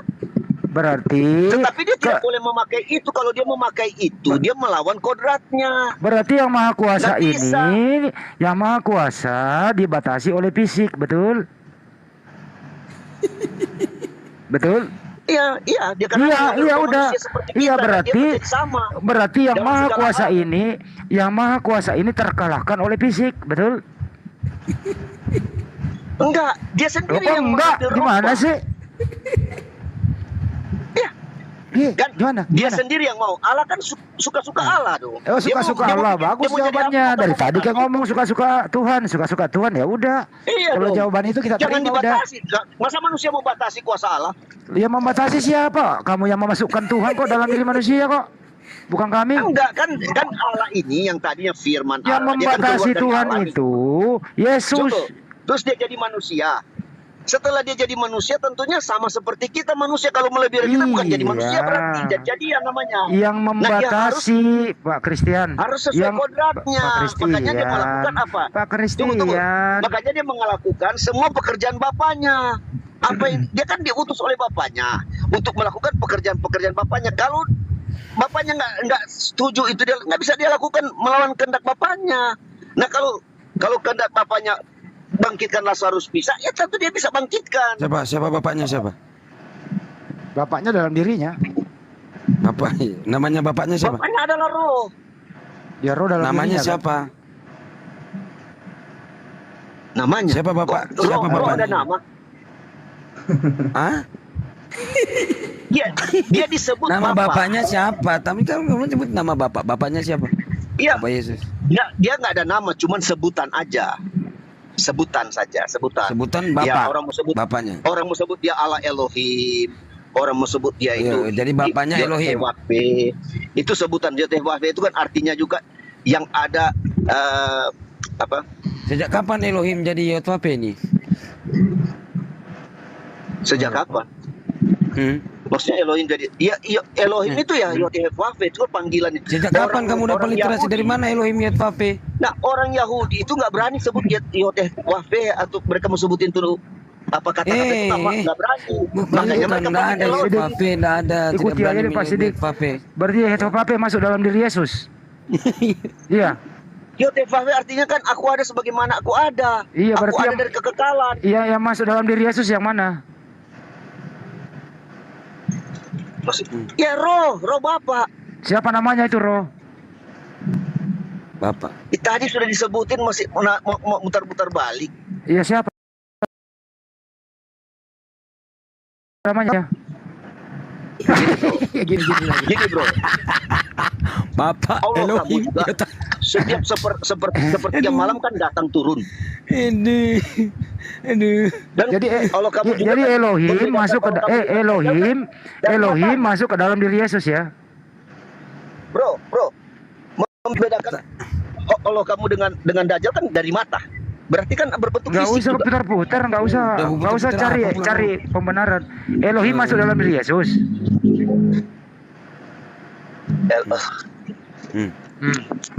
Allah itu Roh. Iya, Roh itu Bapak. Namanya Roh itu tak terbatas, bro. Siapa yang membatasi? Saya nggak ngomong begitu. Seluruh Ngomong jagat Roh raya ini. dan semua alam semesta Oke, itu baik. Apakah roh di dalam diri Yesus terbatas atau tidak? Oh, tak terbatas. Oke, kalau tidak terbatas, kenapa Yesus tidak maha kuasa? Karena dia menjadi manusia.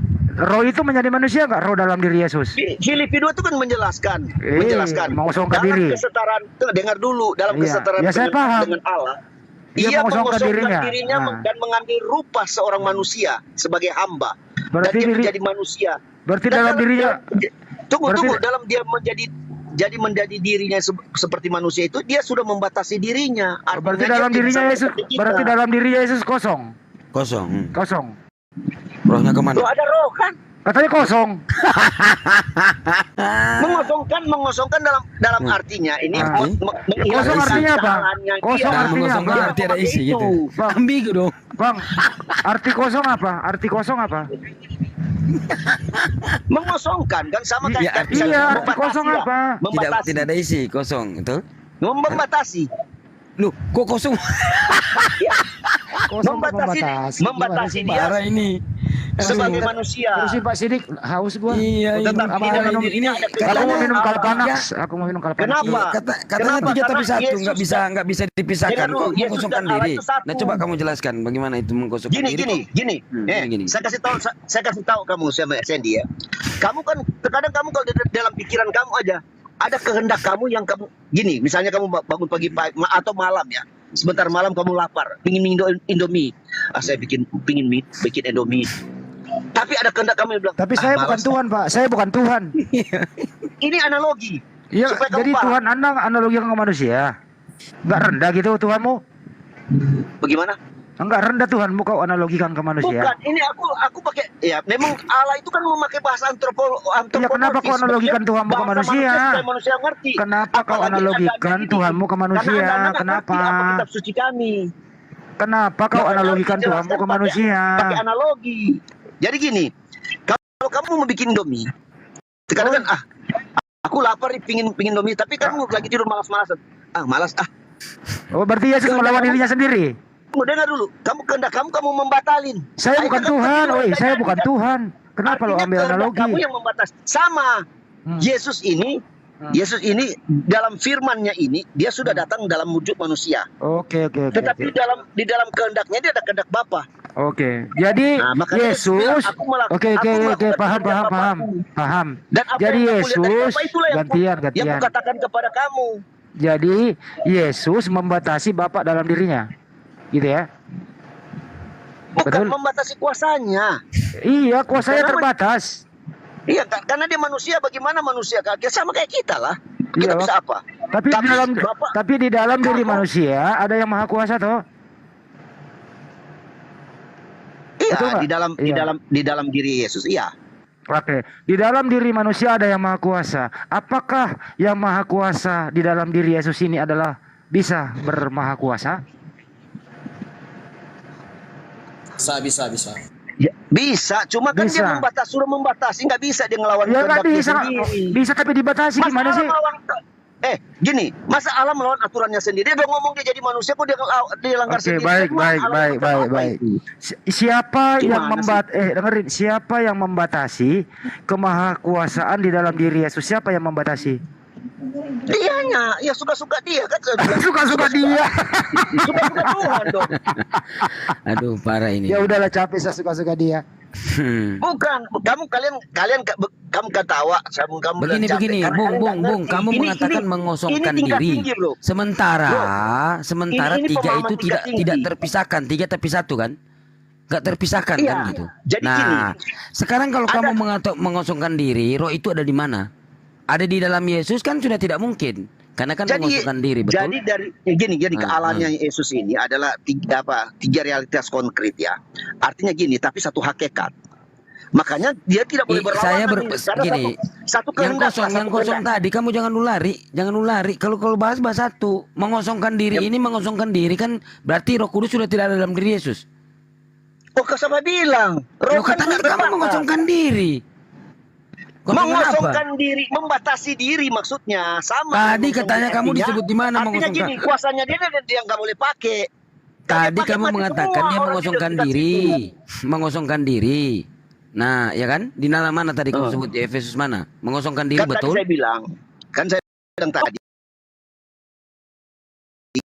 Dengar, ingat, yang tak terbatas menjadi terbatas. Siapa yang tak Karena terbatas sudah di sini? mengandung Yang tak terbatas siapa? Yesus. Yang tak, nah, Karena berarti firman. kalau Tuhan berarti Waktu- tanpa batas, tunggu. betul? Makanya Berarti Yesus Tuhan bilang di itu dalam tanpa 1 batas. Yohanes Saya tanya 1 dulu, Tuhan itu tanpa Tunggu, batas tunggu. atau Di 1 Yohanes 1 terbatas? tidak ada satupun yang jadi selain apa yang dia telah dijadikan oleh dia, oleh Yesus. tahu.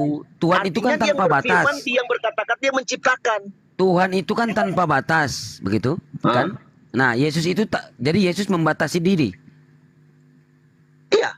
Sebagai apa dia membatasi diri? Sebagai manusia. Sebagai manusia berarti bukan Tuhan, betul? Bukan, di saat itu bukan. Oh, sejak kapan dia jadi Tuhan? Sejak kapan? Ya, sejak dia mati dan sekali dia bangkit. Di mana Saya ralat. Bapaknya memberikan Saya segala ralat kuasa. sebentar. Dengar Secara dulu. ilahi, dengar, secara ilahi Yesus bahkan ketika bayi pun secara keilahiannya tetap Tuhan. Nah, Secara ini lain. daging, Nah, ini lain ini, Christian. Jadi artinya secara ilahi tetap ada dalam diri Yesus, keilahian tetap ada. Tapi secara daging Yesus tetap manusia biasa 100%. Jadi jangan salah-salah menjawab ya. Jadi makanya jadi sama gini. aja kan aku bilang tadi begini. Waktu Jadi dia gini. menjadi manusia, dia menjadi Sejak manusia. kapan dia jadi Tuhan? Bukan dia berarti kehilangan kemahakuasaannya.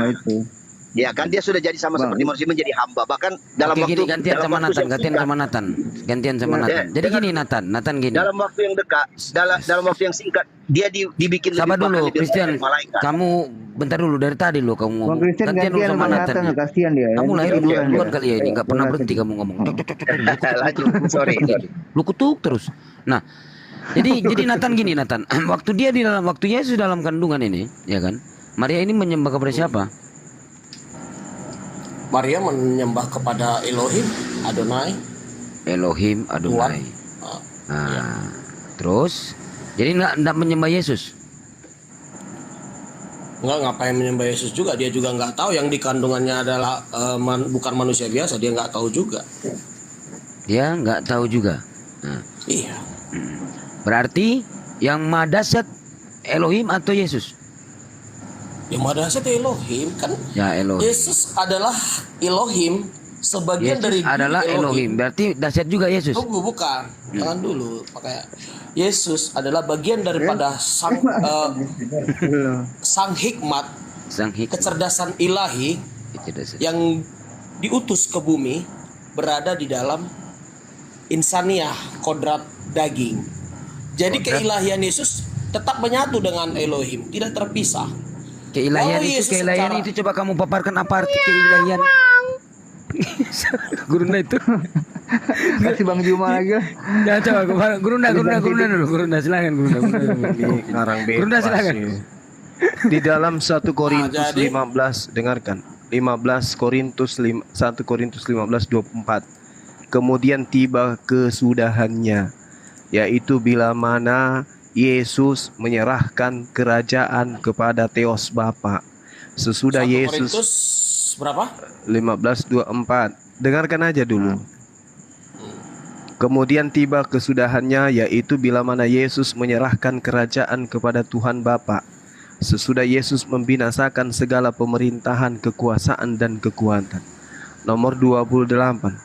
Tetapi kalau segala sesuatu telah ditaklukkan di bawah Kristus, maka Yesus sendiri sebagai anak akan menaklukkan dirinya di bawah Dia, artinya bunuh diri, yang telah menaklukkan segala sesuatu di bawahnya, supaya Tuhan menjadi semua di dalam semua. 1 Korintus 11 nomor 3. Tetapi aku mau supaya kamu mengetahui hal ini, yaitu kepala dari tiap-tiap laki-laki adalah Kristus, kepala dari perempuan ialah laki-laki, dan kepala dari Yesus adalah Theos. Jadi Yesus akan melepaskan segala-galanya dan dikembalikan kepada Tuhan Bapa. Yesus pensiun jadi Tuhan. Paham? Makanya di dalam 1 Yohanes 3 nomor 2, dia akan datang dan kita akan melihat Yesus yang sebenar-benarnya. karena kita akan sama seperti Yesus, yaitu manusia. Salah. Jadi kok salah pula? Ini iya salah.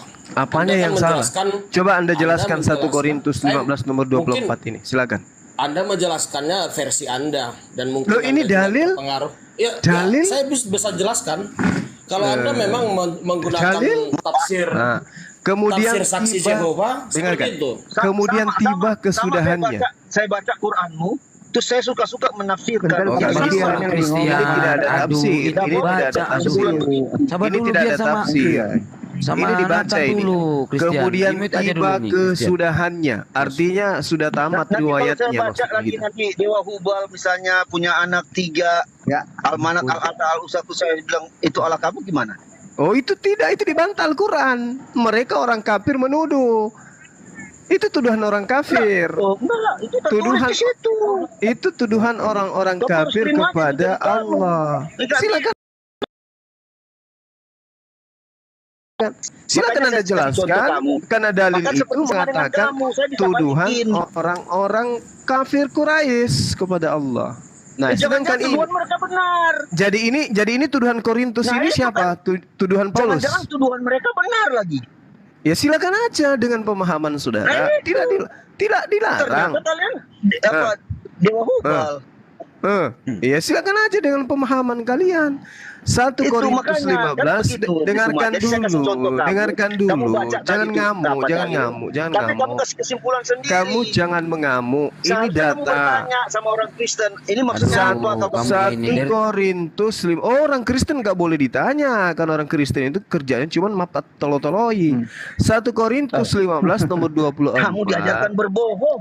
Lah, bentar Bang Christian, gantian ngomongnya. Filipi Bang 1:18 itu perintah melegalkan kebohongan, mengajarkan Yesus dengan cara berbohong itu tidak apa-apa. Oh, salah kamu. Makanya saya bilang kamu salah. Ya udah, paham. kalau gitu coba kau bacakan saya Filipi 1:18. Saya tahu itu. Apa coba? Dia lagi menceritakan kalau saya berbohong memberitakan Injil, buat apa saya sia-sia aja? Itu maksudnya. Kalau karena dia kan lagi ngomong ke orang-orang di situ, kamu harus dalilnya tahu konteksnya dia itu lagi bicara sama siapa. Itulah aku bilang kau itu dia harus lagi banyak dituduh sama belajar. kayak kamu tadi bilang. Filipi kamu 1 ini nomor 18. bohong kali. Terus dia jawab, Tetapi dengarkan. kalau karena Kristus saya harus berbohong.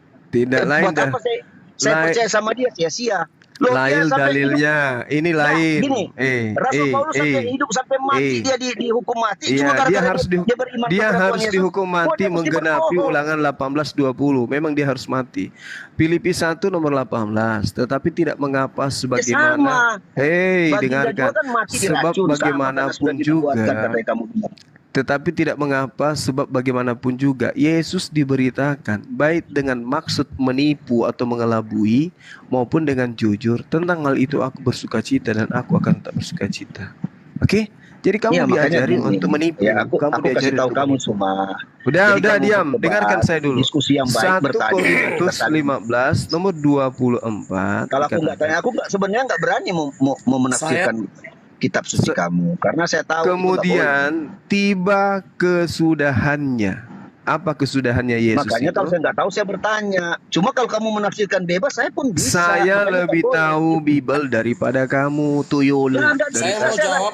Kamu dari tadi Saya mau kerjamu jawab. cuma bertanya. Kalau kamu lebih tahu Bible, kamu sudah jadi Kristen. Nggak mungkin. Oh, Ngomong kosong. justru karena saya tahu Bible, saya najis menjadi Kristen. Kau menjadi Kristen karena kau tidak paham Bible. Sama bro. Kalau saya tahu Al-Quran juga saya. Karena saya tahu kan saya nggak mau jadi. Kau membaca Al-Quran aja nggak bisa, nggak usah gua bawa Al-Quran, nggak usah. Kemudian Dengar, Bang Juma saya yang jawab gimana? Saya yang jawab gimana 1 Korintus 15 nomor Diam dulu kamu 24. Christian. Christian dari tadi kamu ngomong. Silakan. Enggak, Saya jawab, kamu kuturunin ya, kuturunin kamu. Saya moderator di sini, kuturunin kamu. 1 Korintus 15 ayat 24 ya. Perhatikan. Kemudian tiba kesudahannya, yaitu bila mana ia menyerahkan kerajaan. Ia ini adalah Yesus Kristus. Menyerahkan kerajaan kepada Allah. Anda bisa bayangkan. Tunggu. Anda bayangkan. Aku cuma tertawa aja. Yesus mampu menyerahkan kerajaan kepada Allah. Nah, terus? Berarti lebih hebat siapa? Allah apa Yesus? Lah, Allah lah, karena dia hanya menerima, dia mengembalikan kembali Bukan kepada. mengembalikan, menyerahkan. Ya sama aja kan, Yesus diberi Beda. kuasa. Beda Aku dong. diberi kuasa di dunia dan di surga, betul nggak? Makanya gini, Bro Juma. Anda tahu Yesus nanti akan menjadi hakim yang adil seperti perkataan Nabi Anda ketika mau mati? Iya. Isa Al-Masih akan datang menjadi hakim yang adil? Yes. Dan ayat ini menjelaskan bahwasannya kelak Yesus akan memiliki kerajaan. Makanya Yesus itu kan raja, sang Mesias. Iya, Kerajaannya kan tapi sorga. semua setiba kesudahannya dia mengembalikan semua itu, betul? Karena memang kodratnya adalah berasal dari Bapa. Dia keluar dari Bapa, memang harus kembali kepada Bapa dia. Hey, Yesus itu menyerahkan kuasa yang diberikan kepadanya, betul atau tidak? Bukan menyerahkan kuasa, memang kuasa itu milik dia. Lah ini dalilnya apa? Makanya Isa Al-Masih, Anda tahu apa arti Al-Masih? Menyerahkan. Al-Masih apa? Al-Masih apa artinya Al-Masih? Kamu jangan lari ke sana. Kemudian tiba kesudahannya, yaitu bila mana Yesus menyerahkan kerajaan menyerahkan, bukan? Benar nggak? Berarti kerajaan itu milik Yesus. Dia cuma diberi kuasa. La haula wala Diserahkan kepada La Allah. haula wala quwata illa billah. Perhatikan, Yesus diberi kerajaan kuasa. Yesus, Dengarkan dulu. kerajaan Yesus diberi ya. kuasa atau tidak? Yesus memang memiliki kuasa tanpa Diberi atau tidak? tidak diberi, memang milik dia. Kerajaan dan kuasa. Nenekmu di mana dikatakan bahwa Yesus memiliki kuasa di mana? Yohanes 1 Narasi ayat 1 sampai 2, bacakan. Lah, Yohanes 1 ayat 1 sampai apa hubungannya dengan Yesus? Itu bukan Yesus. Nanti setelah firman itu menjadi daging baru segala Yesus. sesuatu, dengar, tunggu, sebelum Yesus menjadi daging, segala sesuatu semua hanya dijadikan oleh sang firman, sang Yesus kecerdasan bukan ilahi sang firman. Yesus itu bukan sang firman. Jangan ngadi-ngadi kamu. Kenapa tidak bisa? Apa yang dikatakan di sana oleh Yesus? Gak Aku satu-satu dulu, datang. jangan lari kemana-mana. Jangan lari Ku kemana-mana. Ayat yang ajarin, tadi tetap. ku ajarin. 1 Korintus, Kamu mengatakan Yesus itu adalah firman. Ku ajarin. Kita Yohanes tetap dulu di 1 8:42. Korintus 15. Di 1 Korintus 15 kita tetap. 1 Korintus 15 nomor 24, Yesus 24, menyerahkan kerajaan kepada siapa? Iya. Pertanyaan saya, Al-Masih artinya apa? Kerajaan. Al-Masih. Kenapa dengan Raja, Al-Masih kan? rupanya? Mesias apa arti Mesias? Yang diurapi adalah raja, betul? Yes. Nah, terus? Yes. Nah, pertanyaannya, kerajaan Yesus menurut Anda Bro Juma pribadi, nggak usah secara Islam. Ya. Menurut Anda, kerajaan Yesus seperti apa? Dia kan selagi di bumi nggak pernah jadi raja-raja. Iya, kerajaan Yesus itu kerajaan halu. Kerajaan fiktif. Dia kapan dia jadi raja? Apa nama kerajaannya? Berarti Siapa permaisurinya? Quran menyebutkan Mesias kepada Al-Masih. Al-Masih itu orang yang mengusap. Oke? Itu Al-Masih. Semua raja-raja, dengar ya Juma ya, semua Orang yang raja-raja mengusap, itu menyembuhkan dengan cara mengusap. Orang yang Bung, andaikan kamu hidup pada masa Yesus, Isa, otak kau diusap, kamu bisa sehat. Karena dia, loh, kok salah pula orang buta aja diusap melek. Muhammad boleh nggak disebut Muhammad Al-Masih? Enggak bisa karena bukan gelarnya dia. Entah kemana-mana Anda ini. Mesias, Rasulullah Muhammad SAW bukan dukun. Oke? Satu-satunya Al-Masih hanya Isa. Satu-satunya nenekmu Al-Masih. kita. Kau ngerti nggak arti Al-Masih itu? Al-Masih itu Mesias. Apakah hanya satu manusia disebut Mesias? Raja yang diurapi. Raja yang diurapi. Saya tanya saudara, apakah cuma Yesus yang digelari Mesias? Tidak, ada banyak. Ya ada banyak, berarti ada banyak raja. Kalau Anda mengatakan Mesias itu Tuhan, ada banyak Tuhan. Udahlah, nggak usah banyak menghayal. Kembali ke 1 Korintus 15 nomor 24. Yesus menyerahkan kerajaan. Konsepnya kerajaan Yesus sesuai kata Muhammad. Di mana kerajaan Yesus? Kerajaan yang adil dia. Jadi hakim yang nanti adil. kata Muhammad, Nabi Anda loh yang bilang, bro. Anda bisa enggak Anda membedakan antara raja dengan hakim? Bisa enggak? Sama, kedudukan raja lebih tinggi malah dari hakim. Oh, jadi Lebih sama tinggi presiden dengan hakim, sama gitu ya? Lebih tinggi raja loh. Itu Itu dia, makanya Yesus itu datang sebagai raja atau sebagai hakim? Raja dan hakim kata Muhammad jadi hakim juga. Di mana dikatakan Nabi Muhammad bahwa Yesus jadi raja, di mana? Masa Anda nggak tahu hadisnya? Di hari gini. Di mana Yesus Isa masih disebut raja? Isa masih kelak nanti akan datang menjadi hakim yang adil. Iya, menjadi hakim Tuyul, bukan menjadi raja. Di mana dalilnya baginda mengatakan dia menjadi raja? Kalau raja singa mungkin. Mesias itu adalah raja yang diurapi. Mesias itu adalah raja yang Yesus diurapi. itu raja di mana? Rajanya kerajaan sorga, bro. Kerajaan surga tanggung. Makanya kalau Anda mengatakan Yesus itu surga itu kerajaannya Yesus atau kerajaannya Bapa? Kerajaannya Yesus sama. Di mana Bapak tertulis? juga Di mana tertulis? Yohanes 1 ayat 1-2 bahwasanya segala sesuatu tidak ada yang dijadikan kalau bukan ini karena orang Yesus. bicara tentang raja atau berbicara mengenai firman? Telah diberikan kepada Yesus kuasa telah diberikan kepada Yesus menurut Matius 28. Nah, sekarang segala kuasa itu segala segala kuasa Yesus itu cuman orang yang diberi kuasa.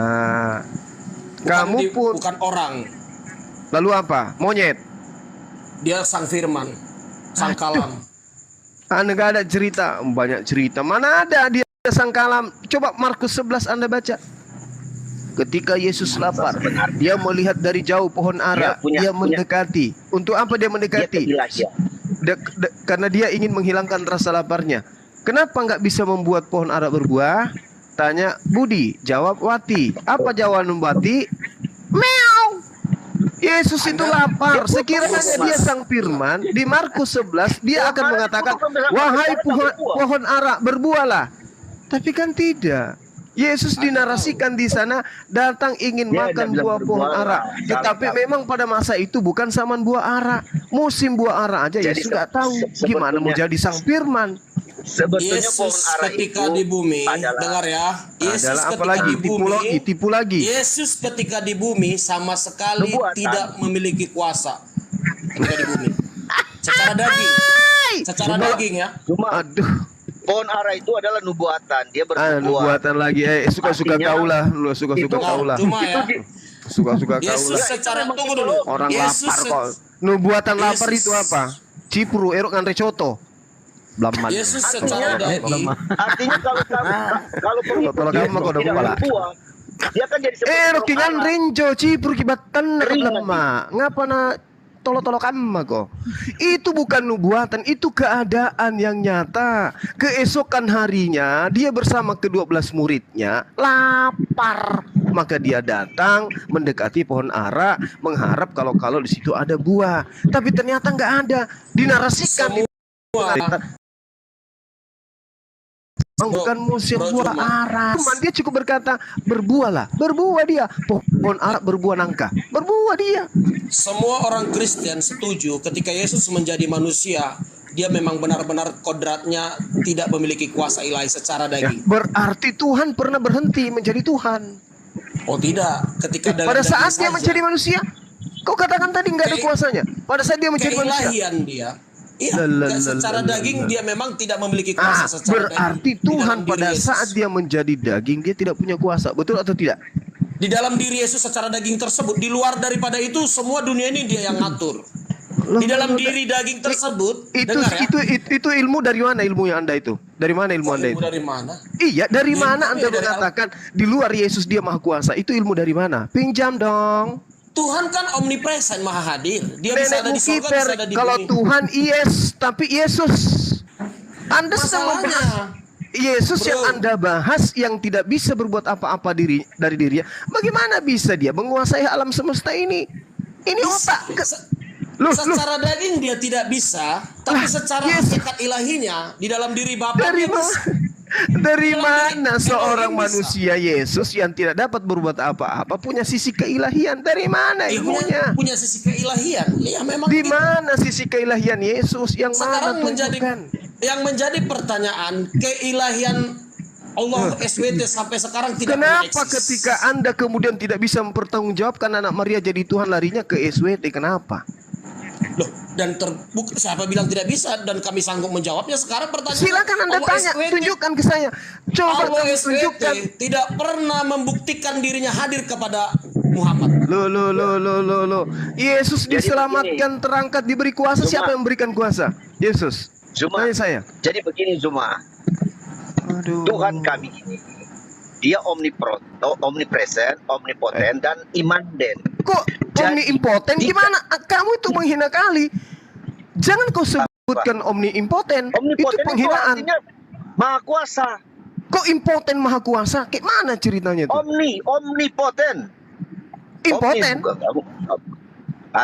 Kau ini pleset-plesetin. Omnipotent, bro. Omnipotent. Kalau di tempat saya itu poteng itu ini ubi yang dikasih ragi, Bung. Maha hadir, maha kuasa, dan maha Maha tidak bisa. Maksudnya dia imanden. Artinya kita imani dia walaupun dia nggak ada di Bung, kalau konsep di seperti surga, itu, Bung. Kalau konsep seperti itu timbul sang pelawak itu juga bisa kau tuhankan. Oh, kenapa timbul tidak bisa gini? Oh, itu adalah sisi kemanusiaannya. Kenapa timbul tidak bisa kemudian? Oh, itu sisi kemanusiaannya. Tapi di luar itu dia punya sisi keilahian. Itu kan ngarang-ngarang. Yesus dengan mulutnya mengatakan, aku tidak dapat berbuat apa-apa dari diriku. Memang Yesus itu dirinya ada berapa? Menurut saudara, menurut saudara pribadi, dengarkan. Menurut saudara pribadi Yesus itu ada berapa? Gini, pribadi Yesus ada secara daging. Pribadi Yesus secara daging. Dengar ya. Sebentar. Jadi pribadi Yesus itu ada berapa? Di situ Yesus lagi menyatakan dirinya bahwa dia itu manusia. Jadi dia tidak dapat berbuat apa-apa terhadap dirinya. Bukan seperti itu. Dengar. Sebentar ya. Dia berkata apa yang coba saudara Kristen ini ada di depanku, kusentil bibirmu. Banyak kali cerita kau. Makanya Yesus berkata begini, yang kau lakukan adalah pekerjaan-pekerjaan Bapakku. Dia harus selesaikan pekerjaan Bapakku. Itu dia. Berarti dia adalah duta. Berarti dia duta, berarti dia utusan, bukan Tuhan itu sendiri, Bung. Karena dia sekarang, tunggu dengar dulu. Karena sekarang dia sudah jadi manusia, sudah mengambil rupa. Jadi Tuhan itu bisa, dengarkan, Tuhan itu bisa dibentuk nggak? Tuhan itu. Maksudnya Tuhan dia mengambil rupa, dia kan maha kuasa. Kalau dia maha kuasa, kamu ngerti maha kuasa nggak? Dengarkan. Anda mengatakan Tuhan itu maha kuasa. Dengarkan. Anda mengatakan Tuhan itu maha kuasa. Berkata Musa bertemu dengan Tuhan di sebatang pohon. Artinya kan dia bisa. Tuhan itu berkuasa, dia bisa jadi apa saja. Bisa jadi sebatang pohon. Jadi Tuhan, Bung, kalau Anda narasikan maha kuasa itu menyebabkan dia bisa menjadi manusia, berarti Tuhanmu bisa menjadi iblis. Oh, tidak bisa, bro. Itu bumi dan langit. Kenapa nggak bisa? Katanya maha kuasa itu bisa menjadi apa saja, betul? Betul? Iya dong, tapi berarti dia bisa menjadi iblis. Berarti dia bisa menjadi iblis. Berarti dia bisa menjadi iblis. Nggak bisa. Jadi kalau sendiri. Makanya Kristen kalau menghadapi Juma, dia kan polemikus Muslim, dia pelit-pelit dia. Nah, jadi sekarang kenapa dia menjadi manusia? Karena dia maha kuasa, dia bisa menjadi apapun. Nah, sekarang bisa nggak dia menjadi iblis? Tidak. Dia kan tidak bisa. Berarti konsep yang kamu pakai itu cocok. Dengarkan, Bung. Maha kuasa, Bung. Maha kuasa itu bukan berarti dia bisa jadi kodok, jadi tikus, jadi balau, jadi bahlul. Bukan maha kuasa. Yang namanya maha kuasa, dia tidak bisa tidak maha kuasa. Tuyul, yang dikatakan maha kuasa, dia tidak bisa. Yang maha dia nggak bisa begini, dia nggak bisa begitu. Itu cacat namanya. Berarti dia bisa jadi iblis. Oh, tidak bisa, dia tidak bisa menyangkal dirinya. Berarti dia cacat menurut kamu. Ayo. Iblis kan jahat. Allah itu maha kuasa, maha Tuhan baik, menjadi jahat. maha pengasih, maha penyayang. Ini Ini kebalikannya. Bagaimana parah.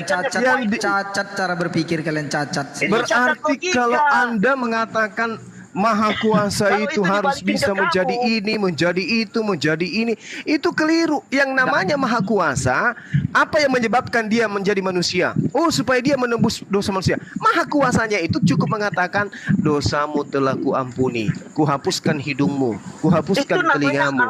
Itu namanya Maha Kuasa.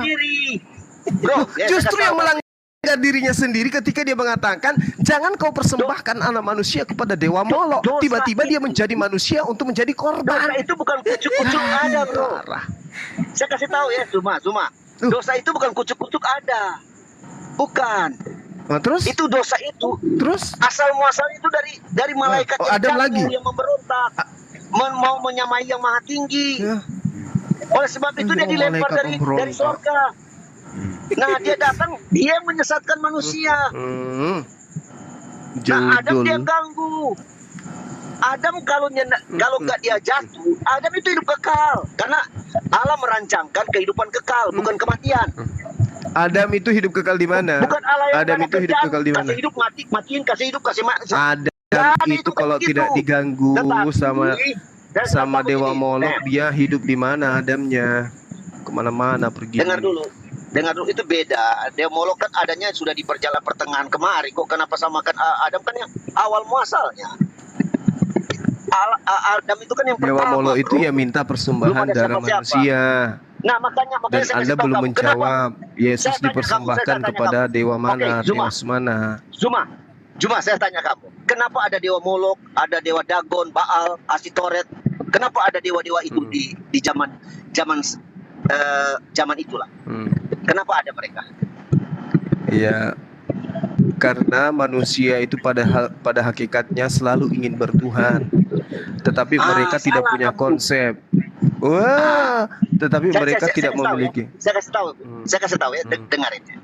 Karena pada waktu Adam jatuh, keturunan begini, keturunan Adam dan Hawa, Kain dan Habil masih tahu, masih diceritakan siapa apa, sampai masih ke Henok masih diceritakan siapa Allah pencipta langit dan bumi.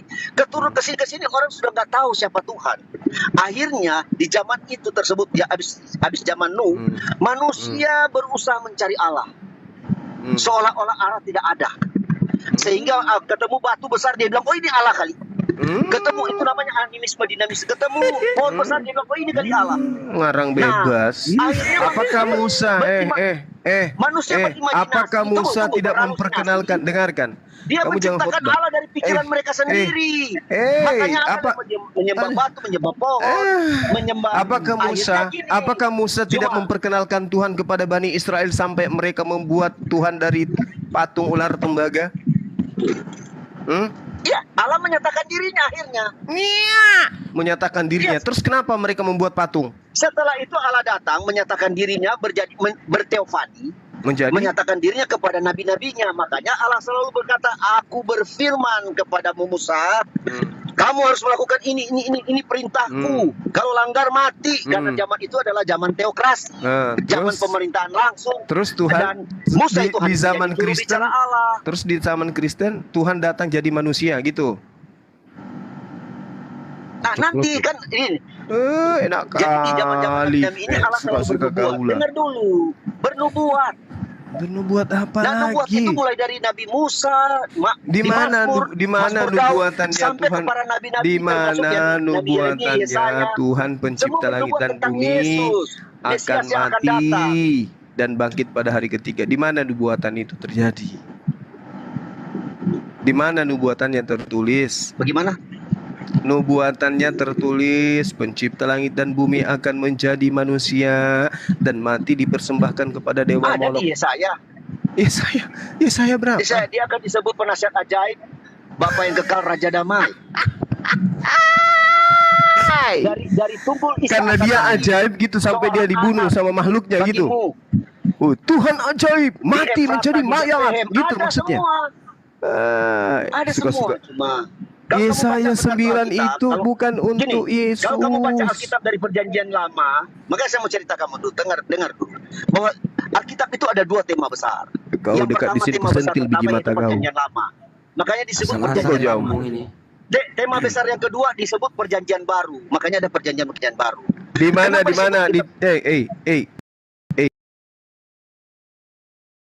yang berbicara yang harus Yesus. Di mana Yesus bercerita tentang kitab kamu? Di mana? Semuanya saya kasih tahu. Makanya saya mau cerita, kamu potong. Jadi di mana Yesus bercerita tentang perjanjian baru? Di mana Yesus bercerita tentang kitabmu perjanjian baru? La haula wala quwata illa billah. Keluarlah setan. Christian, kau malah makin malam makin ngawur kau ini. Iya, kemana-mana. Tunjukkan data lo gitu. Aduh. Coba saya pusing ini dengar Nathan, coba Nathan. Data. Kalau kamu baca Alkitab, semua yang saya sebutkan itu ayat Alkitab loh. Ditunjukkan datanya. Aduh. Kan saya udah ngomong tadi, ada Yesaya saya bilang. Iya, tapi nggak masuk telah konsepnya. lahir, Yesaya 95 nomor 6 telah lahir putra, bukan untuk Yesus. Bukan untuk Yesus telah lahir. Yesaya 1 nomor 1 baca. Yesaya 1 nomor 1 baca. Itu kepada siapa? Bukan kepada Yesus telah lahir kok. Gimana sih kamu ini? Ngomong-ngomong asal-asalan aja kau. Gini loh, sebagai Bro Christian. Bapak yang kekal, Raja Damai. Itu dia disebut.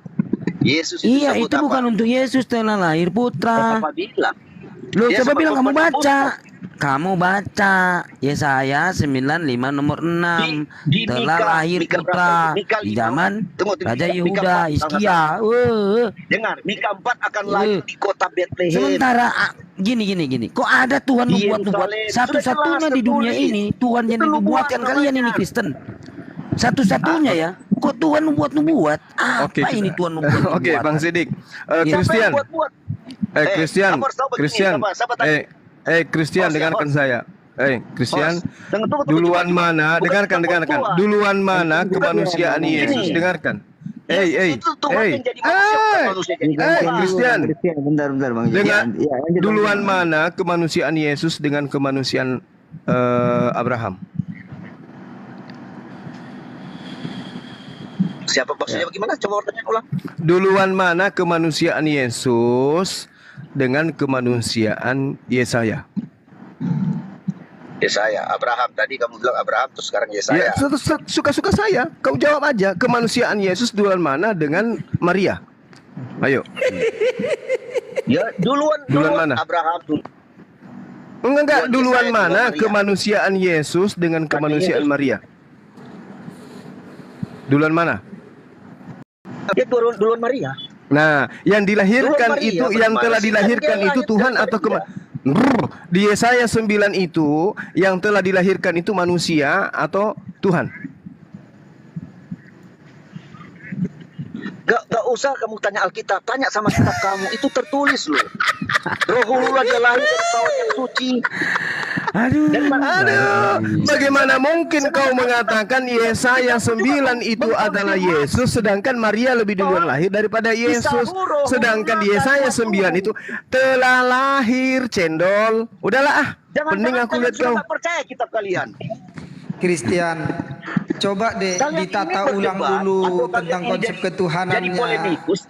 Jangan-jangan kalian sudah nggak percaya sama kitab suci kalian. Padahal kitab suci kalian 25 kali disebut tentang Isa. Kamu ini ngomong asal-asalan.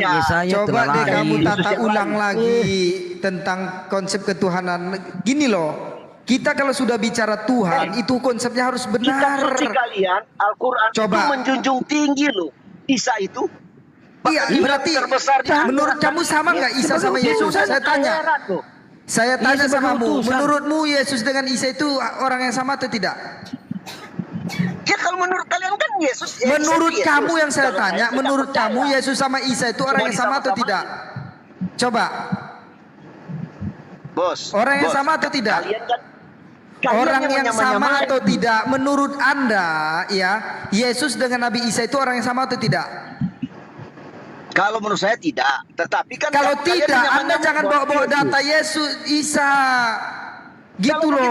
Kalau Anda mengatakan tidak, jangan pernah bawa-bawa data Nabi Isa dengan Yesus. Makanya jangan tulis. Kalau kami mengatakan Yesus dengan Isa itu orang yang sama, kami punya data. Jika Anda mengatakan Yesus dan Isa itu orang yang berbeda, maka jangan pernah sebut nama Isa. apalagi akal saja bahwa dia dapat kitab mengambil Injil. pembenaran dari Al-Quran. Jangan Bung. Loh, kalian saja mengambil pembenaran dari Alkitab. Nah, karena kami mengatakan benar? Isa dengan Yesus itu orang sama. Parah. Sama-sama utusan Tuhan, bukan Nggak ada Tuhan. ilmu kamu, Kalau Dek. saya tidak percaya Belajar sama banyak. Yohanes, coba. Nggak ada Tuhan dinubuat-nubuatkan. Nggak ada, Tuhan nggak ada. Tunggu. Dia itu sama-sama Kenapa utusan. Injil di situ ditulis? Satu-satunya Tuhan itu yang pencipta anak kalian ini yang membuat. Ada Tuhan yang membuat, ada Tuhan yang membuat. Wah, Katanya nggak membuat sama, pula tapi Tuhan, dikasihkan sang Injil. pencipta. Apa Coba sama-sama kamu nggak tahu? konsep dulu tentang ketuhanan Demi itu yang menyenangkan jelas. Dewa Molok, Bang Sidi. Mana ada pula Tuhan tadi membuat saya sudah cerita pencipta kok ini buat Cuma kalau Christian ini nggak bisa membedakan ya, kalau lahir dan belum lahir. Aku juga bisa bernarasi Hubal loh. Dewa Hubal. Kita ada Yang ada di data, negeri kita bukan? bicara. Kamu tahu enggak arti diskusi itu? Kalau kita coba cari Di negeri datanya Mekah mana-mana. itu dulu Dewa Hubal yang disembah. Coba keluarkan data. Kamu baca, kalau kamu baca di Imamat 18:21, janganlah kau serahkan dari anak-anakmu untuk dipersembahkan kepada Dewa Molok.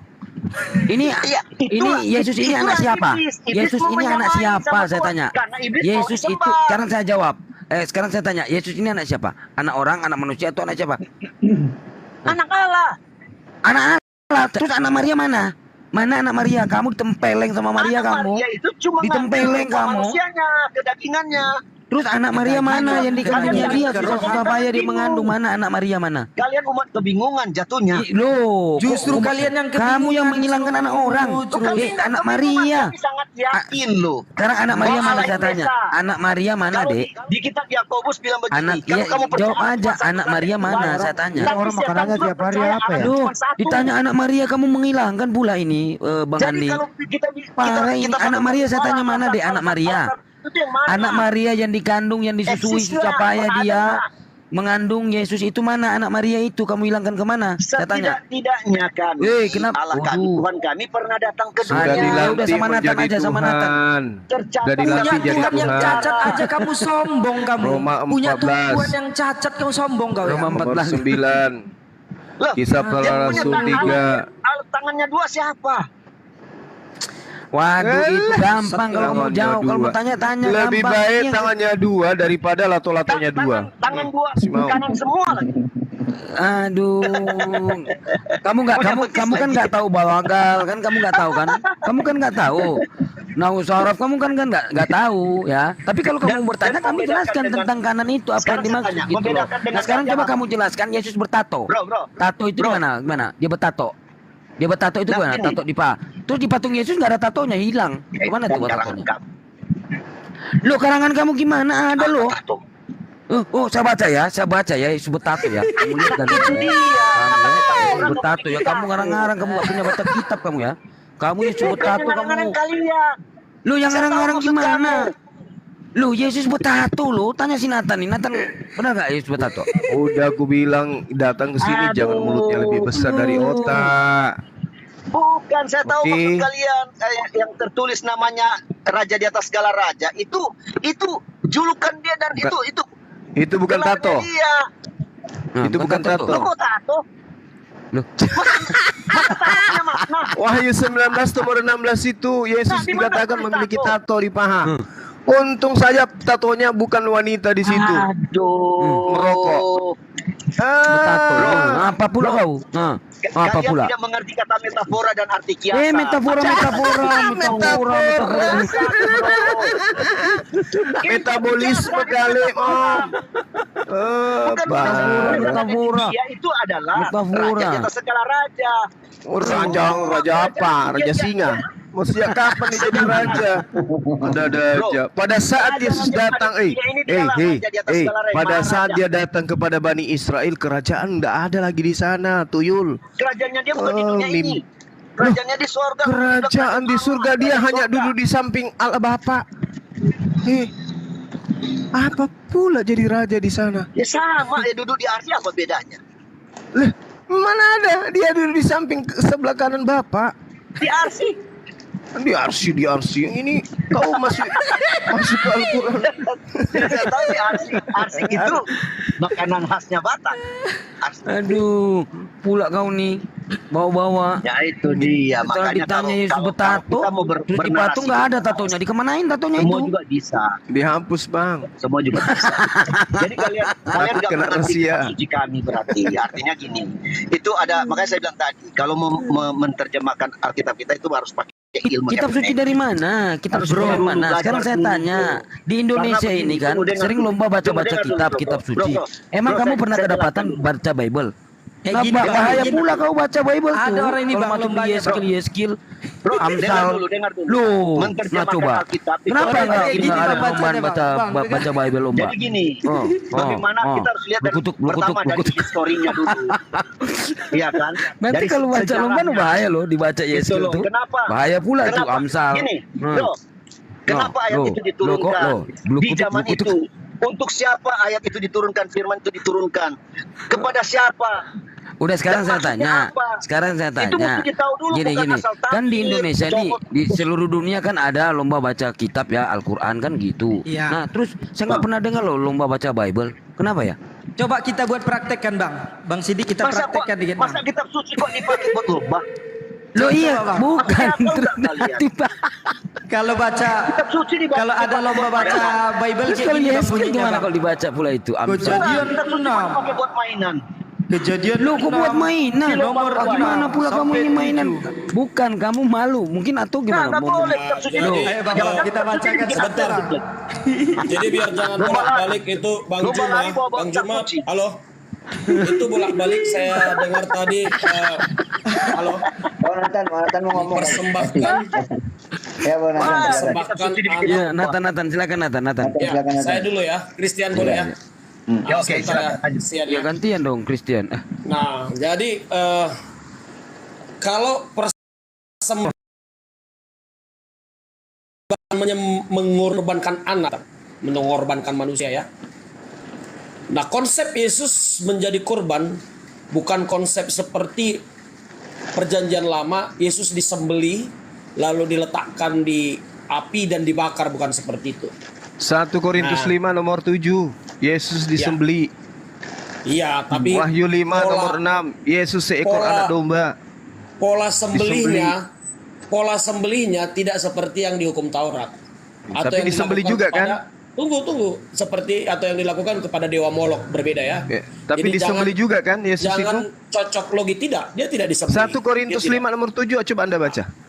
Iya, itu disembelih maksudnya dia meninggal dunia dalam keadaan tertikam. Tapi bukan disembelih dalam pola, konsep kurban yang seperti Anda lakukan pada saat hari raya haji kan murni diikat dan ditikam di leher gitu, dikurbankan dan dibakar lagi kalau dalam hukum Taurat. Nah, konsep Yesus bukan yang seperti itu secara langsung di model seperti Perjanjian Lama atau yang dilakukan kepada dewa kan Molok harus ya. dirubah-rubah sedikit karena di Perjanjian Lama itu kan binatang, Bung. Ini manusia. Iya, ini manusia, Bung. Konsep kurban Yesus lebih kepada merelakan nyawanya demi manusia. Itu merelakan menurut nyawanya. kamu. Jadi dengar ya, merelakan nyawanya demi manusia supaya diselamatkan. Itu konsep. Memang sama di juga mana Yesus sebagai merelakan kurban. dirinya?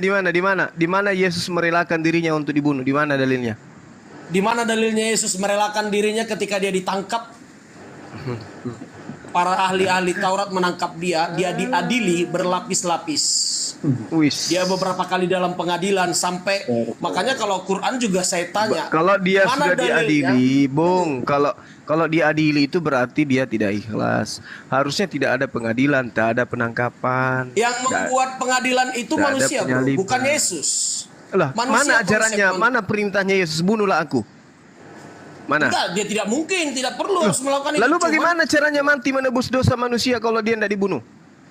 Ketika Yesus mengatakan sesuatu yang bertentangan dari tafsir hukum Taurat, maka saat itu dia sudah secara tidak langsung menyerahkan nyawanya kepada mereka. Bagaimana caranya menyerahkan?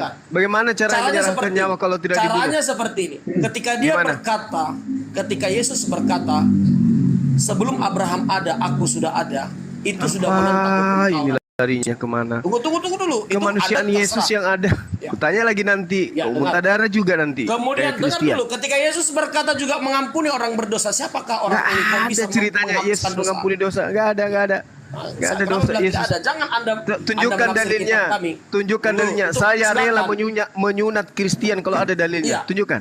Silakan Anda dengar dulu, dengar ya. Mana? Ketika Kusunat Yesus Kristen malam ini juga pakai kapak kalau ada dalilnya. Yesus mengampuni dosa. Di mana itu tertulis? Bro, Ada di datang hadis jangan itu. banyak khotbah lah bang. Abraham. Kalau memang dibutuhkan Iya. data, keluarkan data gitu. Kamu kayak Saya di keluarkan- gereja saya aja ini. keluarkan datanya ya. Saya keluarkan Ya, datanya Yesus silakan. Oke. mengampuni dosa ya. Nah, kalau tidak ada dikatakan begitu, kau kusunat pakai kapak, mau? Yang sunat pakai kampak itu Ibrahim di hadits ada. Coba itu. dibuka Matius 9 Ya, masalahnya ayat saya 2 masih sampai punya 6. kapak merah ini. Matius 9 ayat 2 sampai 6. Coba. Mampus. Matius Mau 9 kamu ayat 2. disunat pakai kampak. Matius Matius 9 lagi. ayat 2. Matius 9 lagi kau bawa-bawa. Iya, silakan baca. Ya, Anda yang baca. Oh, supaya saya Anda baca. rasakan. Iya, supaya Anda rasakan. Nah, coba. Oke, saya baca ya. Ya silakan Bang Nata. Matius 9 ayat 2. Lama kali pula. Maka datanglah, dibawalah orang yang lumpuh terbaring di tempat tidurnya. Berkatalah ia kepada orang lumpuh itu, percayalah hai anakku, dosamu sudah diampuni. Maka berkatalah beberapa ahli Taurat. Perhatikan, ahli Taurat ini rabi lah. Artinya tidak bisa seorang manusia memberikan hak veto atau hak jawab bahwasanya seseorang dosanya bisa terhapus seketika. Dengar ya, ini yang ngomong ahli Taurat, bukan lu Juma ya yang menilai. Ini ahli Taurat yang menilai. Dan ahli Taurat berkata, ia menghujat Elohim, Allah.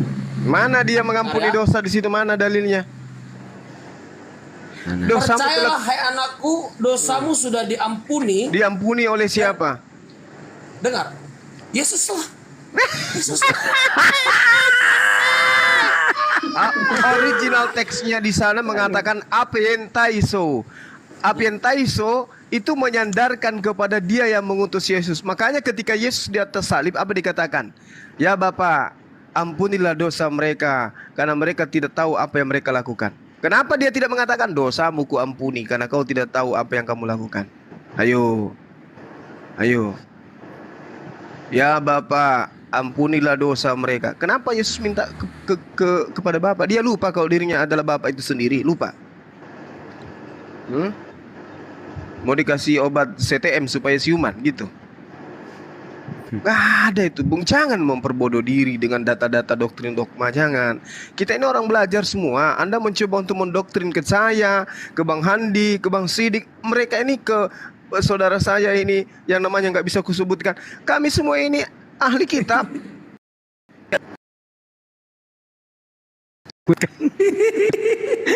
Kami ahli kitab, Anda bahlul kitab. Bayangkan aja sepanjang dialog kami yang menunjukkan data. Kalian hanya tidur. Di mana dituliskan? Di mana? Loh kok kami yang ngajarin kalian? Yang ahli kitab di sini saya atau kalian? Jelas di sana diterangkan apentaiso. Artinya Yesus itu menyandarkan kepada dia yang telah mengutus. Makanya dia katakan, makananku adalah melakukan pekerjaan yang diperintahkan oleh Bapa untuk aku lakukan. Nah, aku tidak berkata-kata dari diriku sendiri. Yohanes 12:49. Apa yang aku katakan adalah apa yang diperintahkan Bapa untuk aku katakan. Yang memerintahkan Yesus mengatakan apentaiso itu siapa? Emaknya, kakeknya, opungnya, tantenya, pamannya, atau Tuhannya? Ya Tuhannya. Aduh, saudara-saudara saya ini, ayo belajarlah, mari cerdas, mari bersama dengan kami. Yuk jadi pengikut Yesus. Jangan jadi pengikut Molok. Ayo. Nah, masih ada peluang, masih ada lot yang kosong. Pegangan sama Bang Handi tuh. Ayo, ibarat bioskop. Mari, masih ada kursi kosong. Masuk. Jangan di luar aja nonton. Habis itu keluar seakan-akan Anda itu wakilnya Yesus. Padahal yang Anda ajarkan ajaran yang bertentangan dengan Yesus. Matius 8 nomor 4. Persembahkanlah persembahan yang diperintahkan oleh Musa. Juma, kita kembali ke Matius 9 ayat 2. Anda mengatakan dalam bahasa Yunani apentoise itu artinya apa? Artinya telah diampuni dari Anda. Apanya? Dosanya hamartiai. sama saja telah diampuni. Tidak bisa. Di situ tidak ada kata Emi. Andai kan ada kata Emi di sana, berarti yang mengampuni itu adalah Yesus. Aku tidak dapat berbuat apa-apa dari diriku sendiri, apalagi mengampuni dosamu, menentukan dosamu diampuni atau tidak. Apalagi itu Adventist yang Anda katakan terbukti tidak ada di bahasa Yunani. Saya sekarang sedang membuka Alkitab bahasa Yunani, itu tidak ada. Telah diampuni bahasa Yunaninya apa? Kak Blama. Telah diampuni. Telah diampuni bahasa Yunaninya apa? Banyak cerita kau. Lulusan mana sih? Hah? Kupijak juga bibirmu lama-lama pakai kaki. Sabar Bang Juma, sabar. Aduh. Coba Bang Sidik ya. Kalau dia paham ini, percayalah hai anakku, dosamu sudah diampuni. Berarti Gini. bukan dia yang mengampuni. Coba seandainya gini ya kan. Percayalah hai anakku, dosamu sudah aku ampuni. Itu baru. Iya memang sudah betul perkataan guru. Nah, tapi coba kalau kita ikut maunya mereka kan gitu. Nah, kita ikut maunya mereka kan gitu, sesuai yang tertulis Matius 9 nomor 6, Markus 2 nomor 10, Lukas 5:24. Tetapi coba kita gini, jika Yesus kuasa mengampuni dosa manusia, lantas ngapain juga dia harus jungkir balik, disiksa dan dinista oleh segelintir umat manusia bergenre Yahudi. Kan gitu. Hingga akhirnya mati merana di tiang salib. Ya, untuk iya, sebuah betul. alasan yang tidak masuk akal kan gitu, bernama penebusan dosa. Nah ini kan iman kami orang Kristen. Kok ikut campur kalian? Biar kami luruskan sesuai dengan ajaran Yesus, gitu loh. Biar saya yang jawab ya. Yesus hanya bisa mengampuni. Makanya memang Yesus mengatakan aku datang hanya untuk orang Israel ya. Kalau Anda pernah baca ayat itu ya. Jadi begini, yang boleh diampuni dosanya hanya minta ampun, hanya yang sudah jadi jemaat Allah pula lagi, yang sudah menjadi jemaat Israel. Ya, karena kan konsep benar ya. Yang sudah diampuni dosanya, yang boleh diampuni dosanya ketika minta ampun. Itulah kalau jadi korban lain. Bagus Bang Nathan, keren. Dengar ya. Dengar ya Juma ya. Ya lanjut. Yang bisa diampuni dosanya oleh Elohim, bukan Allah ya, Elohim. Yang bisa seketika dosanya diampuni dan minta ampun oleh Elohim, bahkan tanpa kurban pun. Ada beberapa dosa juga memang yang seketika diampuni orang Israel ketika bersalah kepada Tuhan, bisa diampuni Tuhan seketika, hanya sudah berjemaah menjadi milik Elohim. Sama seperti yang Anda imani ya.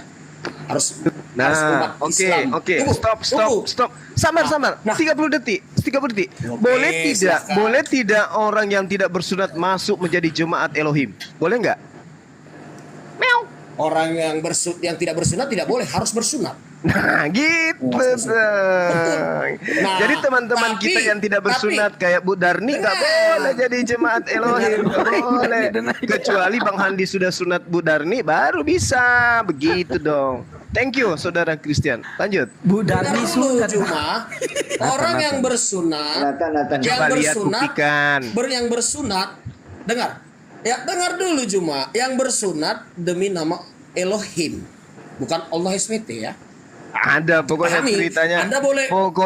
Yang tidak bersunat nggak boleh menjadi jemaat Tuhan Elohim. Betul kan? Itu agama Buddha juga, kalau bersunat mereka dalam nama Buddha Amitabha dipotong burungnya gitu, belum tentu diterima Elohim. Iya betul, tapi syarat utamanya untuk menjadi jemaatnya itu kudu wajib bersunat, betul?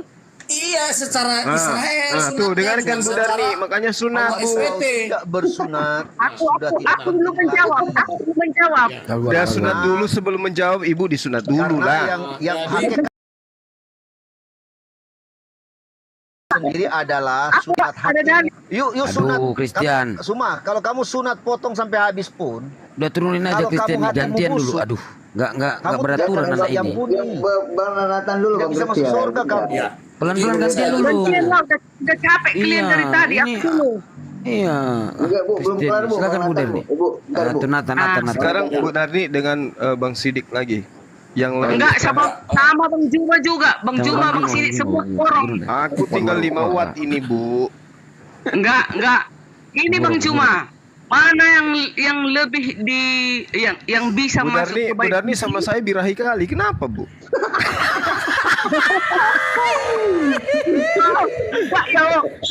Gak semangat nih kalau udah guru udah benar nih. Bukan, karena Bang Juma lebih hebat di antara semuanya, jadi aku lebih gombal dia gombal. Nanti ku belikan kuaci 1 kilo. Aku pun bisa beli. Tunggu dulu. Ya udah lanjut. Tinggal 5 watt ini, Bu. Iya, Ibu lama sih datang gitu kan. Gurunya dari tadi. Biar capek dulu teman-temanku yang lain. Kalau udah capek baru aku naik. Masa naik pun awak di situ ngapain coba? Ah, dari awal kan kalau Runda ada kan naik gitu kan, Paya kan puas dialog sama Runda kan gitu. Tidaklah, kita menghargai teman-teman yang lain dulu. Masa awak-awak Darni takut sama Bu Demi yang tadi. Suaranya kayak petir. Enggak. Silakan Nathan atau Bu Darni ini. Coba pilih Bang Juma. Mana yang diterima masuk ke bait suci? Orang yang bersunat tapi dia melakukan kejahatan, membunuh, berzina, membom, memenggal kepala orang, dengan yang tidak bersunat tetapi melakukan kebaikan dan kebenaran. Mana yang diterima? Kasih contoh. Syaratnya Yehezkiel 44 nomor 9, orang yang tidak bersunat nggak boleh masuk ke bait suciku. Itu syaratnya. Dalil. Tapi Bang Juma, yang diterima Tuhan masuk ke bait suci, sunatlah kulit katan hatimu dari segala bentuk kejahatan. Dan sunat kulubmu. Ada kan dalilnya? Enggak. Yehezkiel 449. Ayo. Aduh, Bu Darni, kok jadi parah ini penyakitnya. Yehezkiel 449 ada nggak yang bisa baca? Ya, ada. Yehezkiel 44. Jangan karena selama ini menikmati helm, ibu nggak mau ini jadikan itu syarat. Helm harus dilepaskan dulu, Bu. Nggak bisa melihat orang kalau pakai helm. Mana ini bunyinya ya. Yehezkiel 449 baca dulu. Ya. Sunat itu berlaku bagi kaum Yahudi.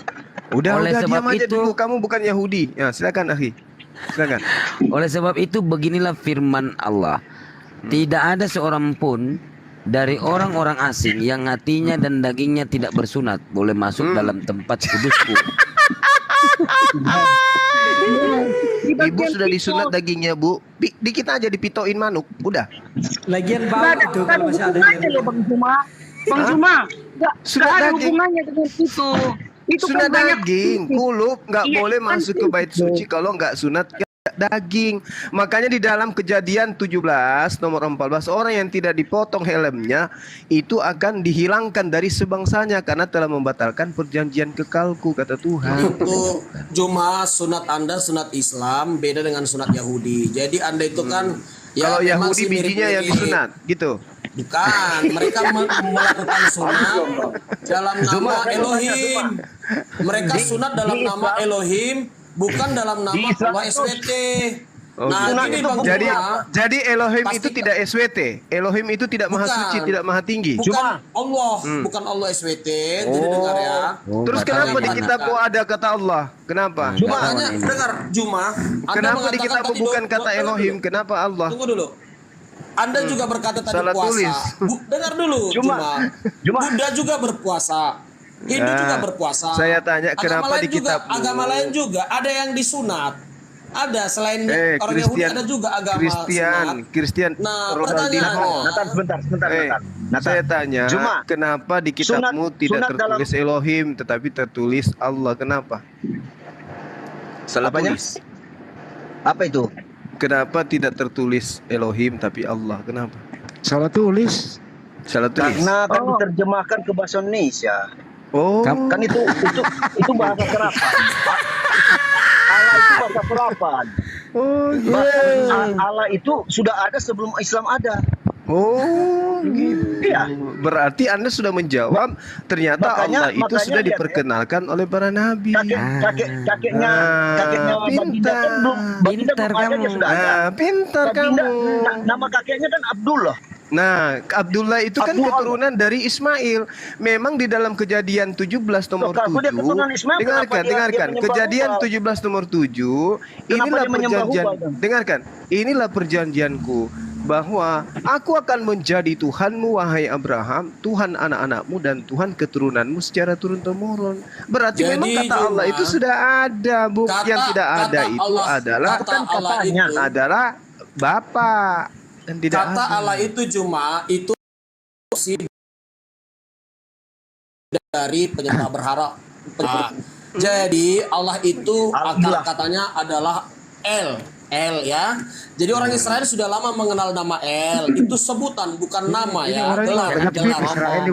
Mau kita adu data begitu. Jangan cuma ngoceh. Jadi Bro. dengar. Dengerin dulu. Dengerin dulu. El itu El Ilah itu sudah ada. El Ilah sudah ada sebelum ada. Di mana? Kamu Di mana lagi nih? Di mana ada dewa? Di mana agama pagan menyembah El? Coba tunjukkan ke El saya. Ilah udah ada. Makanya kita Enggak dewa pagan, penyembahan pagan yang menyembah El itu di mana? Ada, sudah ada. Makanya orang Israel Ya, juga siapa? ternyata dengar, Siapa yang menyembah itu El? Siapa? Di masa zaman Abraham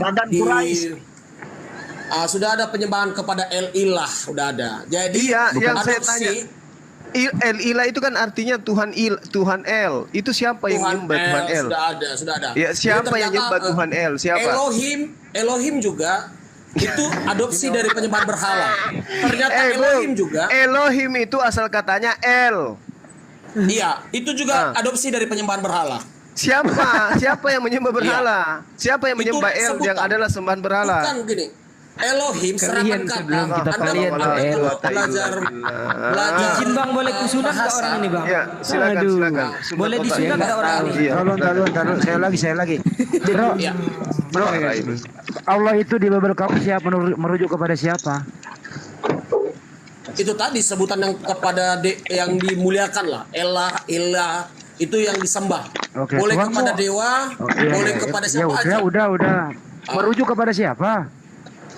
Kepada yang kita puja. Siapa aja pun boleh. Ya, siapa nama Tuhanmu? Nama Tuhan Elohim. saya ya. Elohim. Bukan, itu bukan nama. Yang lalu Itu Ibu gelar, Darni gelar. katanya Yahweh ya Ibu Darni ini. Bukan. Nah, Jadi Elohim pula itu. Satu-satu Bu Darni dulu. Satu-satu Bro. Ibu Darni Ibu Darni dulu. Elohim itu gelar. Iya, Anda bukan diam nama. dulu. Anda Ibu Darni diam dulu dulu. Ibu Darni katanya Ibu Darni Ibu Darni dulu. Yahweh. Sebentar dulu Bu Darni. Sebelum saya Tuhan Bu tanya, Darni. diam dulu Bu Darni. Nama Tuhan Ibu Darni siapa? Tuhannya Abraham, Ishak dan Yakub. Namanya Elohim. siapa? Namanya Elohim. Elohim. Loh lalu Ibu Darni katakan Yahweh ya gimana sih? Biarin. Pak Nathan nama Tuhannya siapa Pak berubah. Nathan? Ya nama Tuhan saya sekarang Yesus Kristus. Yesus. Sekarang, Ibu Darni Elohim, Pak Nathan Yesus. Pak Christian siapa nama Tuhannya? Itu Siapa? gelar. Allah Saya juga nggak nanya boleh, nggak gelar masalah. nama, Anda sudah jawab Yesus. Oh kalau nama nggak ada nama, Nah, nama Yesus. dulu, Nah, sulit kalau lagi. kita bukan nama, sebutan, gelar. Jadi Generic name. Yesus itu nama atau Berbeda. bukan? Yesus itu nama atau bukan? Itu nama. Nama Tuhannya Pak Christian siapa? Proper name. Nama Tuhan kamu siapa? Yesus, Tuhan Yesus. Yesus Kristus. Pak Christian nama Tuhannya Yesus, Pak Nathan nama Tuhannya Yesus, Ibu Darni nama Tuhannya Elohim. Kristen 3 berbeda Tuhan nih. Bukan. Elohim itu. Yesus yang kembali. Dengar dulu. Yesus yang kembali kepada Elohim. Itu dia. Selesaikan dulu bertiga. Kompak dulu. ya beda-beda Muslim ya. diam dulu. Muslim silakan bertiga kalian selesaikan nama Tuhan Anda dulu. Saya kasih waktu 60 hari. Enggak sama. Tuhan kami sama. Siapa? Tuhan Lalu kami Ibu- Yesus itu yang kembali Yahweh, kepada kan? Elohim. Itulah dia yang Loh, disembah. Ibu Darni Elohim. lalu bilang Yang Yahweh. bukan- Yahweh ya, gimana Ibu ini? Udah berubah? Katanya Ibu Darni lalu Yahweh ha. Nama Tuhannya berubah-berubah loh. Elohim, Iya, loh. Yahweh, Jehovah, dia juga Yahweh itu. ya udah Yahweh ya. Apalagi Nah, sama itu. sama. Kalau menurut Ibu Darni Allah itu siapa? Allah itu Allah Elohim yang di surga sekarang. Elohim penguasa alam semesta ini. Terus di surga yang mana? Sebentar dulu. Ibu Darni dulu saya ngobrol dulu sebentar saya Ibu Darni, ntar dulu dong. Dengar dulu Handi. Jangan diganggu dulu. Coba dulu Christian Jangan diganggu dulu Gua dong. turunin ya, gua turunin kamu ya. Kalau enggak dia. Jangan diganggu dulu, Bang. Saya mau ngomong Bu Darni. Ibu Darni, Jelasin lah. di surga itu yang mana Tuhan yang di surga? Yang mana sembahan yang di surga? Elohim, Yesus yang sudah kembali kepada asalnya. Yesus kan udah kembali sekarang ke surga, ke asalnya. Berarti Tuhan Makanya Anda dibilangnya iya, aku dan Bapa satu. Itulah udah kembali dia kepada Yahweh, Elohim tadi. Iya. Itu nih Apa Yesus di surga itu sama dengan Elohim juga? Ya, kan sudah kembali dia, udah menyatu. Berarti Elohim punya fisik. Kok punya fisik? Punya fisik tapi fisiknya roh yang mulia itu. Itulah fisiknya. Yesus terangkat ke surga sama fisik atau bukan? Terangkat dia ke surga, itulah Yesus. Berarti Nah, makanya nanti nanti umat manusia kalau sudah terangkat ke surga kan melihat Yesus. Jadi itulah dia wujudnya. Jadi Tuhan Ibu Darni ada fisiknya di surga. Oh, udah jelas, kalau enggak mungkin lah enggak kita lihat dia di surga. Enggak mungkin Elohim, setan kan kita lihat. Apakah Elohim punya fisik? Ya, fisiknya itulah Yesus yang tubuhnya itu yang kita Jadi lihat di surga. Elohim masuk ke tubuh Yesus. Ya. Berarti Itulah makanya dibilang Yesus itu wujud dari Allah kan katanya. Bukan Muhammad wujud dari Ibu Allah. Darni bukan dari tunggal. Yesus only. Ya. Enggak lagi kalau sudah tunggal. Di bumi dia makanya dikatakan Allah Bapa, Allah Anak, Allah Roh Kudus. Kalau di bumi satu, kembali dia ke pangkalannya gitu. Ya, berarti Tuhannya Ibu Darni laki-laki. Udah pasti. Iya. Mara Kristian ini Tuhannya laki-laki ada fisik. Betul ya? Iyalah. Terus kalau kita ke surga siapa kita lihat, yuk? Siapa kita lihat ke surga? Kan Tuhan kita itu kan. Kan udah 2000 tahun. Nah, itu kemakan tua enggak kok fisiknya itu? Udah 2000 tahun lebih loh. Kan. Kekal selama-lamanya. Berarti masih umurnya Yesus masih 33 tahun itu fisiknya. Oh, umur Yesus tak terhitung, kekal selama-lamanya. Enggak, badannya Yesus itu masih muda enggak kayak badannya Yesus itu masih muda kayak dulu. Pokoknya nanti kita lihat dia di sana sempurna apa adanya. Sempurna. Ganteng sempurna bagaimana? Bukan pernah disunat kok hilang sebagian. Itu deritamu. Kok deritaku bukan Yesus yang disunat aku yang bagaimana mungkin Yesus yang disunat aku yang menderita gimana sih? Kami nanti umat Kristen kami melihat Yesus yang ganteng itu. Kami lihat nanti dia yang sempurna itu. Yalah. Bagaimana Kristen yang enggak disunat enggak sama dengan Yesus? Enggak disunat. Hatinya yang perlu disunat, enggak perlu fisik disunat. Kalau Yesus apanya yang kalau dengerin. Kalau Yesus apa ya? Yeremia 4 ayat 4, sunatlah dirimu bagi Tuhan dan jauhkanlah kulit katan hatimu katanya. Hai orang Yehuda dan Bu Darni, apanya Yesus yang disunat, hatinya atau itunya?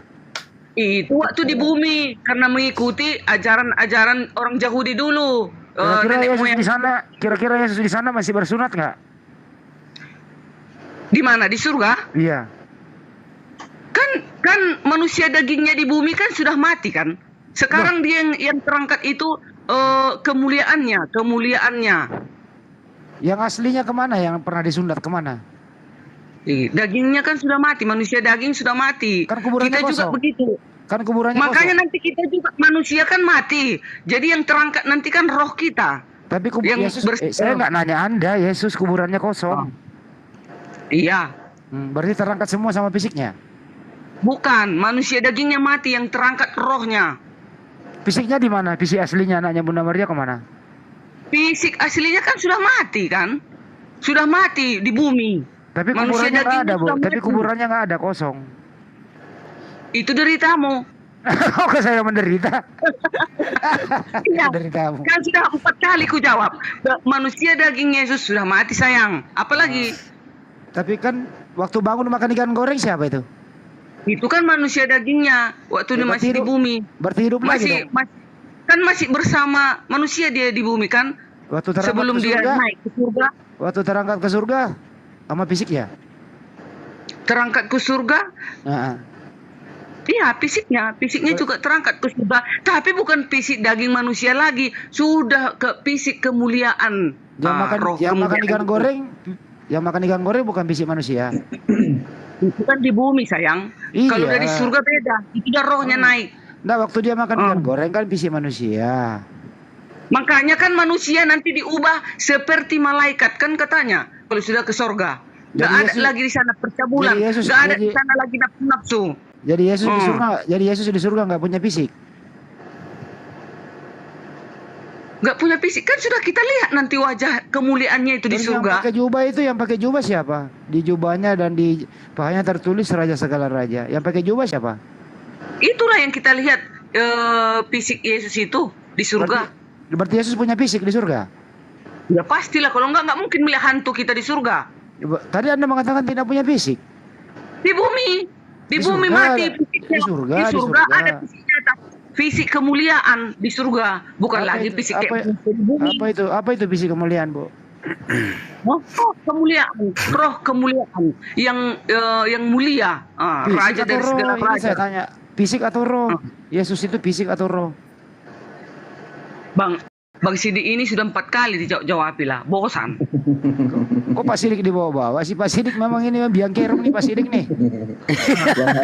Ini yang ngomong di sebelahnya. Ini Dokter Andi loh yang ngomong ke saya. Pak Sidik ini kok udah lah woi. Biang kerong. Suka kerjain perempuan ini Pak Sidik ini. Pak Sidik tanggung jawab. Dokter Andi loh yang ngomong kok ke saya di ibu. Islam boleh ditanya enggak? Islam boleh ditanya enggak? Oke, sebelum Anda tanya, saya clearkan tentang nama ya. Oke ya. Yeremia 23:27 yang merancang membuat umatku melupakan namaku dengan mimpi-mimpinya yang mereka ceritakan seorang kepada seorang sama seperti nenek moyang mereka melupakan namaku oleh karena Baal, dewa Babel ya. Hakim 3 nomor 7. Orang Israel melakukan apa yang jahat di mata Tuhan. Mereka melupakan Tuhan Allah mereka dan beribadah kepada para Baal dan para Asyera. Ya, dewa ya sini. 2 Raja-Raja 17:16. Mereka telah meninggalkan segala perintah Tuhan Allah mereka dan telah membuat 2 anak lembu tuangan. Juga mereka membuat patung Asyera, sujud menyembah kepada segenap tentara langit dan beribadah kepada Baal. Oke ya. Nah, jadi di sini Asyera yang berarti dia yang bertanah liat yang dikenal mengandung alfabet yang paling awal. Dia adalah permaisuri El dan ibu dari 70 dewa. Dia juga dikaitkan dengan Baal pada tablet uniform ras Samrah ya. Samrah 1400 sebelum Masehi. Kepala panteon adalah El, istrinya adalah Asyera dalam kurungnya. Setelah El, dewa terbesar adalah Baal, anak El dan Asyera. Gitu kalau kita harus bahas nama, kita bahas data gitu loh, dan ayat-ayat yang ada di dalam perjanjian lama kan gitu. Gitu kalau kita mau membahas, bukan cuman kalian ngomong-ngomong ini Allah ini kalian hujat padahal nggak ada data kalian menghujat nama sang pencipta. Benarkah Tuhan Yahudi Kristen bernama Yahweh? Nah, itu yang kita bahas. Begitu, ada datanya. Kalau kamu bahas tentang El, begitu. Jadi tadi El itu udah murni ya, adopsi dari penyembahan berhala sama seperti Allah juga ya. Bang Sidik, Bang Sidik, kalau di original teksnya waktu Musa memanggil Allah itu siapa namanya? Bagaimana? Waktu Musa memanggil Allah itu namanya siapa? Original teksnya. Begini. Keluaran 3:14 ya. Jangan panjang kali. Jawab dulu. Yahweh kah? Elohim kah? Siapa? Saya jawab. Silakan dokter, silakan. Beresit, dengerin. Iya. Udah malam. Iya, Beresit bara Elohim et hasamayim ve'et hares. Pada mulanya Elohim menciptakan. Jadi Elohim. Berarti Bang Sidik, Al-Quranmu itu hapus, jangan ada SWT. Emang SWT apa sih? Emang Elohim. Iya, SWT apa saya tanya? Kita harus memanggilnya Elohim. Subhanahu wa ta'ala artinya apa? Hah? Itu SWT kan Subhanahu wa ta'ala, itu artinya apa? Originalnya apa namanya? Allah. Yang saya tanya SWT itu apa? Itu kan kalian apa artinya? Subhanahu wa ta'ala itu yang maha tinggi gitu loh. Ya, maha suci maha tinggi, Bu. Maha suci maha tinggi. Emang apa itu SWT? Ibu kira apa kan itu SWT? Tadi bilang jangan menyebut nama Tuhanmu sembarangan katanya. Hukum ketiga. Kenapa diganti menjadi SWT? Siapa yang ganti? Ya, Bang Juma lah sama Bang Sidik. Memang Al-Quran bersumber dari situ. Bu. Hah? Emang Al-Quran Tiap bersumber malam dari ibu situ. gabung di sini nggak makin pintar Masalahnya, Sadian. Bung Handi, masalahnya ketika Anda mengatakan Allah Maha Suci dan Maha Tinggi, kalau Anda saya tanya, lebih Maha Tinggi Allah daripada Elohim, Anda bisa jawab. Dia lebih tinggi Maha Suci Allah Subhanahu Wa Taala lah. Ah, itu tadi. Salah, Jadi Elohim dengar. tinggi. Berarti Buddha juga mengatakan wahai Buddha kami subhanahu wa ta'ala katanya. Maha Di suci mana dan ada maha Buddha tinggi Subhanahu Wa juga. Taala di mana? Kan maha suci dan dengar. Maha suci dan maha tinggi kan boleh dipakai semua orang. Ya Apa udah Anda lu aja percaya. boleh bilang? Kalau begitu lu pindah aja ke Buddha kalau lu percaya. Bukan, maksudnya gini. Allah yang Anda imani dalam Arab itu yang maha suci dan maha tinggi. Ya, terus? Yang kami Elohim atau Adonai atau Hasem itu bagi kami maha suci dan maha tinggi. Oke, baik, Bagi stop agama gantian. Bu- Stop, bagi stop, agama udah paham. Buddha, Stop. bagi Stop, agama stop. Buddha, ya. Ya udah, stop. Sekarang Yesus itu maha suci, maha tinggi enggak Yesus? Iya, maha suci maha tinggi sebagai Salam sang- Dermian. Baik. Salam. Kita cek ya. Kalau Yesus maha suci, maha tinggi ya. Waktu Yesus buang air besar itu dia dengerin dulu ya. Secara daging, Dengerin dulu saya secara bicara gantian. Waktu daging. Yesus itu buang air besar dia maha suci enggak? Secara daging sama sekali ketika daging dia tidak ada maha suci. Saya tidak ada tanya maha tinggi. dulu. Anda kan mengatakan Yesus itu maha suci, maha tinggi. Waktu Yesus Secara itu buang ilahi. dengerin dong. Waktu Yesus BAB itu dia maha suci enggak? Oh, itu kan manusia daging, tidak dong? Nah, tidak. Berarti Yesus tidak konsisten dong. Bukan Kenapa? tidak konsisten. Bukan Memang tidak dia tinggal dalam konsisten. daging. Berarti tidak maha suci Tunduk dong. kepada kodrat. Dia tunduk kepada kodrat di mana dia tinggal. Nah, saya ulang kembali dengerin pertanyaannya sederhana nih. Gadis nomor 16245 itu kenapa itu Muhammad? Apa ini? Tunggu dulu. Itu pengisap lidah. Selesaikan satu-satu dulu, Bu. Pengisap lidah, woi. Kalau Lidah penghujat siapa mendingan yang kamu dihisap turun. itu? Kalau mau menghujat Si mendingan Tunggu dulu, Bu, satu-satu. kami ini udah Termizi biasa juga dengan 1375 itu siapa Kristen itu, gitu Juma? loh. Kenapa Termizi. Yesus aja Apa? kalian Termizi Yesus apa? aja Termizi Yesus aja 1375. kalian hujat. Kau Yesus itu aja ya, kalian hujat. Juma. Udah kau laksanakan itu, Juma. Rut, Pantesan gak usah aja sama lu. gurun, Kan Yesus yang berlistip juga kau. turunin aja, turunin. Udah omak. Ibu-ibu udah kakak habis minum Kebenaran, kal panas kok naik kayak gini. kebenaran kalian di sini. Makanya ibu itu kal panas itu obat luar jangan diminum. Begini Kenapa jadinya. dikeluarkan Bang Dia Sidik? Penghujat di rumah Datang-datang sebelah begini dia. ngomongnya nggak karu-karuan kok. Gak boleh dipotong. Dan dia memang Makanya Bu, kalau di taat sebelah pada dia. aturan di Komal Beda ini sama kan Bu kita Berni. hargai hostnya. Beda sama Nathan. Oh, beda kalau sama Christian ini.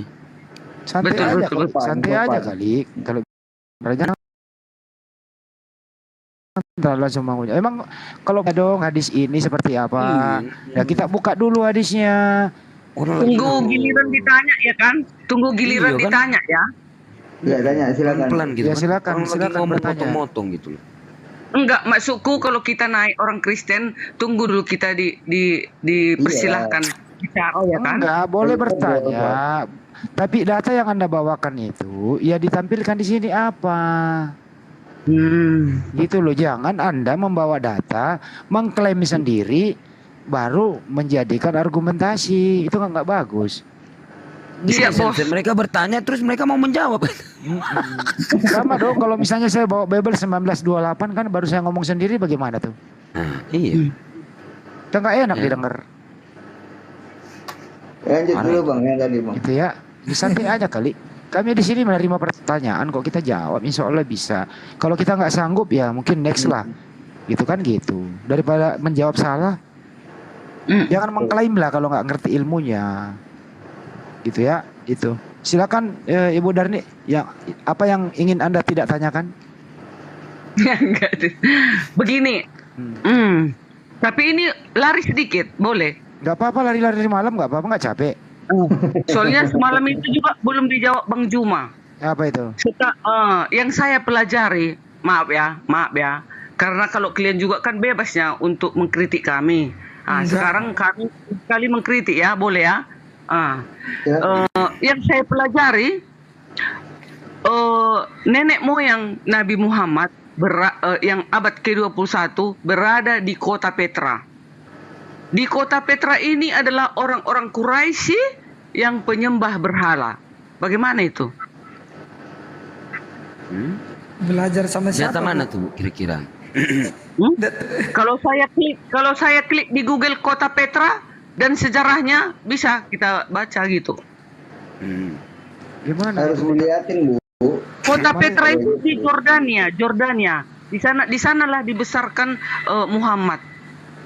Di kota Petra. Nenek moyang Nabi Dulu Muhammad. kiblat pertama Sebentar, Bu. yang saya pelajari, ya maaf, yang saya pelajari kiblat pertama umat Muslim di kota Petra. Sehabis kota Petra ke Yerusalem, ke Palestina. Habis dari Palestina ke Mekah. Ini mau dirombak lagi, mau dihancurkan siapa lagi, si pangeran, mau dibuat lagi kota termegah lagi di sana lagi. Mau keempat nanti lagi nih. Kayak mana itu? Itu kalau gini Bu, kalau tentang arah bait ya. Sebenarnya kalau kita lihat dari Mazmur ya. Mazmur sampai pun sampai pun Yesus menubuatkan bahasanya arah itu. Yohanes 4:21 bisa dibuka. Itu tentang arah gitu loh. Arah kiblat seperti yang tertulis di dalam Mazmur gini. Gini, dalam Mazmur Mazmur bentar ya. Nah, ini Mazmur 5 nomor 7. Coba silakan dibaca. Berkat kasih setiamu yang besar, aku akan masuk ke dalam rumahmu, sujud menyembah ke arah baitmu yang kudus. Ini arah ya, arah gitu loh. Nah, ya kan? Terus di dalam Mazmur 138 nomor 2, aku hendak sujud ke arah, ini ke arah pula ini, ke arah baitmu yang kudus dan memuji namamu oleh karena kasih, oleh karena kasihmu dan oleh karena setiamu. Sebab kau buat namamu dan janjimu melebihi segala sesuatu. Ini arah Bu, ini arah. Jadi di dalam Mazmur juga menjelaskan tentang arah. Nah, sekarang yang jadi pertanyaannya ya, di dalam sebelum saya masuk di pertanyaan. Nah, Yohanes 4:21, Yohanes 4 nomor 21, kata Yesus kepadanya gini loh. Percayalah kepadaku hai perempuan, saatnya akan tiba bahwa kamu akan menyembah Allah bukan di gunung ini dan bukan juga di Yerusalem. Nah, nubuat Yesus ini yang bahwa akan tiba masanya nanti bait suci akan merupakan ke arah bait suci yang merupakan ke arah sujud kiblat yang berpindah ke arah sujud yakni sujud tidak lagi ke arah Yerusalem, Baitul Maqdis dalam kurung ya. Dan penggenapan nubuat ini dilaksanakan oleh Nabi Muhammad di dalam surat Al-Baqarah ayat 142. Orang-orang yang kurang akalnya di antara manusia akan berkata, apakah yang memalingkan mereka umat muslim Islam dari kiblatnya Baitul Maqdis yang dahulu mereka telah berkiblat kepadanya, katakanlah kepunyaan Allah timur dan barat. Dia memberi petunjuk kepada siapa yang dikehendakinya di dalam Quran surat Al-Baqarah ayat 144. Dan sesungguhnya orang-orang Yahudi dan Nasrani yang diberi kitab Taurat dan Injil memang mengetahui bahwa berpaling ke Masjidil Haram itu adalah benar dari Tuhannya.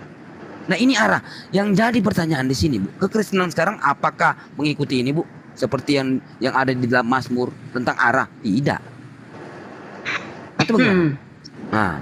Tapi kalau gini, kalau kiblat kalau orang Kristen ya kepada Yesus yang di surga, kepada Allah yang di surga. Gak ada di suatu tempat, gitu loh. Terus ini ke arah ini Ibu menjawab apa kalau di Mazmur?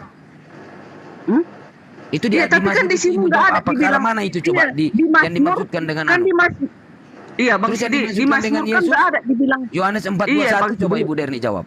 Yohanes 4:21 coba baca dulu. Kan nggak dibilang ke kota Mekah kan, nggak ada dibilang ke Mekah di bait suci yang ada di kota Mekah yang ada batu Hajar Aswad kan nggak ada dibilang gitu. Itu cocok logi. Dia hanya cocok logi aja. Bukan kalau kita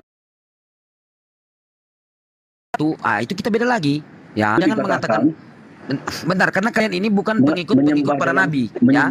Kalian bukan pengikut Abraham, bukan pengikut Musa, bukan. Kalian pengikut Saulus. Betul? Gini bro, itu ayat yang kamu sekarang saya tanya, kamu pengikut siapa? Saya tanya, pengikut Yesus atau pengikut Saulus? Pengikut Yesus dan sabar Rasulnya Bu. Paulus. Saya tanya si yang sok-sok pintar ini. Sekarang saya tanya Bung Christian, kamu pengikut Yesus, kamu jawab ya, pengikut Yesus atau pengikut Saulus? Itu artinya pengikut Kristus, kenapa mesti? Di mana Yesus kenal Kristen? Apa? Yesus tidak mengajarkan Kristen? Tidak mengajarkan agama. Nah, ada yang saya sertifikat tanya pun di mana sudah Yesus tahu. kenal Kristen tidak? Sekarang kamu pengikut Yesus atau pengikut Paulus? Saya pengikut Kristus. Yang artinya Pengikut apa yang diajarkan artinya Yesus? way of life. Apa yang Artinya diajarkan jalan Yesus di dalam kehidupan. Matius 16:17, di dalam Tentang Matius 26:39? Apa yang diajarkan Yesus di situ? Kehidupan sekarang dan kehidupan Yang akan saya datang. tanya di dalam Matius 6 nomor 17, apa yang diajarkan Yesus itu yang berbunyi, dan di dalam Matius 26 nomor 39. Silakan kamu baca apa yang diajarkan Yesus. Dan apa yang kamu nggak kerjakan punya sekarang? tempat buka, oh, kan ini handphone. Makanya jangan cuman asbun. Tahu nggak asbun? Asal bunyi. Bukan, kamu juga asal bunyi tadi ngomongnya. Loh, asal lah. pakai Yohanes. Sekarang coba kamu jelaskan bagaimana di dalam Mazmur ini arah menghadap kemana ini? Kalau arah tadi arah kamu baik. comot ayat Saya dari tanya Yohanes dulu ke 4. kamu. Yang dimaksudkan dengan ini apa? Tentang apa? Tunggu, dengar dulu. Yang kamu comot tadi tentang penyembahan tadi.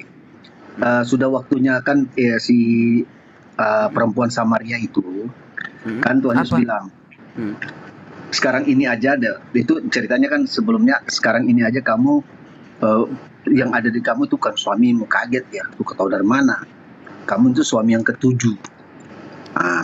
Jadi ini perempuan ini ya istilahnya cuma kumpul-kumpul kebo. Nah terus dia bilang ini sumur Yakub. Nah kami disuruh menyembah ke Gunung Gerisim, tetapi karena dia orang Samaria itu kan karena Yahudi campur, mereka bukan asli Yahudi tapi udah kawin campur, makanya nggak dianggap sama orang Yahudi, dianggap inilah kafirah seperti begitulah. Nah baru Tuhan Yesus bilang nanti saatnya bukan lagi menyembah kalau kata dia perempuan itu bilang orang Yahudi menyembah ke Yerusalem, tetapi kami nggak boleh, kami menyembah di Gunung Gerisim, kiblatnya maksudnya. Tapi Yesus berkata begini, nanti akan tiba saat, dan bahkan sudah tiba saatnya, sudah tiba saatnya sekarang ini maksudnya. Kamu bukan menyembah lagi ke Yerusalem dan ke Gunung Gerisim, tetapi menyembah Bapa, Allah Bapa dalam roh dan kebenaran. Artinya sudah tidak pakai lagi kiblat-kiblat, tidak ada pakai lagi perantara atau tempat tujuannya langsung aja menyembah dalam roh. Itu penyembahan dalam roh. Kamu bukan dan pengikut kebenaran. nabi-nabi, udah jelas di situ. Kata Yesus kepadanya, percayalah kepada kue perempuan, saatnya akan tiba bahwa kamu akan menyembah Allah bukan di gunung ini dan bukan juga di Yerusalem. Ini tentang arah loh. Seperti yang ada di dalam Mazmur. Kalian coba jelaskan di dalam Mazmur ini. Jadi kalian ini jelas-jelas bukan pengikut ajaran Yesus. Yesus itu kan mengajarkan hanya sujud, simbol. berwudu, gitu kan, berpuasa seperti yang ada di dalam Kejadian Gini, bro. 17 nomor 3. Bentar. Yosua 5 nomor 14. Lalu sujudlah Yosua dengan mukanya ke tanah, menyembah gitu loh. Yosua 5 nomor 14. Lalu sujudlah Abraham.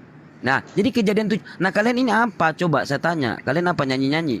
Ajaran siapa? Ajaran Paulus kan? Kita menyembah dalam roh dan kebenaran. Jadi tidak ada Dalam roh dan kebenaran apa? Itu jangan Karena Allah kamu jangan mengasihi asbun. kami- Yohanes kami meyakini 4 Allah itu itu maha Allah adil. itu roh, menyembah dalam Dia roh tidak kebenaran. bisa Kamu jangan dibatasi oleh asbun ruang dan kamu. waktu. Itu beda. Kamu itu berbicara di dalam Yohanes 4:24, Allah itu roh, sembahlah dalam roh kebenaran. Jangan kamu asbun-asbun berbicara tentang penyembahan, kamu masuk di Allah itu roh. Dan bentar kamu kalau saya tanya Yohanes 4:24 dan berbanding dengan Kejadian 6 nomor 3, kamu mental. Yohanes 4:24 Allah itu roh, Kejadian 6 nomor 3 berfirmanlah Tuhan, roh Allah tidak akan tinggal selama-lamanya di dalam diri manusia. Berarti di dalam diri Yesus sama seperti Karena di dalam diri manusia kamu. sudah berdosa. Sama, berarti Allah itu roh. Tuhan kalian itu banyak miliaran. Karena roh itu ada di dalam diri manusia. Apa kamu jawab? Kamu bawa Yohanes 4:24. Jangan begini, asbun karena gitu. Allah itu kan roh, udah jelas di situ. Makanya di ayat sesudahnya itu yang kamu baca tadi itu ayat sesudahnya sebab Allah adalah roh. Allah itu adalah roh. Jadi menyembah makanya tadi Bapa tentang dalam roh dan penyembahan kebenaran. Gini, karena roh ini kan meliputi, dia tidak terbatas. Namanya roh. Seluruh jagat raya semua ini ciptaannya dia itu dia tak terbatas. Itulah disebut dia maha kuasa. Makanya saya harus bilang menyembah tadi, dalam roh dan Dek, kamu kebenaran. bukan Itu pengikut. artinya kami menyembah Bapa yang adalah penguasa. Kamu bukan pengikut Yesus dan bukan pengikut Musa, bukan. Kamu pengikut Saulus. Di mana Musa menyembah roh? Sabar. Mana Musa menyembah Bapa, Putra dan Roh Kudus? Coba kamu jawab. Mana nabi-nabi dahulu Mereka itu mengajarkan kan tentang gini, Trinitas? gini Ayo. di zaman, makanya saya bilang tadi, di zaman Musa itu, di zaman para nabi itu zaman teokrasi. Jadi Allah memimpin langsung. Musa Matius itu hanya 5 nomor sebagai juru 17 bicara. kamu baca. Dengar Saya tahu dulu. poinmu. Musa itu Coba hanya kamu baca sebagai juru Matius. bicara Tuhan. Aduh. Jadi apa yang Tuhan sampaikan, jadi gini, Allah langsung bertindak saat itu juga. Itu ada umat itu yang mencuri barang rampasan perang itu, terus dia timbun ke tanah. Kamu cuman Allah bilang, banyak asumsi. besok dia harus, Gini, tunggu Matius dengar dulu, 5 dia 17 bikin korban. 20. Janganlah kamu mati. udah gantian dong, Jadi gantian. zaman Jangan kamu dulu, kayak bukan Allah kejam, tetapi Allah begini, itu begini. jadi gini. Hukum Taurat janganlah itu kamu diangkat. menyangka bahwa aku datang untuk Pelanggar meniadakan mati. hukum Torah atau kitab para nabi. Ini kitab bukan cuma hukum. Kitab para nabi. Di dalam Bilangan 23 nomor 19 saya sudah masuk lagi di sini ya. Allah itu bukan manusia dan bukan anak manusia, itu kitab para nabi. Hosea 11 nomor 9, sang pencipta Allah itu bukan manusia. Nah itu. Jadi janganlah kamu menyangka bahwa Yesus datang untuk meniadakan hukum Torah atau kitab para nabi. Itu kitab para nabi yang tertulis. Nah, berarti kamu bukan pengikut Yesus. Yesus itu menyembah kepada sang pencipta. Ya, Yohanes 4:22. Bentar. Yohanes 4:22 kamu menyembah apa yang tidak kamu kenal. Yesus menyembah apa yang dia kenal. Siapa yang disembah? Aduh. Orang ini satu-satu kalau ngomong. Gua turunin kamu ya. Gantian kok. Gantian. Iya, bentar. Kamu dari tadi saya ngomong kamu rocos. Enggak gantian, maksudnya aku lagi menjelaskan. Sabar dulu. Nanti dari sini baru kamu. Tapi kamu jangan jawab asumsi loh. Saya jawab pakai data di sini. Janganlah kamu menyangka, bentar. Semua ada dalam Alkitab. Janganlah kamu menyangka bahwa aku datang untuk meniadakan hukum Torah atau kitab para nabi. Aku datang bukan untuk meniadakannya. Ini bukan cuma hukum Torah loh. Sampai kitab ini. Tahu nggak kitab para nabi? Sekarang saya tanya. Bilangan 23 nomor 19. Hosea 11 nomor 9. Gua Tawarik 6 nomor. Bentar dulu. Aduh. Gua turunin kamu ya. Kamu potong tuh ayat itu. Iya bentar dulu. Potong apaan? Kamu jawab. Nanti kamu sanggah. Nanti kamu sanggah ada waktu. Datang untuk apa? Kamu lebih cerewet. Kamu mulut duluan. Saya dulu. Kamu kan mulut duluan lahir. Saya lebih anu loh. Saya bukan mulut duluan. Saya langsung keluar langsung saya. Jadi mulut saya lebih anu kalau dari kamu lebih cepat saya gitu loh. Terus kamu headset kamu nggak kedengaran gitu loh. Karena kalau saya ngomong headset kamu nggak bakalan kedengaran. Headset kamu kan 5.000 free ongkir. Kalau headset saya mahal loh. Iya kan? Jadi gini, janganlah kamu menyangka bahwa aku datang untuk meniadakan hukum Torah atau kitab para nabi. Nah, di kitab para nabi di sini, makanya di sini sang pencipta bukan manusia, ya. Bilangan 23 nomor 19, Hosea 11 nomor 9 dan 2 Tawarik 6 nomor 18. Bahwasannya sang pencipta bumi tidak mampu menampung sang pencipta. Jadi itu kitab para nabi. Sementara kalian ini tidak mengikuti ajaran-ajaran kitab para nabi gitu. Jadi jangan cuma kamu ambil di kitab Taurat ini, di dalam hukum Taurat ini, kalau dalam Matius 5 17 sampai 20. Nah, karena di situ dikatakan, karena aku berkata kepadamu sesungguhnya belum lenyap langit dan bumi ini, satu iota atau satu titik pun tidak akan ditiadakan loh. Dari hukum Taurat dan kitab para nabi. Kamu jangan lepaskan kitab para nabi di sini. Begitu. Nah, silakan kamu jawab. Nah, silakan Bang. Jadi begini. Yesus datang, memang dia tidak meniadakan hukum Taurat sebelum segala sesuatu itu terjadi, tetapi dia datang untuk menggenapi. Kamu tuh kamu nggak baca tuh menggenapi, artinya dia menyempurnakan. Oleh sebab itu yang saya bilang tadi, makanya di dalam 10 perintah Allah itu kan masuk juga dari hukum Taurat, tetapi yang paling inti sebetulnya itu 10 firman Allah yang ditulis oleh jari Allah langsung itu di batu, di dua loh batu itu. Ya itu yang tadi, gak boleh ada berhala, harus menyembah Allah yang benar gini dan. Assalamualaikum warahmatullahi wabarakatuh, sahabat-sahabat sekalian. Suara saya kedengaran gak ini? Bismillah, suara saya kedengaran?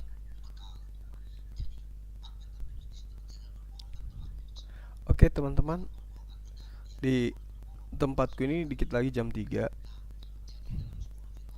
Saya mohon untuk undur diri ya. Besok kita lanjut lagi besok pagi insyaallah. Di sini udah pukul 2:04. Materinya pun sudah berlalu dari tema yang kita bawa terkait dengan Efesus 5 nomor 2 Yesus dipersembahkan ke Theos mana dan itu belum terjawab.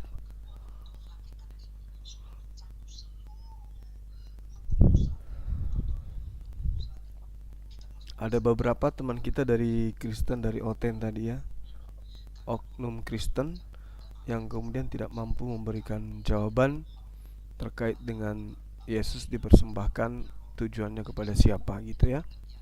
Oleh karena itu sahabat-sahabat sekalian, kita tutup aja sesi kali ini. Insya Allah besok kita akan lanjut kembali. Namun sebelumnya saya mengingatkan kembali bahwa insya Allah sahabat, mulai besok ya pekerjaan terkait dengan halaman masjid itu sudah dimulai, sehingga kami berikan informasi kepada teman-teman yang ingin berinfak dan bersedekah untuk membeli paving block di masjid kita. Silakan dengan nomor rekening yang ada di Bank BTN yang kami selalu tunjukkan sebelum konten kita tutup, seperti yang Anda lihat di layar kita sekarang. Besok itu sudah mulai meratakan area halaman masjid, sehingga kemudian berlanjut penyelesaian paving. Kami berharap pada teman-teman yang memiliki rezeki berlebih untuk ikut berpartisipasi dalam menyelesaikan halaman masjid kita. Dan insya Allah sekali lagi saya ingatkan juga bahwasanya kita akan mengadakan acara silaturahmi ya. Semua apologet, bukan semua, beberapa apologet dari Pulau Jawa, Kalimantan, Sumatera dan juga di Sulawesi Selatan ini akan berkumpul di masjid kita, di mana peresmiannya itu sejatinya diadakan pada tanggal 30 Juni. Jadi teman-teman yang ingin datang tanggal 29, tanggal 30, tanggal 1 itu kita sediakan tempat di mana? Di tempat wisata Rumah Hobbit Bolangi, karena di sana kalau misalnya yang hadir itu banyak, maka teman-teman yang prianya itu nanti kita buatkan tenda-tenda di luar sehingga kita akan berkesan camping ya. Karena memang alamnya itu laksana camping memang di sana cocoknya. Seperti itu. Jadi teman-teman yang ingin ikut silakan daftarkan diri ke Akhi Kelvin dengan Uniripa yang mau ikut bergabung, dan juga Bang Handi ya. Mereka adalah panitia. Silakan menghubungi mereka.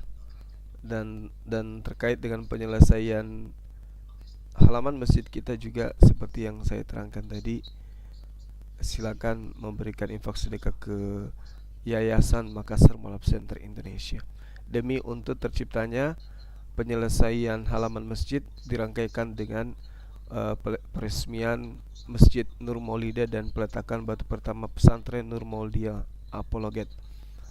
Iya, tanggal 29 Juni teman-teman sudah mulai datang, karena tanggal 30-nya adalah tanggal peresmian masjid kita. Demikian sahabat-sahabat, saya sampaikan sekali lagi, kiranya apa yang menjadi niatan kita bisa dikabulkan oleh Allah Subhanahu wa taala. Dan saat ini saya katakan bahwasanya sudah ada beberapa teman yang membelikan paving untuk halaman masjid, namun pastinya kita belum hitung ya berapa meter yang sudah ada, karena yang dibutuhkan itu kisaran 200 sampai 300 meter persegi yang akan dipasangkan paving block ya, biar masjid kita terlihat bersih ya teman-teman sekalian. Oke sahabat, kita tutup konten kita. Terima kasih atas perhatiannya, terima kasih atas kebersamaannya, dan mohon maaf jika ada kata-kata yang kurang berkenan. Saya Zulkifli Mabas, mohon maaf yang sebesar-besarnya dan mengucapkan banyak terima kasih. Subhanakallahumma bihamdi, asyhadu alla ilaha illa anta, astaghfiruka wa atubu ilaih. Salam tauhid, salam satu Tuhan. Jayalah Islamku, jayalah Indonesiaku. Assalamualaikum warahmatullahi wabarakatuh.